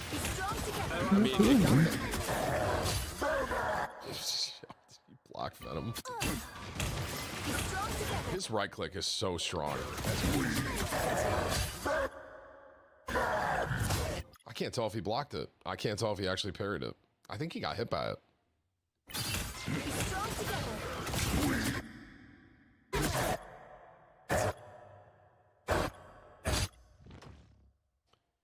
I think he got hit by it. He got hit by that, right? Actually, I don't know. Was that the right click? That's an example, though. Like, he tried to time it, and he didn't get the timing perfect, and I think he took damage from it. I couldn't tell if that was Josh's right click or not.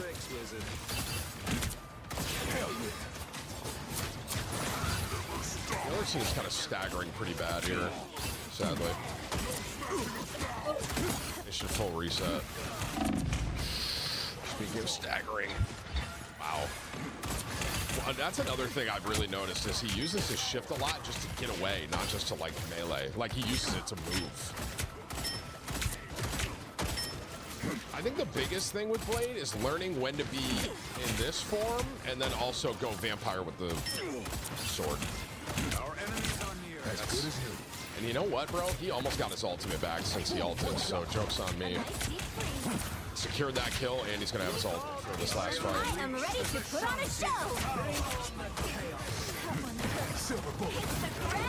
I think he's gonna ult here and combo and Luna. This will be huge. Okay. So he instantly did it that time. When you charge it up, it doesn't do more damage. You just go further distance. Is that accurate? So he just did it quick there to get it out. He didn't charge it. Okay.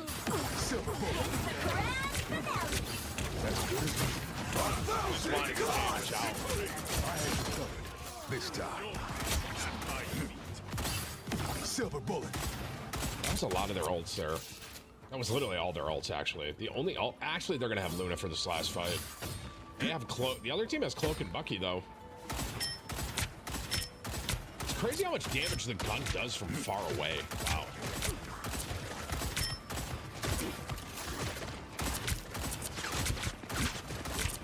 Just constantly putting pressure, man. I mean, he's already at 50% on his ult again. A nice deep freeze. That's crazy. Is on our side. He may get his ult again for this last fight. Against the world. Fear Magneto!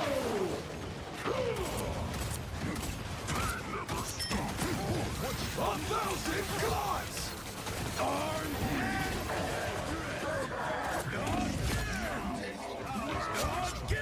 Let's keep fighting until we win. Yo, his ult, I don't know if it won that fight, but his ult into his... Wait, this is a crazy last little... Yo, I don't know if his ult necessarily completely won the last fight, but it secured it for sure, man. 0, Yo, 2, 3. that was really well played. I mean, his whole team was playing really well there, but their Bucky was kind of popping too. I can't even lie. Okay, so there's one, dude. That was one game on Blade, and I feel like I learned a lot. And we got a Blade MVP screen. W. Cinema. Okay, so that was game one. Let's do one more game, bro. See what we can learn. I learned a fuck ton from that alone. Wow. Cool. All right, game number 2. Team captain on Blade. #1 Blade in the world. I just want to see bans here too. Let me see. Emma, Wolf, Torch. That seems very common right now. There's Blade. That's Groot. Yo, there may be a...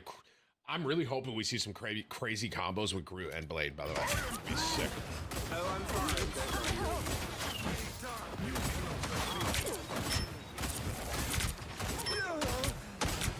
I feel like Blade gets his ult really quick when he does a lot of damage with his gun. So this is a sidebar conversation. I feel like Thor on this map is really good. Just for I want to look at comps. 222, 222.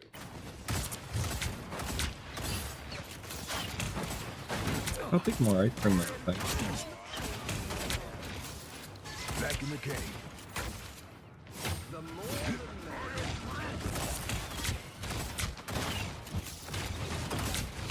Yeah. Like, I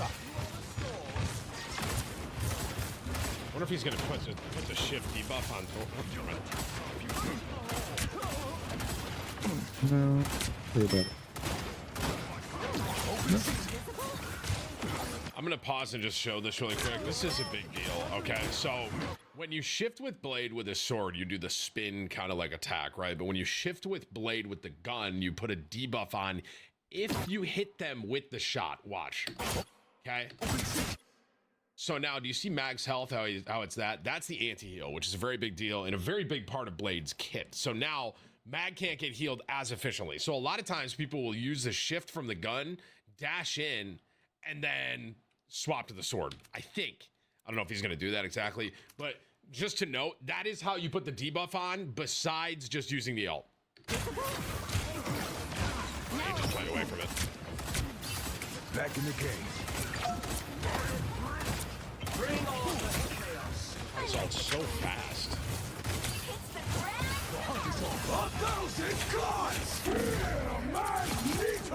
Huge fucking ult.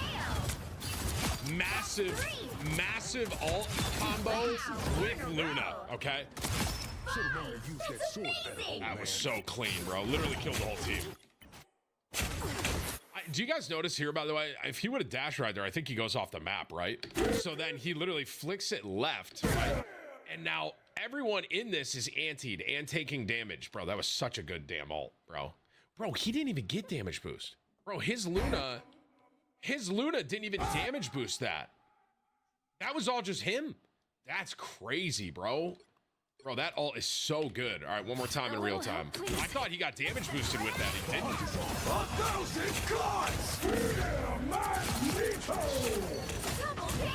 I actually want to say one more thing, bro. Look at his health. Watch his HP.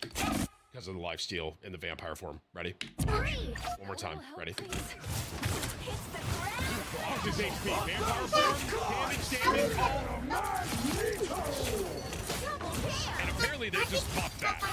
I'm being told. Next time. Wow, 4 in a row. That Hawkeye really tried to stand in the corner and hope he didn't see him, bro. You see that? This is the #1 Blade. It's Meat Rocket 8, but it's technically Team Captain. Oh, but I can do it. As good as new.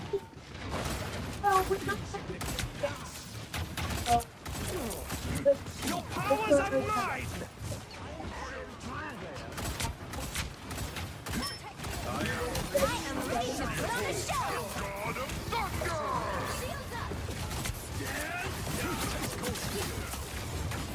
Not all is happening.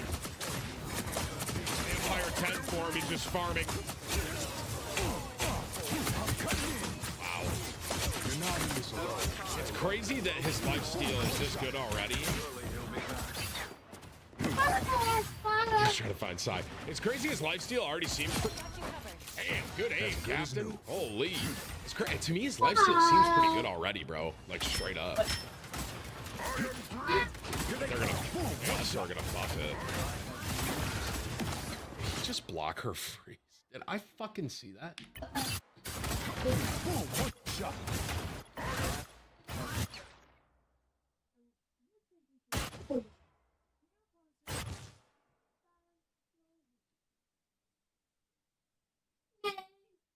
I can't tell if she missed or he actually fucking blocked that. I think he may have blocked it. That is insane. I think he fucking blocked it. Dude, this dude is so good, man. Oh my God. I mean, because you got to keep in mind, bro, these are also, everyone in this game, right, is a top-ranked player. These are very good players, so this isn't like him in a bronze lobby, you know? That was too pros glazing. I mean, blaze away, brother.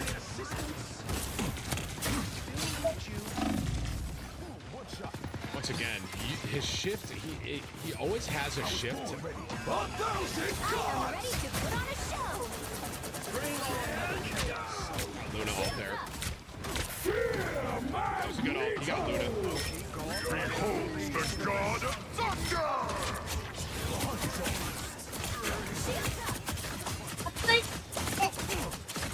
Look at that fucking damage. When he's like 10, level 10, vampire or whatever, he attacks so fast and has so much lifesteal. It's crazy, bro. You're not in this alone.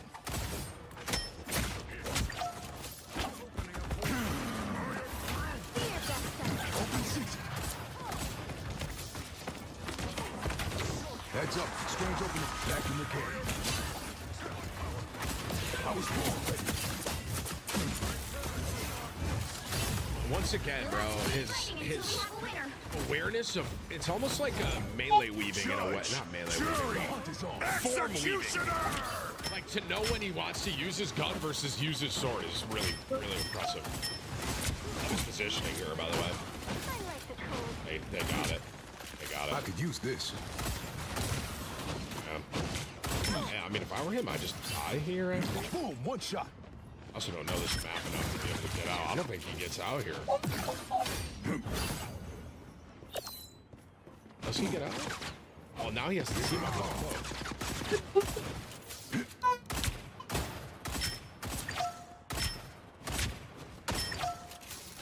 I would shift up there. Silver bullet. Playing around the health pack super well. Hell yeah. Is he gonna flank ult this? Ooh, poor got him. Okay, so there's the team up with Cloak, which I'm not exactly sure how that works. I think it's very similar to Moon Knight. Tremble before fast. Yo. I kind of got to show that. I think I got to show this BP ult, bro. Bro kind of cooked. Hold on, bro. It is very rare that I see a BP actually ult and get 4. Hold the phone, man. I know we're talking about Blade here, but... Let's move this core. Tremble before fast. Oh my god! Oh my god, bro! Holy! That's one of those fucking TikTok clips. I've never seen that in the game, actually. Oh my god! That was crazy!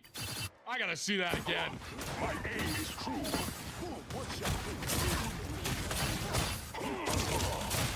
Tremble before fast.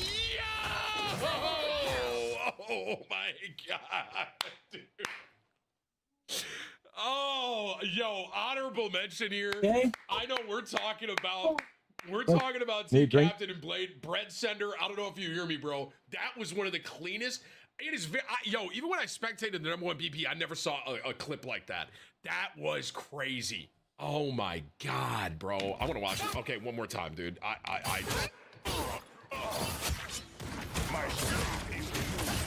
can't even keep up with it, bro. Tremble before fast. That I'm not bullshitting you. That is the best BP ult and dashing I've like witnessed. That was fucking nuts, man. Wow. Okay, back to Team Captain. Sorry. I've seen enough Nerf Spider-Man. Should I slow it down? Chad, I'm really glazing now. I think I'm over glazing, but hold on. I want a 0.5. I'm trying to see. Okay, right click. Yeah. I want to actually see what he does. This is why I just banned BP, by the way.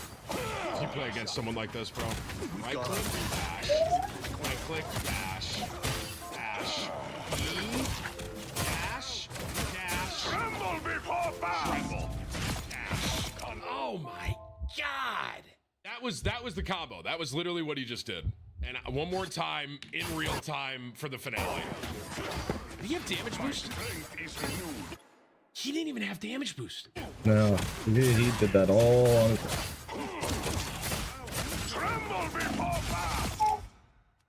What am I, baby? Fucking cinema, bro. Absolute cinema. I'm back on Team Captain Blade. Oh my god. That is the cleanest BP combo in all I've seen. I'm sorry, Team Captain. I know I'm here for the #1 blade, but I saw one of the greatest BP clips I've ever seen. That was disgusting. Enemy in front of us. Now Brett Sender's probably just gonna feed, right? That's usually what happens. Back in the camp. Just happened to Thor. He just said B, and he stopped. What was that? I am fairly wounded. I am barely wounded. Get pushed. Holy cow. Does Sue push him out of his fucking alt? Back in the game.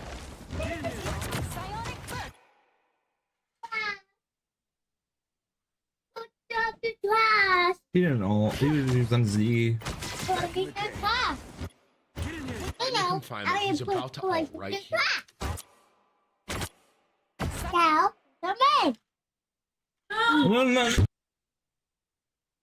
I didn't even know she could do that.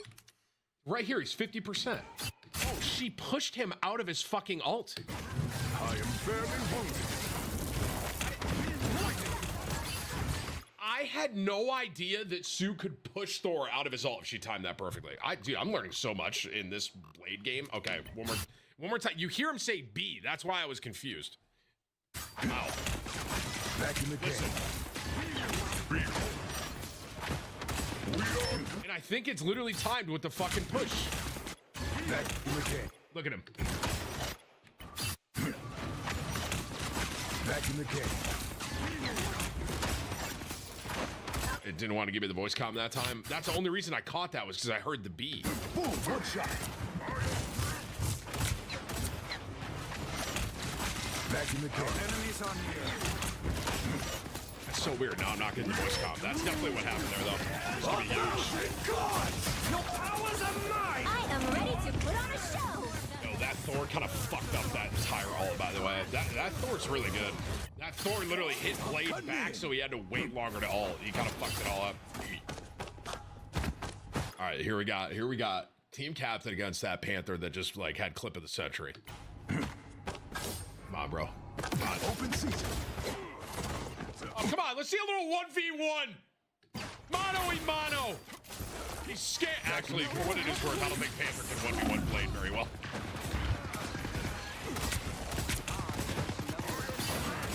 I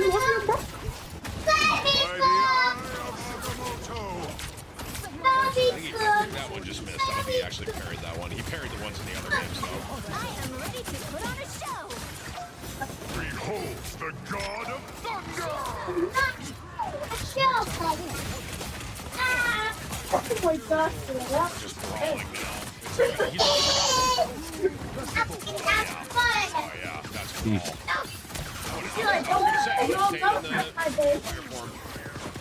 Brawling, bro. I'm also ass at this game, and that's why I would have fed uncontrollably and lost. Back in the game. No people there.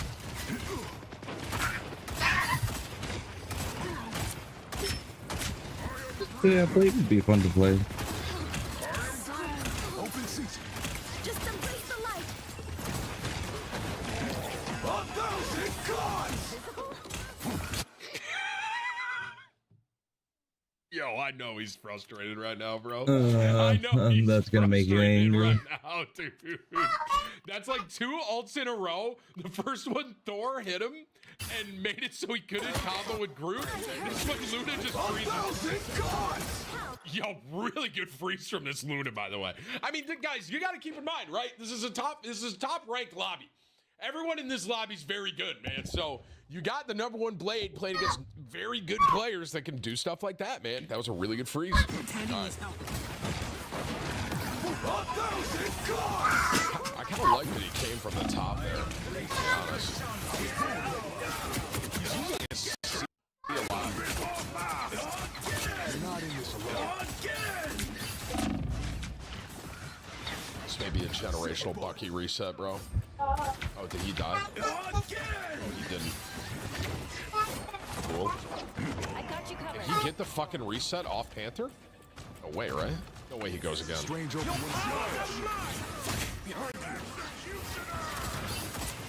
I am ready to put on a show. A lot going on here. Really good way to get out there. We're in OT now.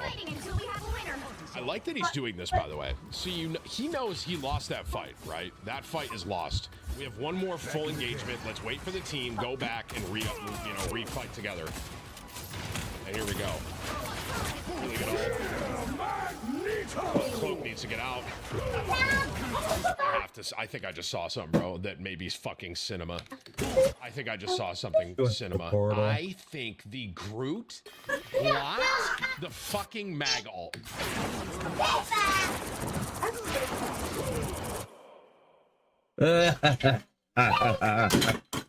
I knew she did that. That was a really good play by this Cloak. She used the fucking portal. She didn't even need the block.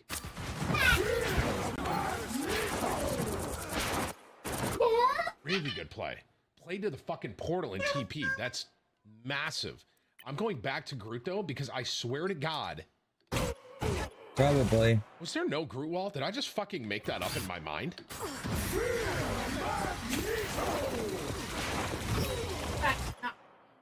No, I'm on drugs. What Groot wall? Groot wall at all.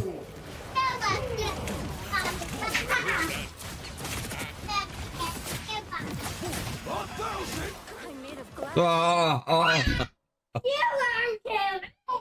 oh. Team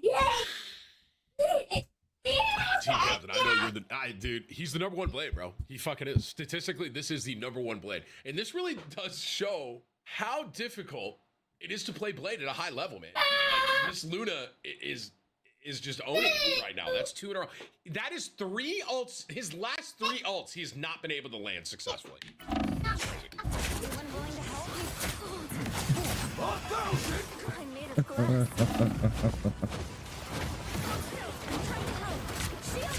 By the eye of Arkham. Is he invis to the enemy there? Yeah. When he's in that form with Cloak? Yes. Where's their Luna? He's invis there. He's invis and that heals him if he stays in there. Wow, that's a really good team up too. So we didn't see that in the first game, by the way. This is the team up with Cloak. So they can't see him. He's getting healed in here and he can just shoot out of it. And he's healing. That's a really good team up. And another thing to know with Blade. When you have a Cloak. Like, thank you. By the eye of Arkham. I am ready to put on a show.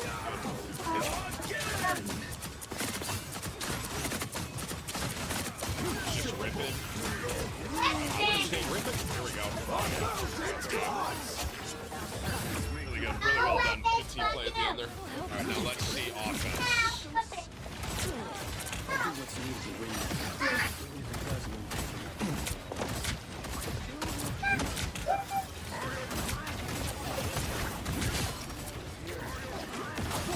Wow, really good anti. Damn. The tree is down. He's still See, this is where you got to be careful. This is where you can feel like you're invincible with Blade, right? You're level 10, you're life stealing, but he's almost dying here. So this is very important when you're playing Blade. You can't just go in that slash, that vampire form and slash, because you got to pay attention to your health. It's like right there, he almost died even with his life steal. Which, like I said, I guess they are buffing chat said, but I don't like watching this is not when it was buffed. We'll see if they do buff that. He's gonna be crazy.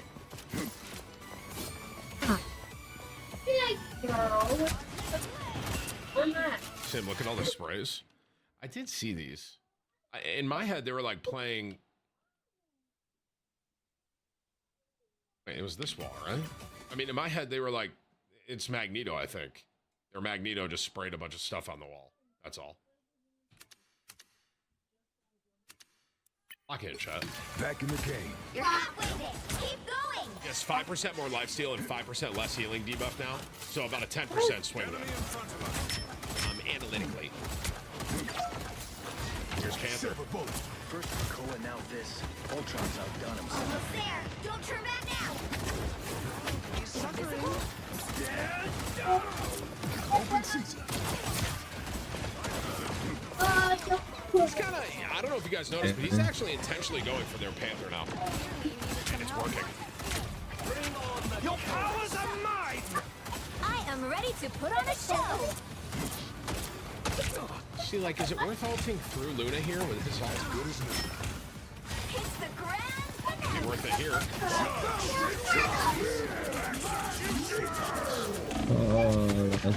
You are nothing. Yo, that was kind of clean, bro. Wait, he's kind of farming right now. Oh my god, with the TP play, huge, massive play here. Everything he's done so far is perfect. The ult, I am ready to put on a show. got the Loki, disengaged, stayed alive, played his life. He's kind of, there's some sort of melee weave he's doing there, and I can't tell exactly. He's already at 66% of his ultimate again, by the way.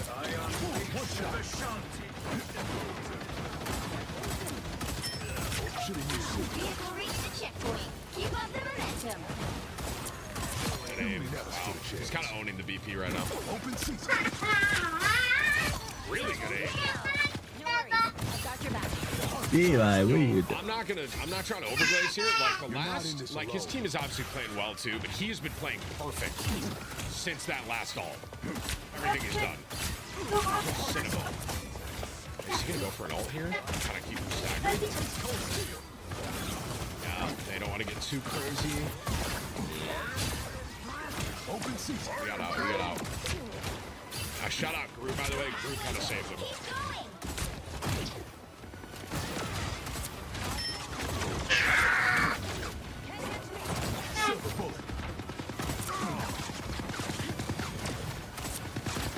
No, baby. I want an ult here, bro. Personally. Hi, baby. Yo, his ult stopped Loki, I think, there, bro. If I heard that right. No, it's okay, Savannah. It's okay, Savannah. Eli's just playing with Gabe. Massive, some would say. It's okay, they're just playing. The whole team just wiped him there. He was just kind of bumping in the back. It's okay, they're just playing. Vehicle reached the checkpoint. Keep up the momentum. See, Savannah.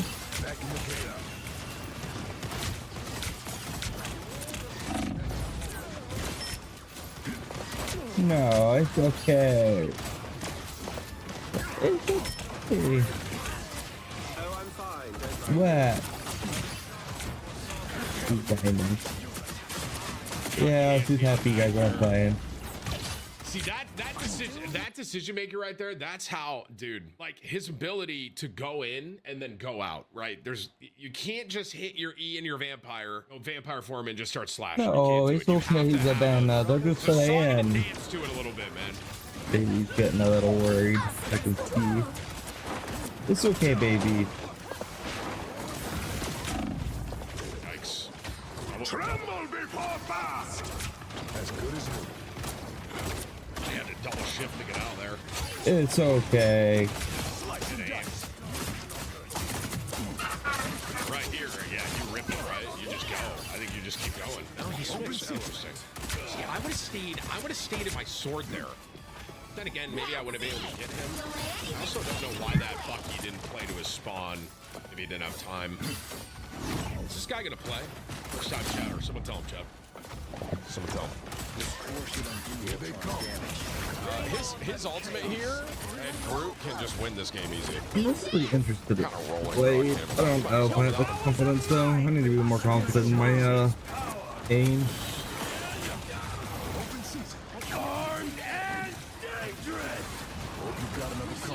I think he's just gonna wait. He's just gonna wait for Groot. I think everyone dies here, and they just they reset and wait. Yeah, that's fine. That's fine. I mean, dude, I'm not 100% sure, but this combo with Groot and Blade, I literally think is gonna win this match. Let's see if I'm right. Oh, bite it. Let's see if I can call it, brother. I feel like they have Sue's ult, but I think it can kill through Sue if they do.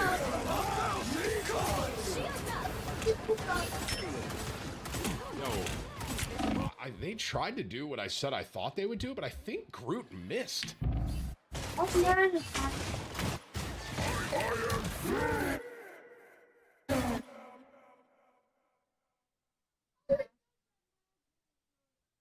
Did Mag catch it?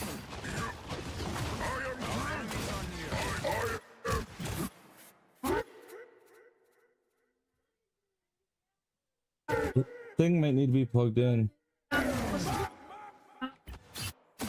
Don't even pre-made. see it. That's it right there, right? That's the ult.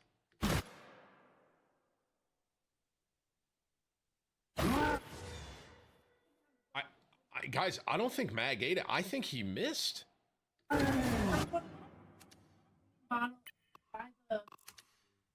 Wow, damn. Oh, you know, chat. Even the best players make mistakes sometimes.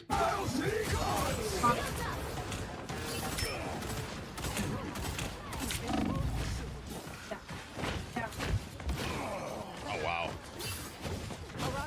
Shout out there, Loki, bro. He just got team. Well, his team ended up winning anyways, bro. 44-5, 20 final hits, 27,000 damage. Damn, bro. That was a good game, bro. Listen, man. Blade, you know, newest character we got, and I think there is a lot of finesse to him. Like, you can't just... Here's what I'll say, man. Watching the #1 player play him, there is so much like song and dance with Blade. You can't, like, you got to know what you're doing, right? If you're using the gun, if you're using the sword, are you in the fight? Are you backing out? If you right click and time the parry perfectly, if you don't, you're getting killed.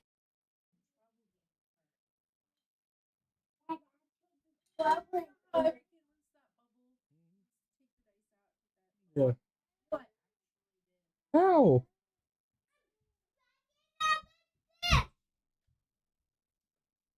Thank you, bud. Oh, you just rolled about the rubber thing? Yeah. I did.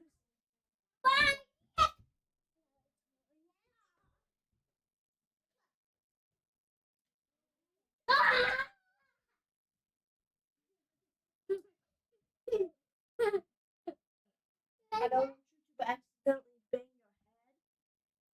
so I'll stop.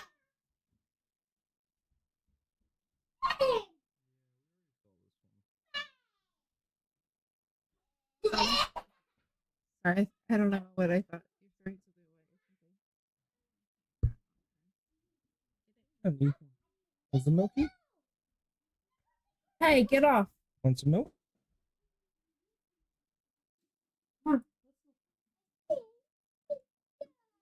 You want it? No, not right now. Get off.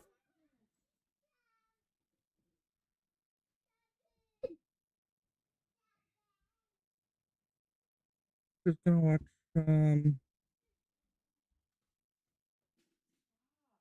Stop. Eli.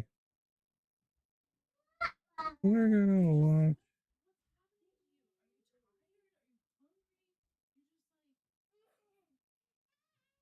Kitties.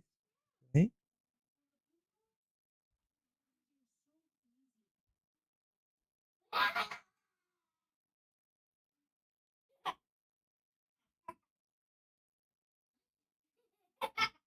Stop.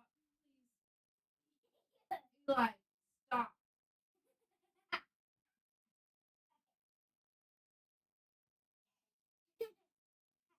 I will. Marvel Rivals is currently treating Overwatch the same way Rule 34 is treating their characters. Completely f***ing them. And I, for one, love their energy.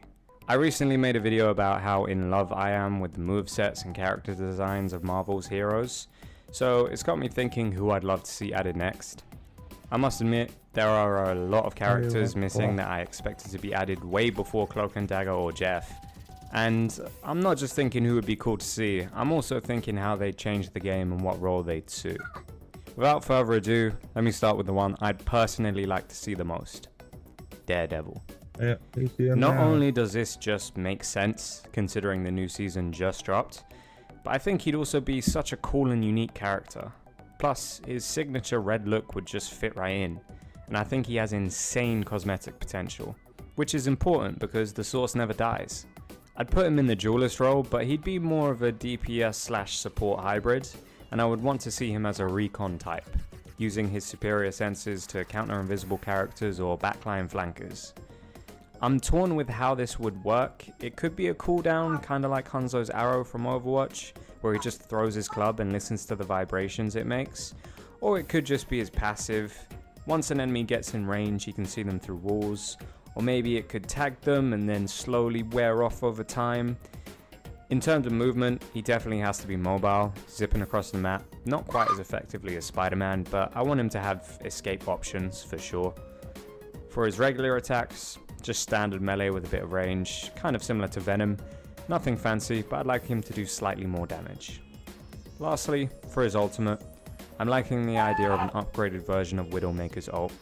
Obviously you reveal all the enemy positions, but maybe their ult charges as well. Just a little percentage above their heads. I don't know, I'd like feedback here because Daredevil is a tricky one, but he's an expert at deducing information using his incredible senses. I think it'd be really cool if he could sense a hero gearing up to use their best moves. Anyway, that's enough about the Devil, but let's keep the hellish theme going with Ghost Rider. A Vanguard with honestly probably more cosmetic potential than anybody else in the game. Ghost Rider is one of my favorite superheroes, period. And riding around on his bike would be pure ecstasy. In terms of the bike, again, I'm kinda torn. Either leave it as a passive, that if he doesn't take damage he mounts his motor and leaves flame trails wherever he goes, so he can set up prior to a team fight, or make it a cooldown that can just ram into people like a Reinhardt charge. His primary attack is obviously the chains. I want more range here, almost like Mr. Fantastic, but maybe they have a damage over time burning effect, or maybe they slow people. I'd also be open to giving him his shotgun, but maybe as a cooldown rather than his primary, that also has burning effect or knockback. I think probably his coolest power is his Penance Stare, and having it do more damage to a character based on how many kills or assists they have is an idea which gives me goosebumps. It'd be an interesting character to switch to if a particular enemy is carrying, but maybe make it difficult to hit, otherwise people will start to feel punished for doing well, which is kind of the point, but you know, we don't want to piss off too many people here, that's Jeff's job. This would probably be his ultimate, but I'd be open to making it a less powerful cooldown ability and swapping it out for a bike related ultimate or maybe his blue flame form.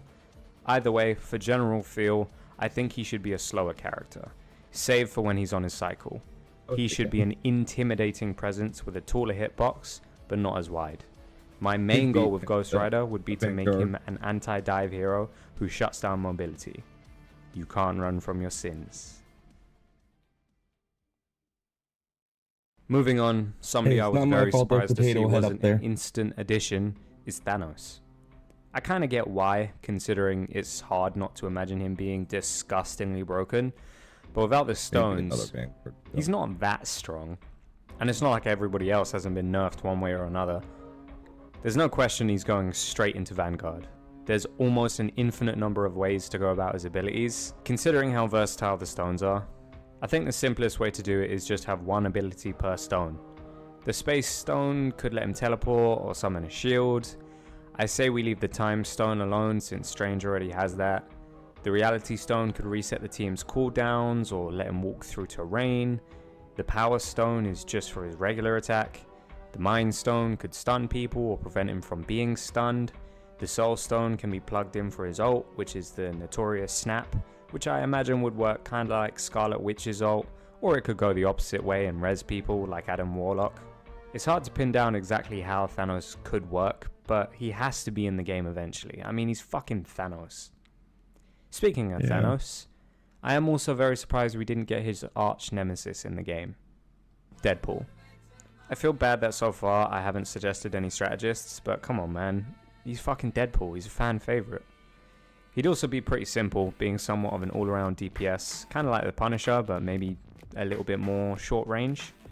As much as I love what they did with Wolverine in this game, I am sad his healing factor doesn't play a bigger role, so this would be a great chance to rectify that. With Deadpool's passive either being healing over time or have it be a cooldown that self-heals. I don't think he should be super mobile due to the healing factor. Maybe just a simple double jump or maybe a wall run here and there. But there is a lot of fun to be had with his abilities, especially the fourth wall breaks. For his ultimate, I'm leaning towards bringing in the other Deadpools and having them stick around like more powerful version of Namor's weird octopus turret things.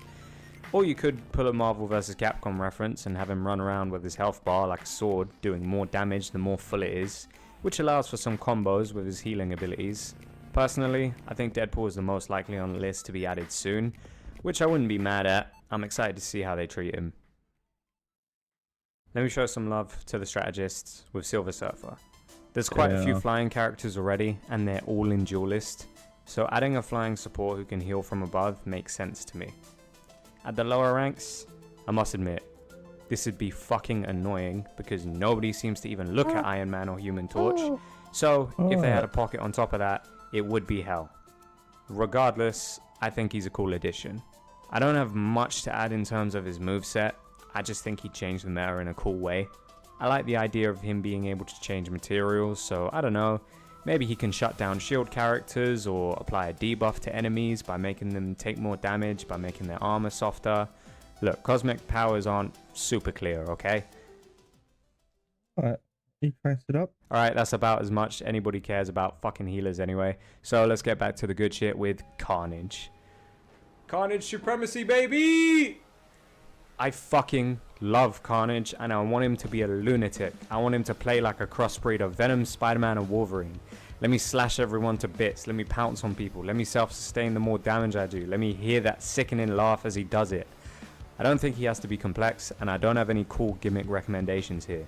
But he should be a terror to squishies and a close-range berserker character. Maybe as a passive, he can have a second wind, kind of like Wolverine, but instead of bonus health, he shrinks into a symbiote blob and slinks away to revive himself. When he revives himself, maybe a small damage boost for a short amount of time. As cooldown 1, just a generic pounce ability that does a fair amount of damage.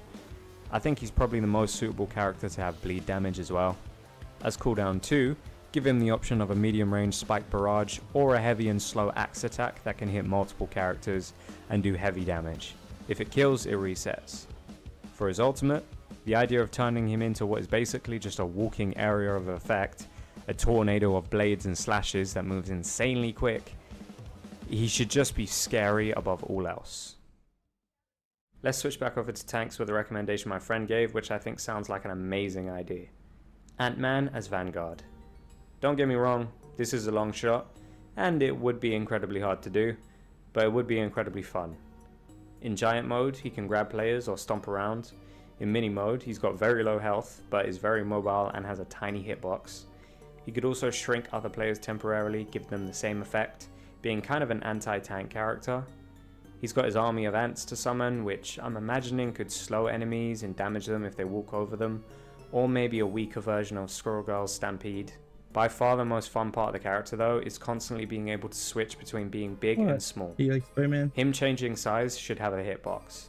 So comboing that with his different attacks, both large and small, just feels like it has so much tech potential. It would also help a lot against those pesky flying characters. He's one of the only members of the cast that can reach him. I feel like we've had a lot of red today. Daredevil, Carnage, Ant-Man, even kind of Ghost Rider. And we have a diversity quota to hit, so let me close it out with my second favorite X-Man, Nightcrawler. I cannot lie to you, I have absolutely no interest in balancing Nightcrawler. I want him to be teleporting every half a second. I want him to walk crawl. I want to hear nothing but boomf, boomf, boomf, boomf, boomf like a fucking EDM rave. I want to see dark blue clouds everywhere. I want to see him be an even better assassin than Psylocke. I want to see him stab and skedaddle. He's obviously going to be another duelist. However, I am happy to trade in damage for his superior movement. So, he's going to be an exceptionally hard to pin down if I get my way. For his main ability, obviously his teleport with a very low cooldown. His secondary should just be a flurry of stabs, but for his last regular ability, I think you're going to hate me for this one. Don't get me wrong, it should have a massive cooldown, but I think grabbing someone and teleporting them off the map, Jeff style, would be so much fun. This can be done with allies too, to get them back into the fight sooner, or help them into a better position, but only one person at a time. Finally, his ultimate. I am a little bit lost here. My initial idea is that he can do what Mordekaiser does in League, take you into his little pocket dimension for a 1v1, but considering he's primarily an assassin character, that might not work as well. Maybe if he gets some buffs while he's in there, like bonus health or more damage, but I'm open to suggestions. To wrap it up, there is a monumental amount of Marvel characters that Rivals have to choose from, and I think they've done an amazing job at making the existing characters feel good and match their comic counterparts in a relatively balanced way. So I, for one, am excited to see who they add next, how they do it, and how it changes the meta. Let me know if you have any other suggestions, if you want to murder me for suggesting another character who can dump you off the map, or if you like these ideas and who you think will get added next. Subscribe if you like Marvel Rivals content, because I'm enjoying it, so I'm looking for signs to do more. Thank you for watching.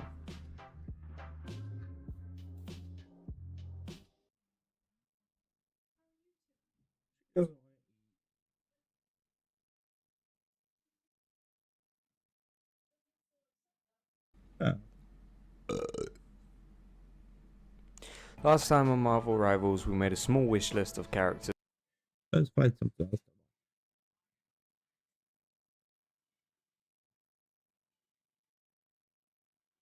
Because then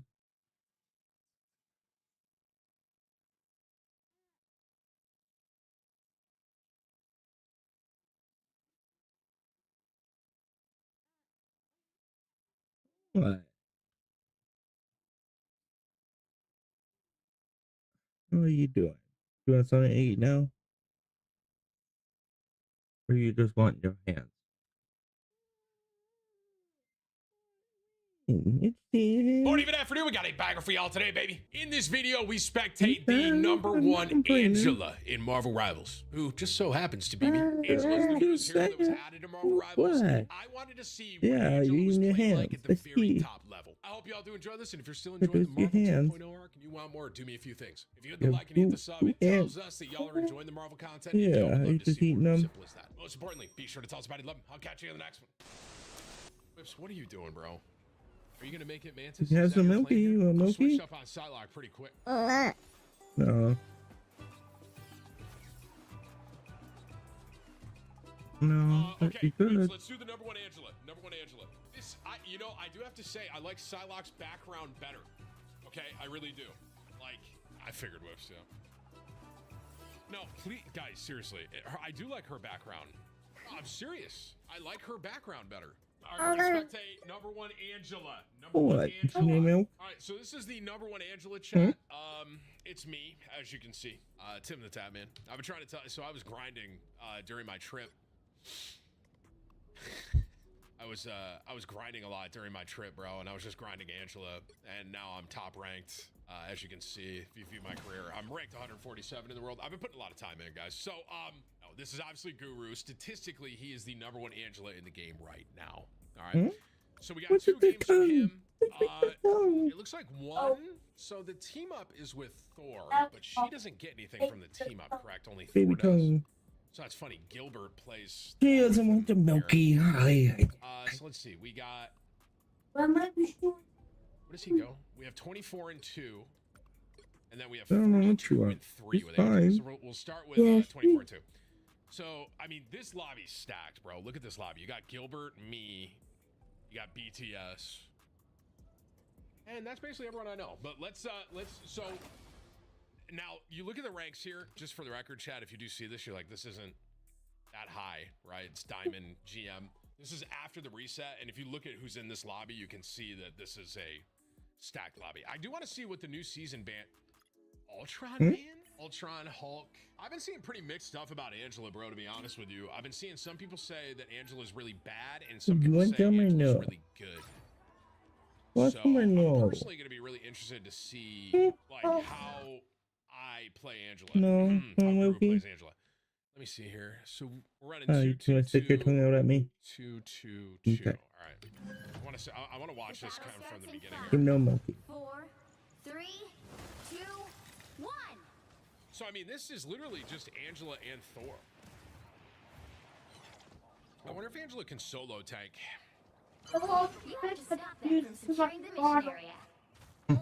She can? Yeah, I figured. Yeah, you want to know? This battle may very well be it. So, I'm assuming that Guru's going to mainly stay in flight form here. We'll see if I'm... No, you don't want to know people. Okay, so how does Angela recharge the middle bar? Is that just by flying? You just lay your hand. Yeah, really? Is that what you want? You just lay your hands. So just by You don't want to know, please? And when the bar is full, that's the maximum amount of damage the left You got click your fingers. does, correct? I'm trying to Yeah. make sure that I understand how I Angela's have the kit kinda works here. bottle. Hey, You Josh, want I some? appreciate the 5 gifted members, brother. Thank Yeah, you, you man. want some? Thank you. Yes? Okay.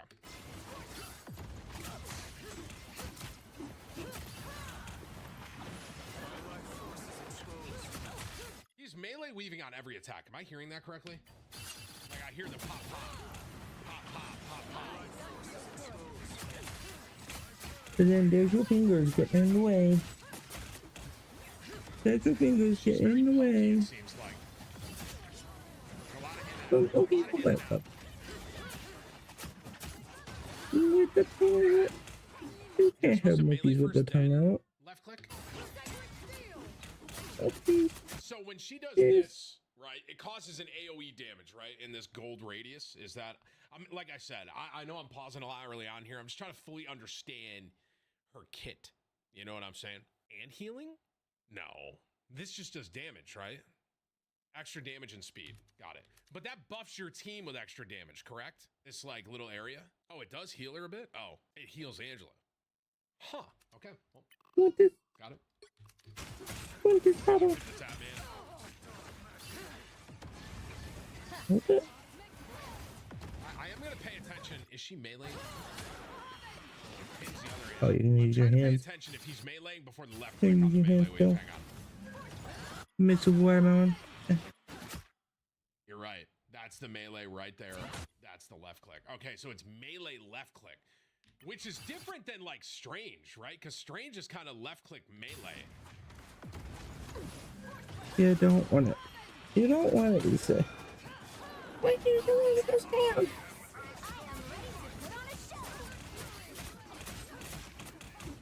That's it. A lot of in and out for sure with her,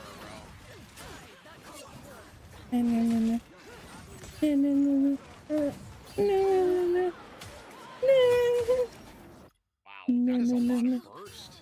Is that a max charge?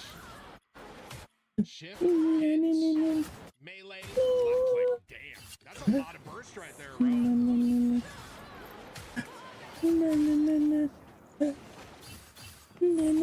curious how he uses her ult. He's playing really aggressive here. Decides to get out. Okay. I understand matchups have health there. I get that. He's showing me how to do the melee wave right there. That's funny. I love you. I feel like he's sitting over here to try and pin love someone you. off the map.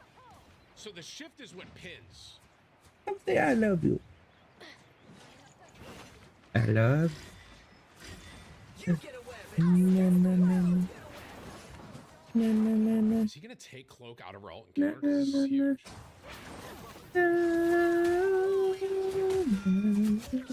Yo, that is such a good counter to cloak with Angela, bro. You can literally just follow the cloak and just take her out of her ult, and then her ult's gone. Now, I understand the Spider-Man got a bunch of kills there, so that didn't really have a huge impact. Shift, pull her out, and then just kill her outside her ult. That's so, man, Cloak must be pretty bad right now, high key. Did the other team swap? Okay, so they swapped Angela. This is just kind of a basic.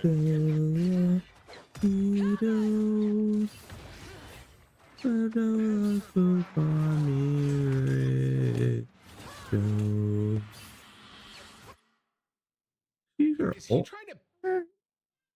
What was he trying to do here?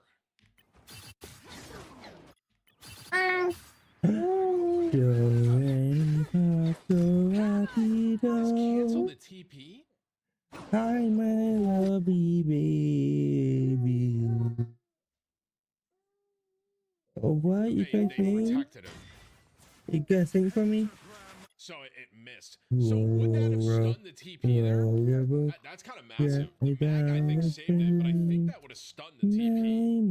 Okay, I got it. 50 from Mello. Hey, Tim, how about them Cowboys? Bear down. Nice. Come on, man. Leave me alone, bro. BPM check. We're okay. Nice, please, bro. I understand Dallas is bad this year. We should be 0-3. We made Russell Wilson look like Tom Brady on New England. I get it. Hi. Nice pause frame. I love you. Yeah. Yeah. Oh, yeah. I don't know why I said this. Really? Chat. We're cooked, man. All right, GG, bro. Those hands, huh? They just have a mind of their own. Yeah. Can't wait to watch a new Magic after the changes. Just block the freeze.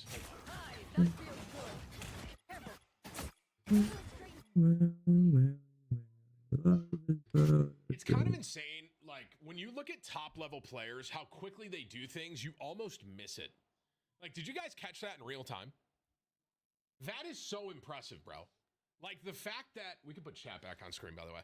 The fact that, like, did you guys catch that in real time? Oh, really? He literally blocked her freeze so he didn't get frozen. He does it so fast that it's... I mean, it's literally... This is what it's like watching some of the best players in the game, right? He literally... Flies over, You want some Milky? knows he has her freeze, blocks the freeze. You want some Milky? And she probably is just going to die here. And I understand this might be a little bit of an overglaze, but it's like that's what separates the best players in the game from not. I mean, to know this level probably has freeze. You want some now? Okay, okay. Right? Oh my god, what is that freeze frame? And then, right, literally blocks the freeze with her shield and then can continue to do damage. I mean, it's just like, there's no way he gets out of this, but actually, man.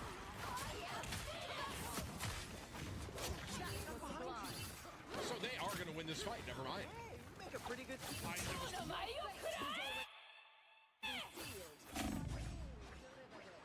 Hi, that feels good. Love the decision to fly out of that ult, just play the health pack, come back, and get that kill. Massive. Massive. This is me, by the way, guys. Let's keep that in mind. This is Tim the Tap Man. I'm the #1 Angela.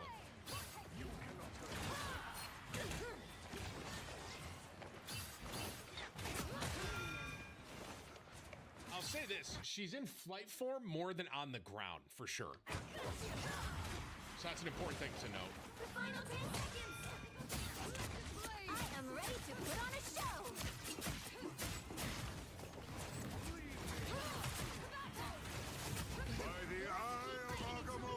I think he went to shield it, but I don't think it worked. Right off from his clear. Try to block it.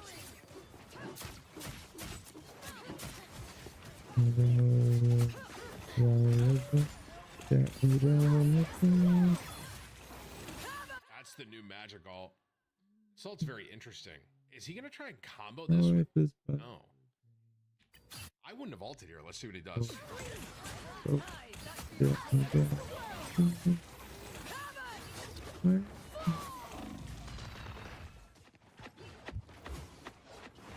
I love how he's playing with her.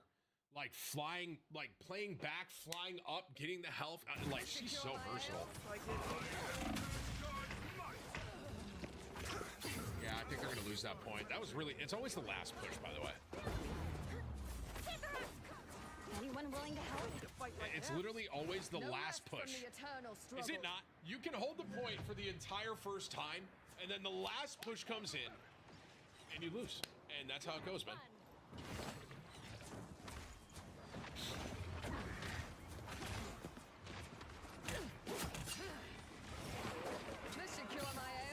You see, I'm not going to overglaze here. Do you see how well he's playing the health packs, by the way? Well, like...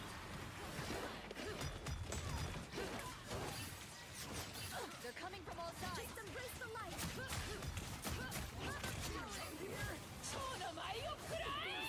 Get your fingers out of there. So, really quick, he gets both supports here on one pin. No fingers. I don't know if he's going to get a kill off of it, but it's... die here. Trying to block the freeze again. Another health pack play where I'm not gonna. I think if you're gonna play Angela, you gotta have some health pack awareness, brother.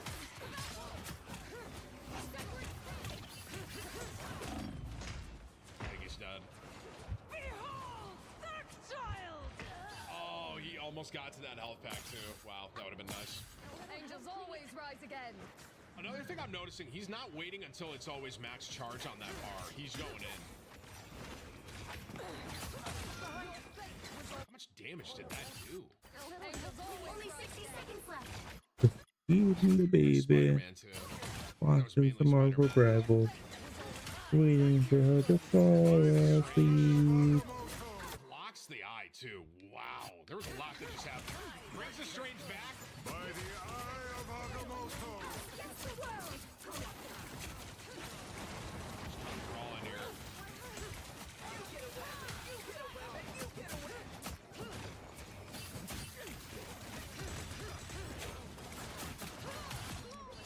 The hell did we just get a kill?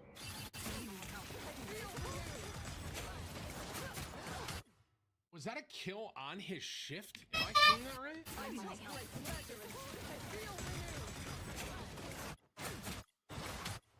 Wow. He's dead. Oh no, what we gonna do with Savannah? Strange in the middle of all that. Damn. What are we gonna do about that Savannah?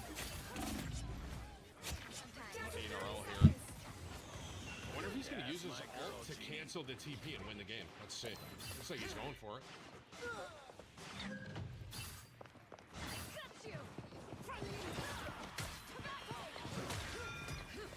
Almost got the magic off the map. Is he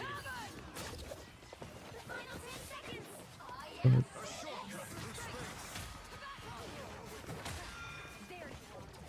Do you guys see, bro? There, yo. The victory I expected. You'll have to keep fighting until we have a winner. I mean, this is why he's one of the best in the world. I mean, Guru was literally #1 player in the world for a while, bro. He used his ult to pin the others so he could try to interrupt the Strange. The timing wasn't there 100%, but he still pins the Strange and then left clicks him off the map and gets a kill on the Strange. And is able to use the portal, fly back into his team, play the health pack, and stay alive. Just what I needed. I mean, wow.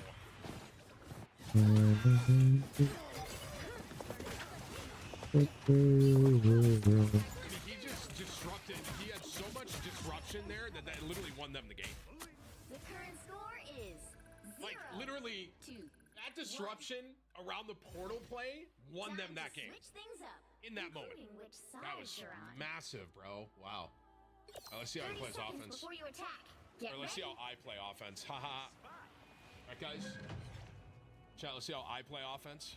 Are we still spectating? I mean, it's literally my first day back, and I'm spectating the newest character. What do you guys want from me? Capture the mission area. I'm probably only gonna do one game today, and then I'm gonna play, I think. I don't know the actual mileage, but this feels like a long way from Queens. So she's more of like she's like a brawler. She's almost like a DPS in a way. Oh, maybe not. Like a brawler.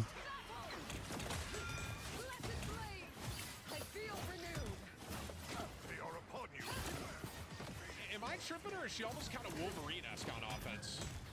In a way. Like, she's looking for, like, pins to bring them to the front, kind of? Yeah, it's kind of like a flying Wolverine, in a way. Fear Vesta.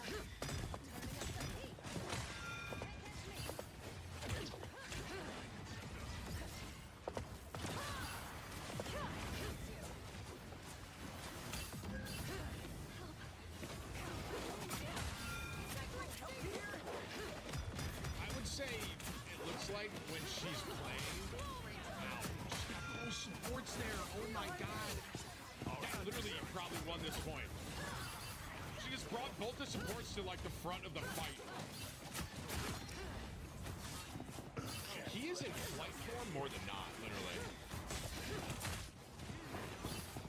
I would say it's like 80% in flight and 20% on the ground. Your fate was already sealed. I merely delivered it.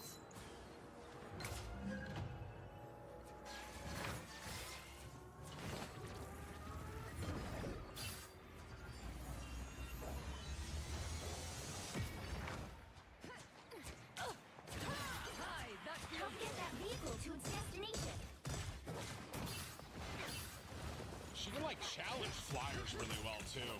I die here. Did he just go to the ground to get healing for himself? Oh, their healers got him. That's all just his healers, right? Like shout out healers there, right there. Like he should have died.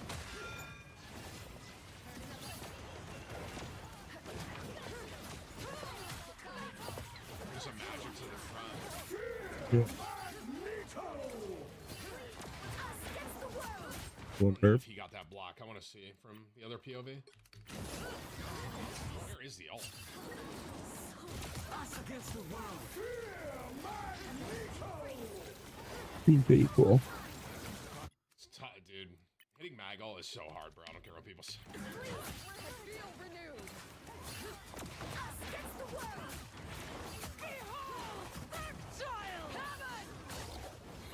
Yeah, you want more milky, baby? Couple things I just want to see here. One, he's comboing that with the Phoenix, by the way, with BTS. Does this pin magic in her ult?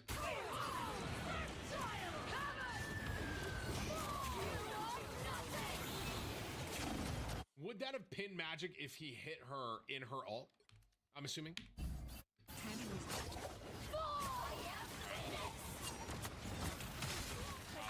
It's crazy they didn't get a kill there. Full results. Gotta reset that. Sometimes uses the shift just to get out, by the way. I don't know if you guys are catching that as well. I mean, in my opinion, he's playing perfect. We're going to do one more game where he plays even better, but this game, I think he's playing.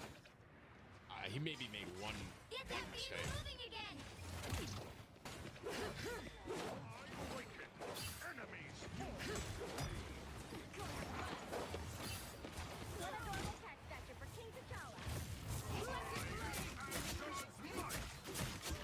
Straight up communication with Gilbert right there with this Thor. Like they were like, okay, he's got his ult. I'm going in. He goes in, puts some damage, combos it with Thor. I mean, that's massive.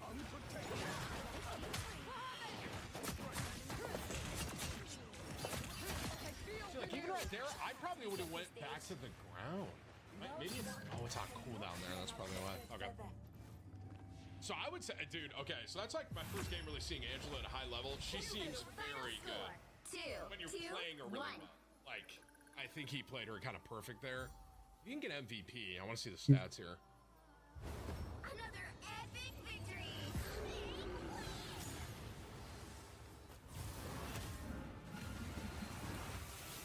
They were basically Thor Angela that entire game, huh? All right, 10 final hits, 13,000 damage. So not a ton of damage, not a ton of damage blocked. The one thing I would say that it doesn't really show here is the impact he's having on certain kills, though. That's the only thing I would say. Like, there was a lot of kills there, like when he pinned both the supports on the first point, brought him up to the front. It's like, that doesn't come in a metal or damage, you know? Like, a ton of space was created. That's a good way to say it. Yeah. All right, let's see one more game. All right, so there's one game. I'm going to do one more. I usually do, too. And so he went 24-2 in this one, and then this next game, bro, he goes 42-3 with 14 final hits, and they're trip support in this one. How does he not get MVP in this? So once again, the ranks look lower because of the reset, but this is like top 500. Torch, Hulk, Emma. So the bans are basically the same. All right, so this thing go trip support. This will be interesting. All right, different map too, which I'm glad. Our enemies are near. If you wish to survive, you must prepare me.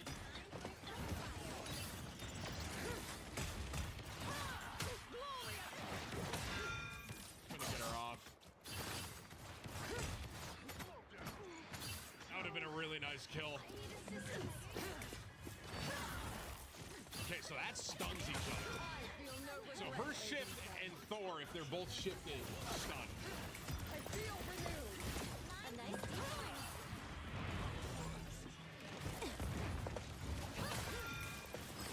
This guy's running offensive penny.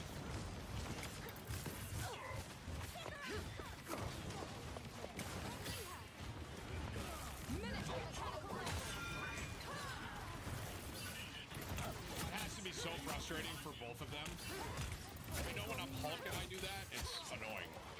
You need me copy pasta, bro. Whips isn't here. Guys, what? Even on the cold sides, Tim still eats it. Okay, something about hunger. The chair groans. He what? Like, what is this, bro? Guys, who is this, man? What? Chat, stop. Where's Whips, bro? Guys, please lock in, man. For the love of Pete, bro. Tim, I just looked at YouTube. This guy goes, how many subs for Tim to do an Angela cosplay? I'm not setting a limit, bro. I'm not setting a goal for that because I don't want to do an Angela cosplay, bro. All right. Chat, BPM check. We're good. Actually, wait. It still says I'm 6'7". Hang on. BPM check. I'm assuming it's going to be higher just because I'm streaming. And I feel like I do this at a higher, like, energy. It literally was 6'7" last time. 70, chat. It was 6'7". I'm not kidding. It was 6'7" BPM. It's like 70 right now. It just went back down to 6'7". I swear to God, bro. Look.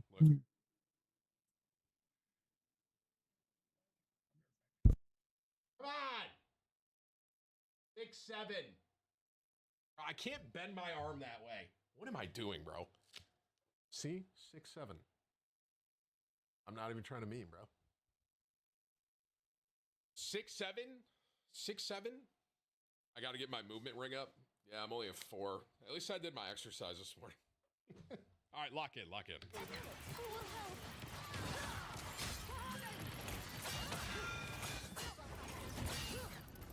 Overconfidence will destroy you. It's a good resting BPM. You got to keep in mind I'm also on my new medication, so that new medication is definitely keeping that lower, which is good for me, chat, and healthy.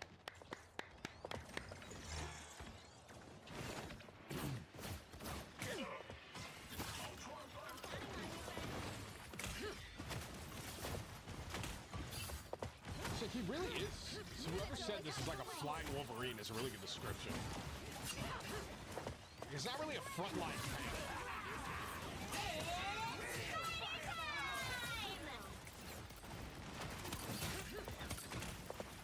You just lose this? Wow, that penny was literally one HP. He just canceled Groot's ult? No way, right? Does Groot get the ult off?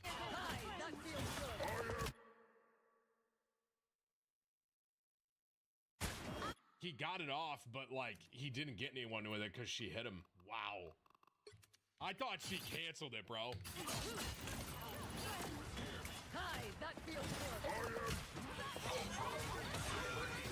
I am ready to put on a show. You are nothing. I am deeply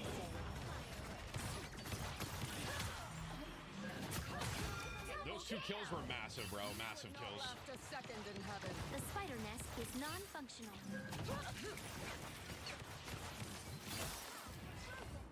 Good freeze from there, Luna, bro. Yeah, I saw her fly up to Phoenix. If she can she body block Phoenix's ult?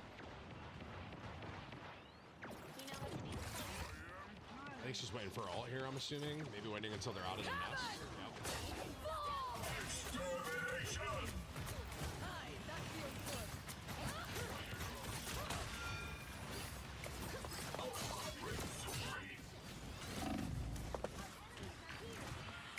Wow, really good heals there. Wow.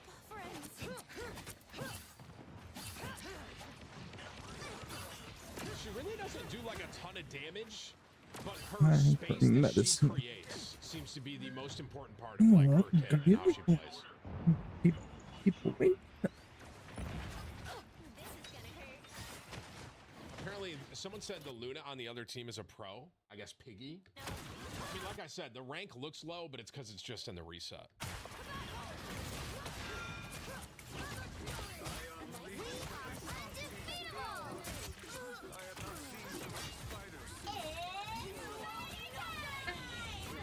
She is trying to body block the Phoenix. You guys are right.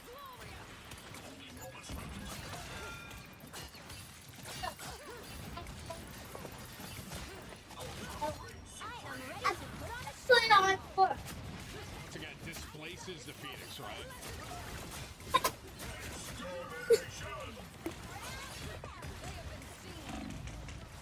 Plays down into the Luna ult, really smart.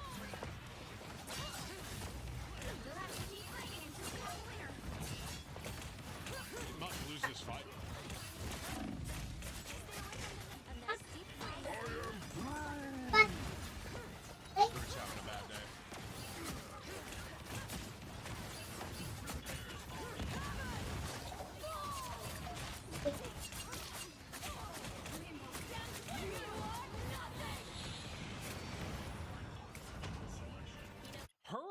So, like, after watching this a little bit, her ult seems like it needs something else. Am I tripping? Like, I feel like her ult, it's not get, she can't get kills by herself with her ult. Pretty sure. Like, it needs someone else to follow up, like Thor or Phoenix. I've heard the magic ult twice now when she ulted. I think they're trying to do that, but it's, yeah, kind of like Groot, right? It kind of groups them up, but she can't get all the kills by herself. Yeah, Moon Knight would be a really good combo with her, you're right. I think she's gonna try and stall here. Beware, behind you. That was a good wall from Groot. Well, it's always the last push. It's always the last push, man. That guarantees that kill on that penny. They have Venom now? Okay, so now they're 3. They're goats, bro. They're 3-3. A nice deep freeze. They can probably combo with Venom. Unleash the Vishanti's power. I am ready to put on a show. Unfortunately, just a hair late from their Luna. I know they're a pro, so I'm not trying to tell Piggy how to play, obviously. So hair late. I'd be able to get some kills off the map here and be trolly. Let's see. Probably doesn't want to do it to Phoenix. Not off the map, just bringing it to the team.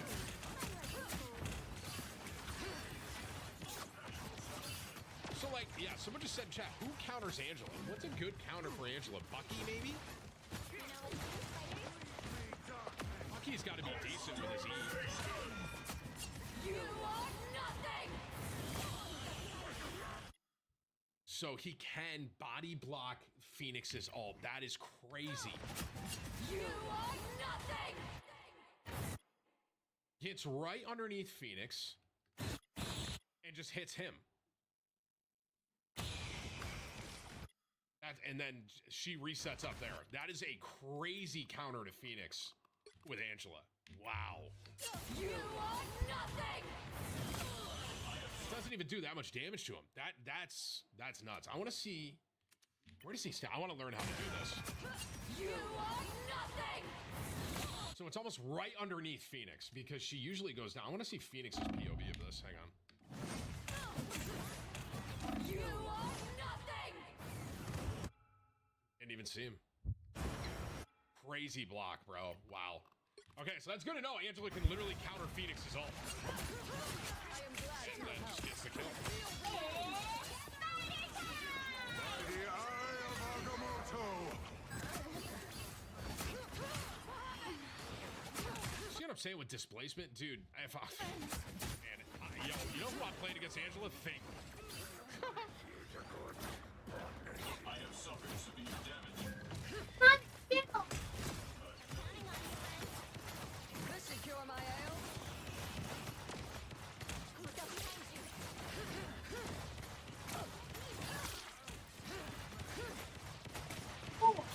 See them? Right there.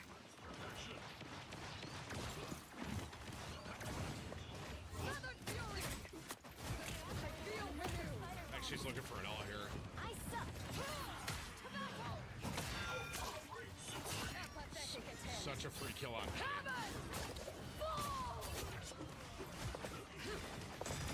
I am ready to put on a show.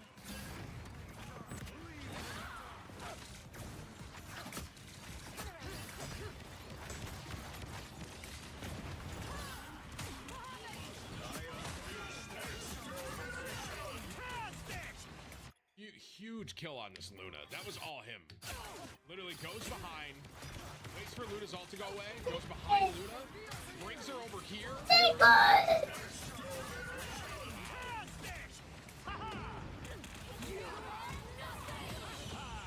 have to keep fighting until we have a I winner. think that's, I mean, blocked the ult again, but died for it, but I think it's worth it. I mean, literally, it's one instead of, like, the rest of the team. They did swap goats here. Let me return the favor. She's already back in the fight. Man, that was By the eye of Agamotto.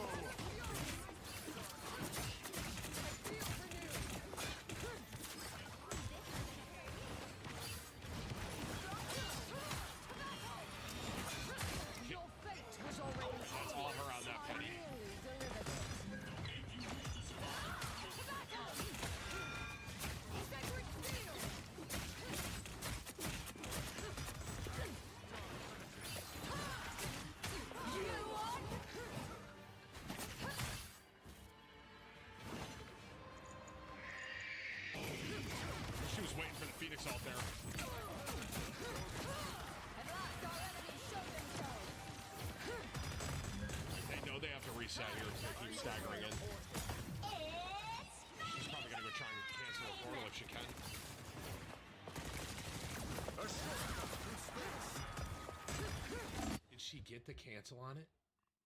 I think she did. Uses her shift. Wow. Oh, wait. Nope, she didn't get the cancel because she didn't stick him. So if she stuck him there, he gets canceled, right? Damn.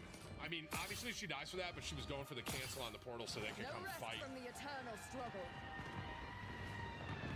Friends, gather around. I am ready to put on a show. It just flies back up.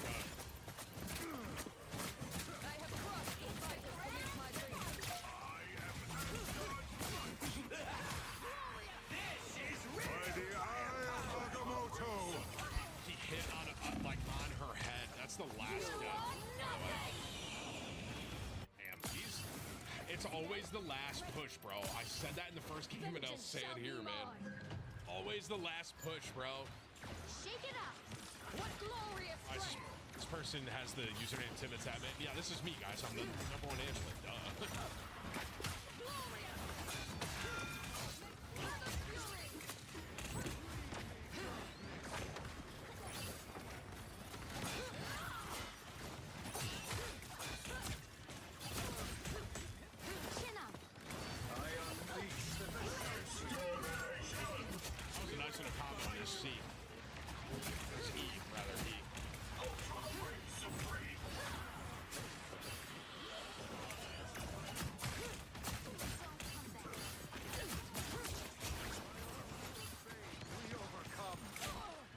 Talk about the health packs because she's been doing it the entire, like Guru's been doing it the whole time, but health pack plays are really good.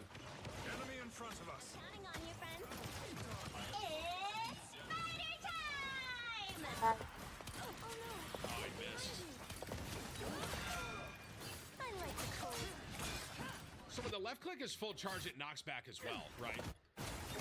Yeah, so like her shift can pin them and then left, like when it's full, knocks back. But it doesn't knock back if it's not full, correct? Correct, boys? Okay. So it needs to be full yellow.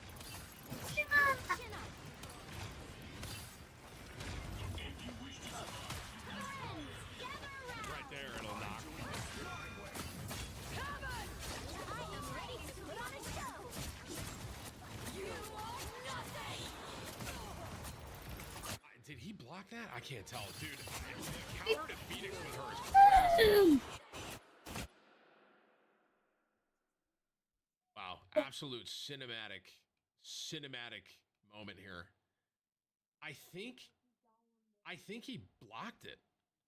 Like absolute aura farming coming out of the Phoenix ult there as Angela. Wow. But the Punisher dies to it. But I think it's like an AoE. I don't know. Well, does he take damage? Let's look at that. I think he did block it even though Punisher dies to it.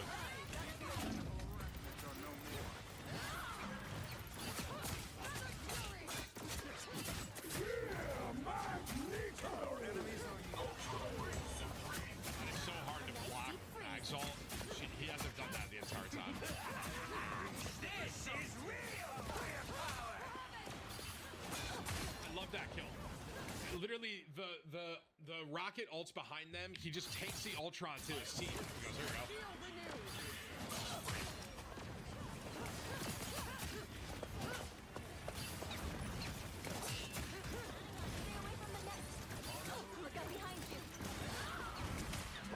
It really is a tank Wolverine. That's a good way to play it. Sorry, I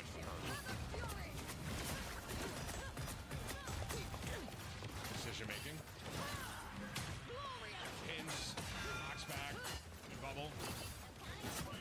Really good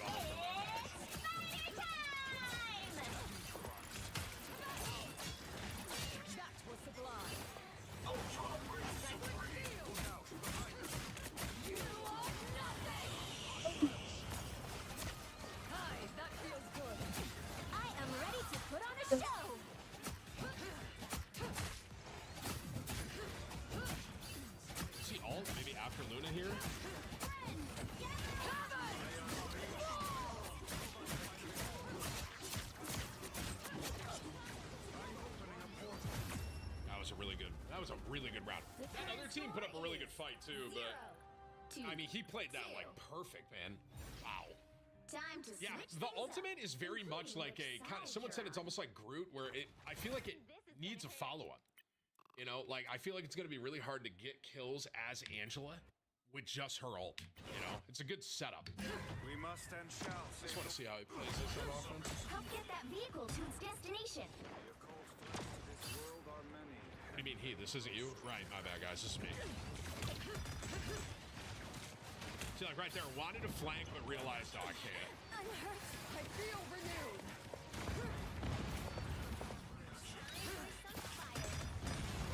I would say Guru is in flight form like 80 to 85%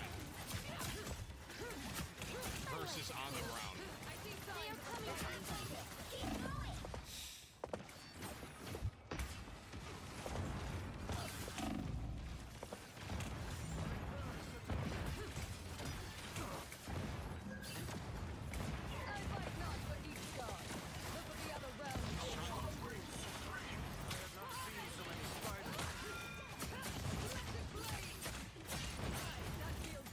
Literally was down on the ground for like what, 2 seconds there, and went back up.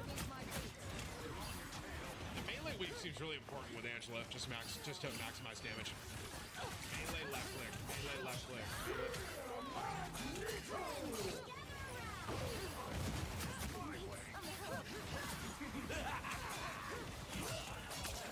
I want to make sure this other team is also trip support. Yeah, so this is like, now they're 2-1-3, 2-1-3.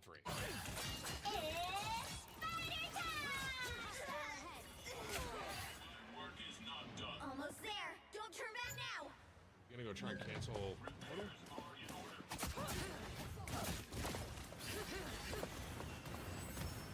The vehicle reached a checkpoint. Keep up the momentum.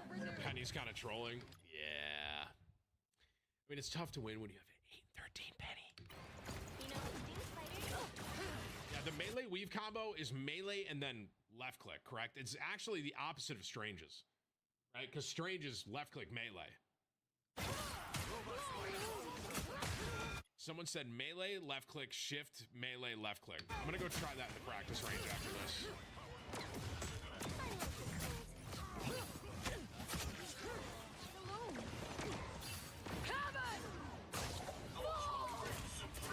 Some kills with Ultron. You're on your tail. I unleash the Vishanti power. I've already heard those. You are nothing. Castle went down. Really good kill on the Phoenix. Wow.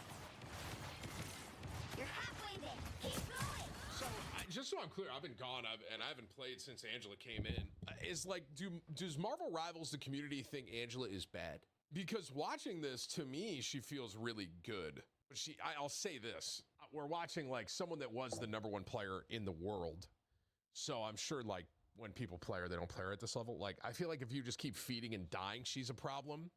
And I will agree. I think if you have a Bucky on the other team, I think Bucky could do some work against Angela. Does Bucky's ego through Angela's shield? How he can, like, knock her to the ground? My will is not my own.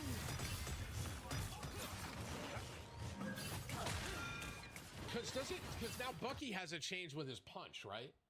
Where it's like he punches and grounds them. Am I tripping? I still want to spectate. I'm probably not going to do it today, but I want to spectate the new #1 Bucky in Magic, because there's something about Bucky now with his shift that I think like grounds like the enemy. I am glad to help. Extermination! Yeah, I'll say this too. I don't think you can solo tank with Angela. Like, I think you need a frontline tank. Otherwise, great block on the freeze again, dude. Wow. Like, think about his team is just getting walked at if he's not there, you know? I have removed the spider. The vehicle reached a checkpoint. Keep up the momentum. Double KO.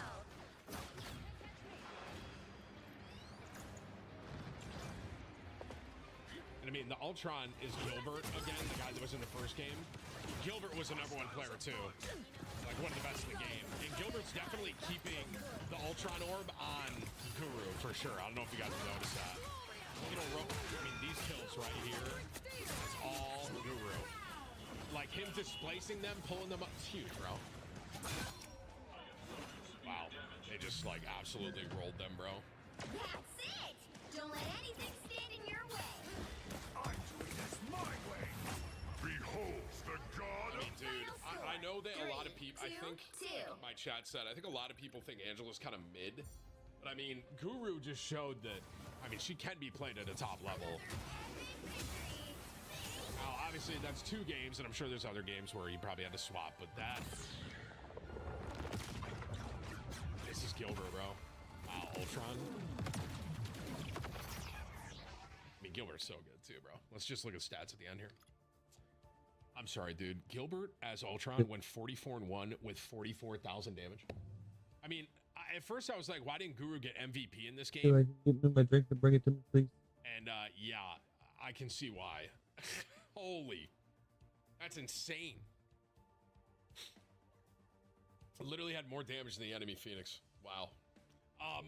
But yeah, listen, I can. Here's what I'll say. After watching that, You're listening. You're doing a good job. Really punishing. Like the way Guru just played Angela was like perfect, right? And I can see how like if you're feeding with her, she could be really bad. But I mean, watching someone play at that level, I mean, dude, she can be a menace too, bro. Just constantly displacing. Like you look at it at the end, 14 final hits is good, right? 21,000 damage compared to Strange isn't as good. It's like, but you got to look at the space that was created. And like I said, that stat line doesn't really show here. Like the 2 kills at the end, he grabbed the Penny and the Mr. Fantastic, right? And then put them into the team and they both got the kills. You know? It's very, that creates so much space. I will say, I don't think she gets solo tank. I'd be floored. She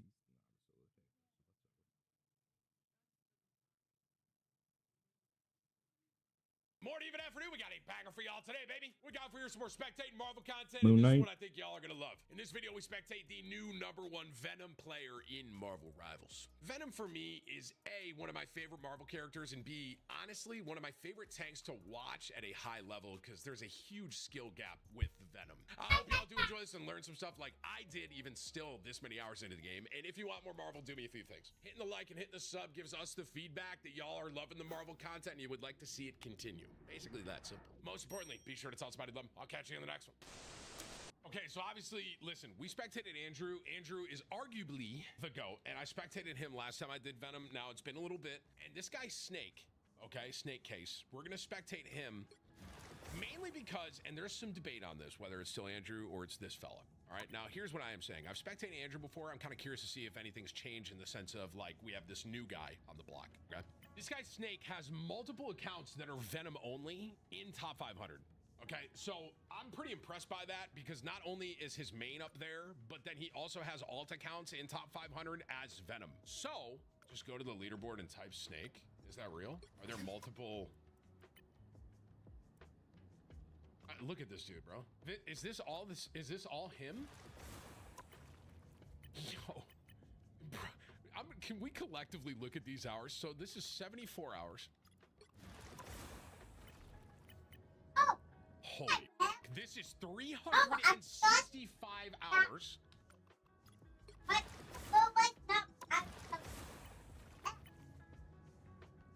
Oh my God. Someone do some math, bro. Bro has 365 plus 165 plus 75. What am I at? Are we at like over 600 hours on Venom? Because so this is what I'm talking about. Bro's got 3 separate accounts in top 500 right now, all Venom. And he's got collectively like 600 something hours on him alone. So we're gonna spectate Snake here.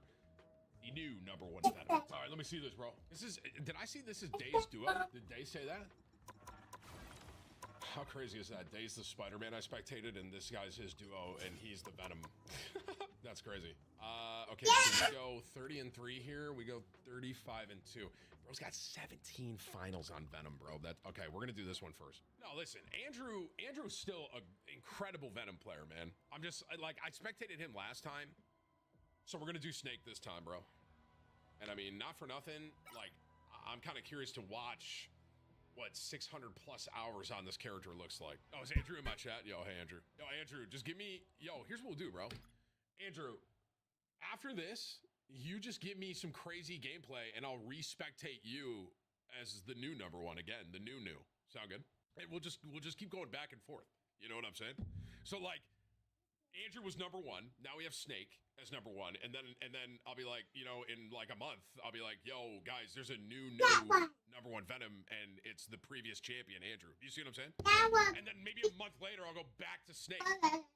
Yeah, there it is. Content loop. I found a content loophole. You know what I'm saying, chat? No, Andrew is incredible as well. And I actually learned a lot watching Andrew, but this time I want to see if I can learn some stuff from Snake, to be honest with you, bro. Yo, bro, Whips just had a cinema idea, bro. I have Andrew and Snake 1v1, and whoever wins on Venom is deemed the number one Venom. There it is. So after this video, people will be like, dude, it's still Andrew. And then I'll have them 1v1 each other. That's Venom. That'd be the longest 1v1 ever. I actually don't think anyone would literally like be able to.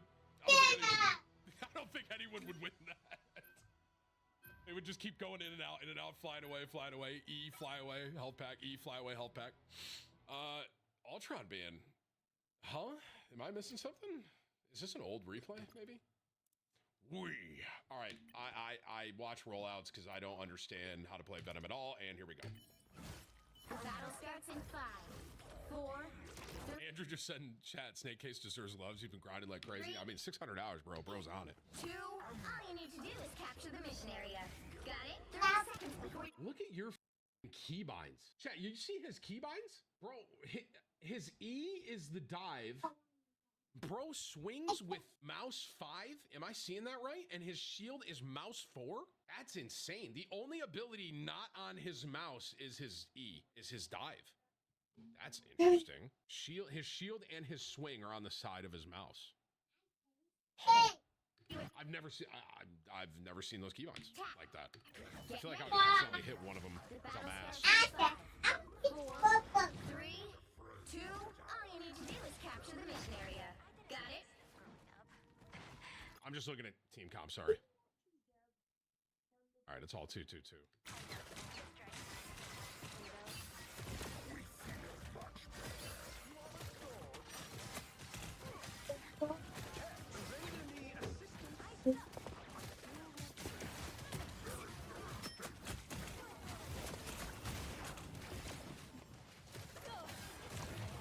Venom is such a in and out character, bro.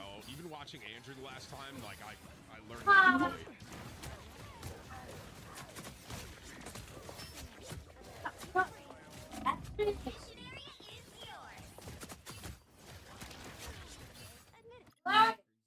Did you just fucking dive there? How did you do that?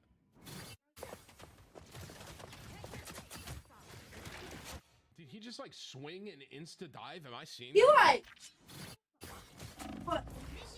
It happened so quick, I almost didn't catch it. Wow. Jesus. That happened so fast, I almost didn't see it. That was. Yeah, doesn't. Make those people swim. Yo, this Strange on the other team. Is this guy a pro? I swear to God, I've heard this name. Yo, this Loki's name is Valk's E-Kitten, and the Luna's name is Valk. This is some of the craziest shit I've ever seen in my life, bro. Genuinely. Is this guy a pro? Do you guys know? Isn't that NTMR? Isn't that like a team? Oh, this duo down here, that's the craziest shit I've ever seen. Genuinely, bro. It's Nightmare, right? I've heard, I don't know why, but I've heard that name. I know that name. Anywho, it is a pro team. Okay, but all right, sorry. I got distracted.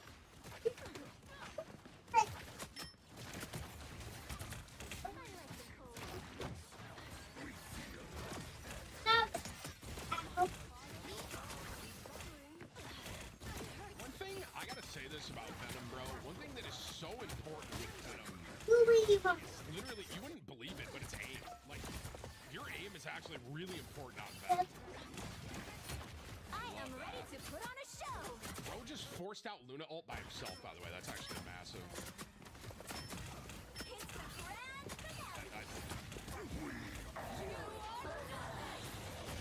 Went for the one shot. I respect it. Went for the one shot with the Luna, but the Luna was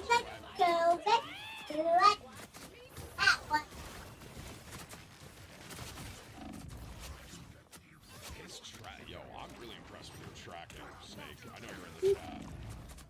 One thing I'm really seeing a lot of is that the swing, like dive. He does it. I understand it's a very simple concept, but he's doing it very fluidly. Is the word I would use. It's very fluid, like someone who has 600 hours on him.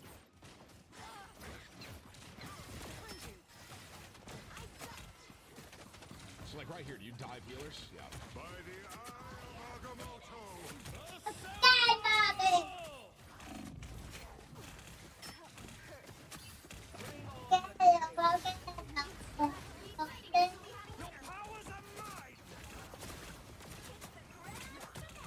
Oh, he got his ult together so fast.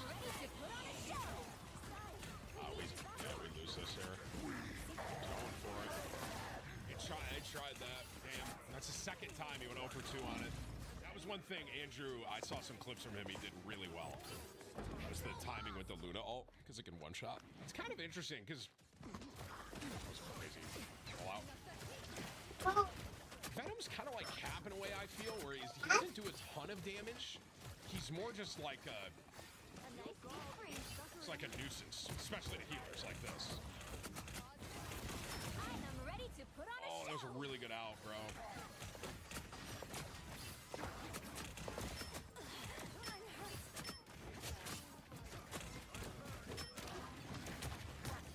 Yo, I know I'm glazing this, bro, but this like swing, the fluidity, I keep saying that word, of his swing dive is so just clean. That's so clean.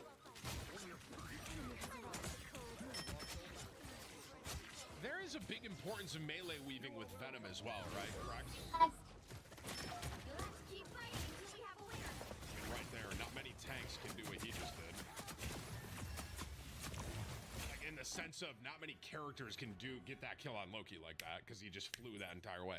There is, I don't know why exactly, Snake, if you want to say it in the chat, you can fully explain it, but like melee weaving is pretty important on like Strange, not as much Magneto, but like with Venom, I think it's like almost as important as Strange's melee weave.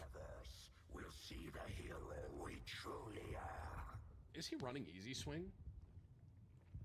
I don't actually know. I don't think he is. 30 seconds before you attack. You ready for this tech, bro? You see what he just said in the chat? He has easy swing and manual swing both bound. I would have never thought to do that. Like he has times where he specifically is looking for him to control the swing. But like the last one, I actually noticed it on the last one. I thought that was easy swing for the quick dive. So I wonder if, yo, Snake, is that how you're getting the fast slams, is just easy swing dive? The fast slams you saw earlier was easy swing slam. Oh my God. See, I just learned something. You see what I'm saying? I for one, did not know you could double bind that. I didn't know you could double bind. I mean, it makes sense now that I'm saying it, that you can bind easy swing and the normal swing, and there's times where he uses easy and there's times where he uses the normal one. That's insane. I mean, that's what separates. That's why I don't play Venom. They just added that recently too. Got you. D, thank you for 35 months on YouTube, brother. I don't know why. I just literally sat here like I was waiting to go out this door with you guys. By the way, my bad. 4, 3. Snake's doing the same thing, I think. 1. You know what's crazy? He was AFK and he's gonna beat everyone to point probably. Entanglement chaos. I only see opportunities.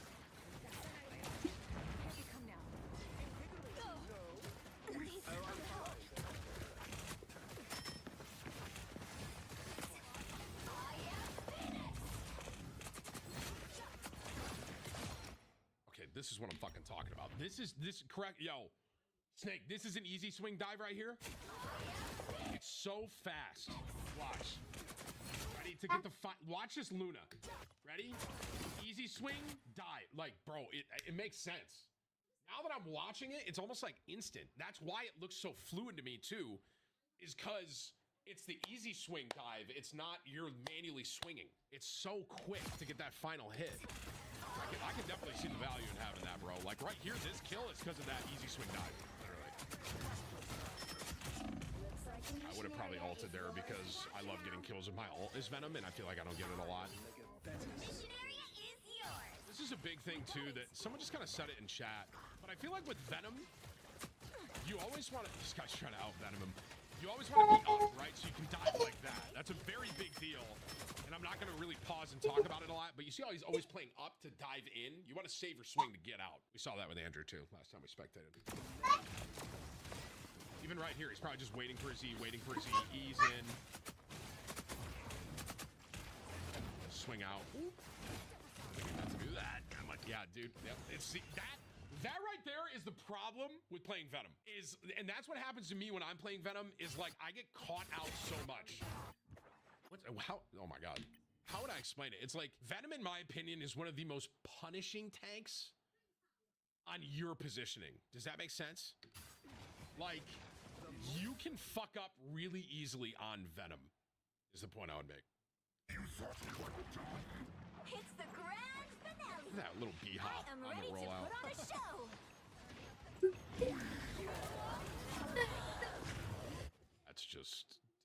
That's just unlucky. Bro landed on the point. Bro landed on the point into the Venom, dude.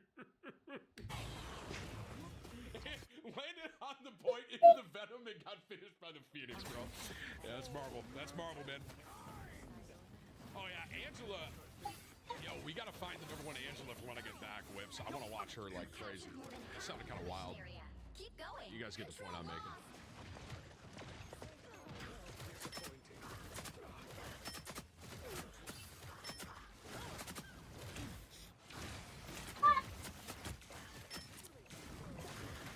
Shane's kind of fucked him there.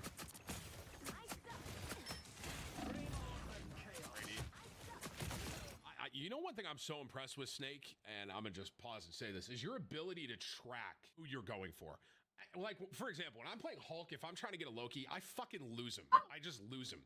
You are constantly on this Loki, and it's very impressive to watch at a high level. Like, his ability to stay on the one person.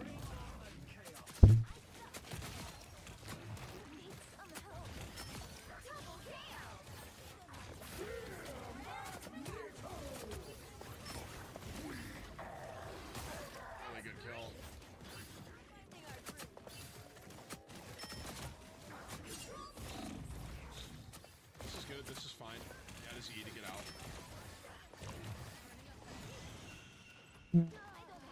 Like he's just constantly like whoever he's on. I'm gonna keep like using my example as Hulk, right? I can lose characters I'm looking for so easily. And he's just constantly on the person he's trying to finish. That sounded fucking nuts, but you get the point I'm making. God bless. Thank you for coming out.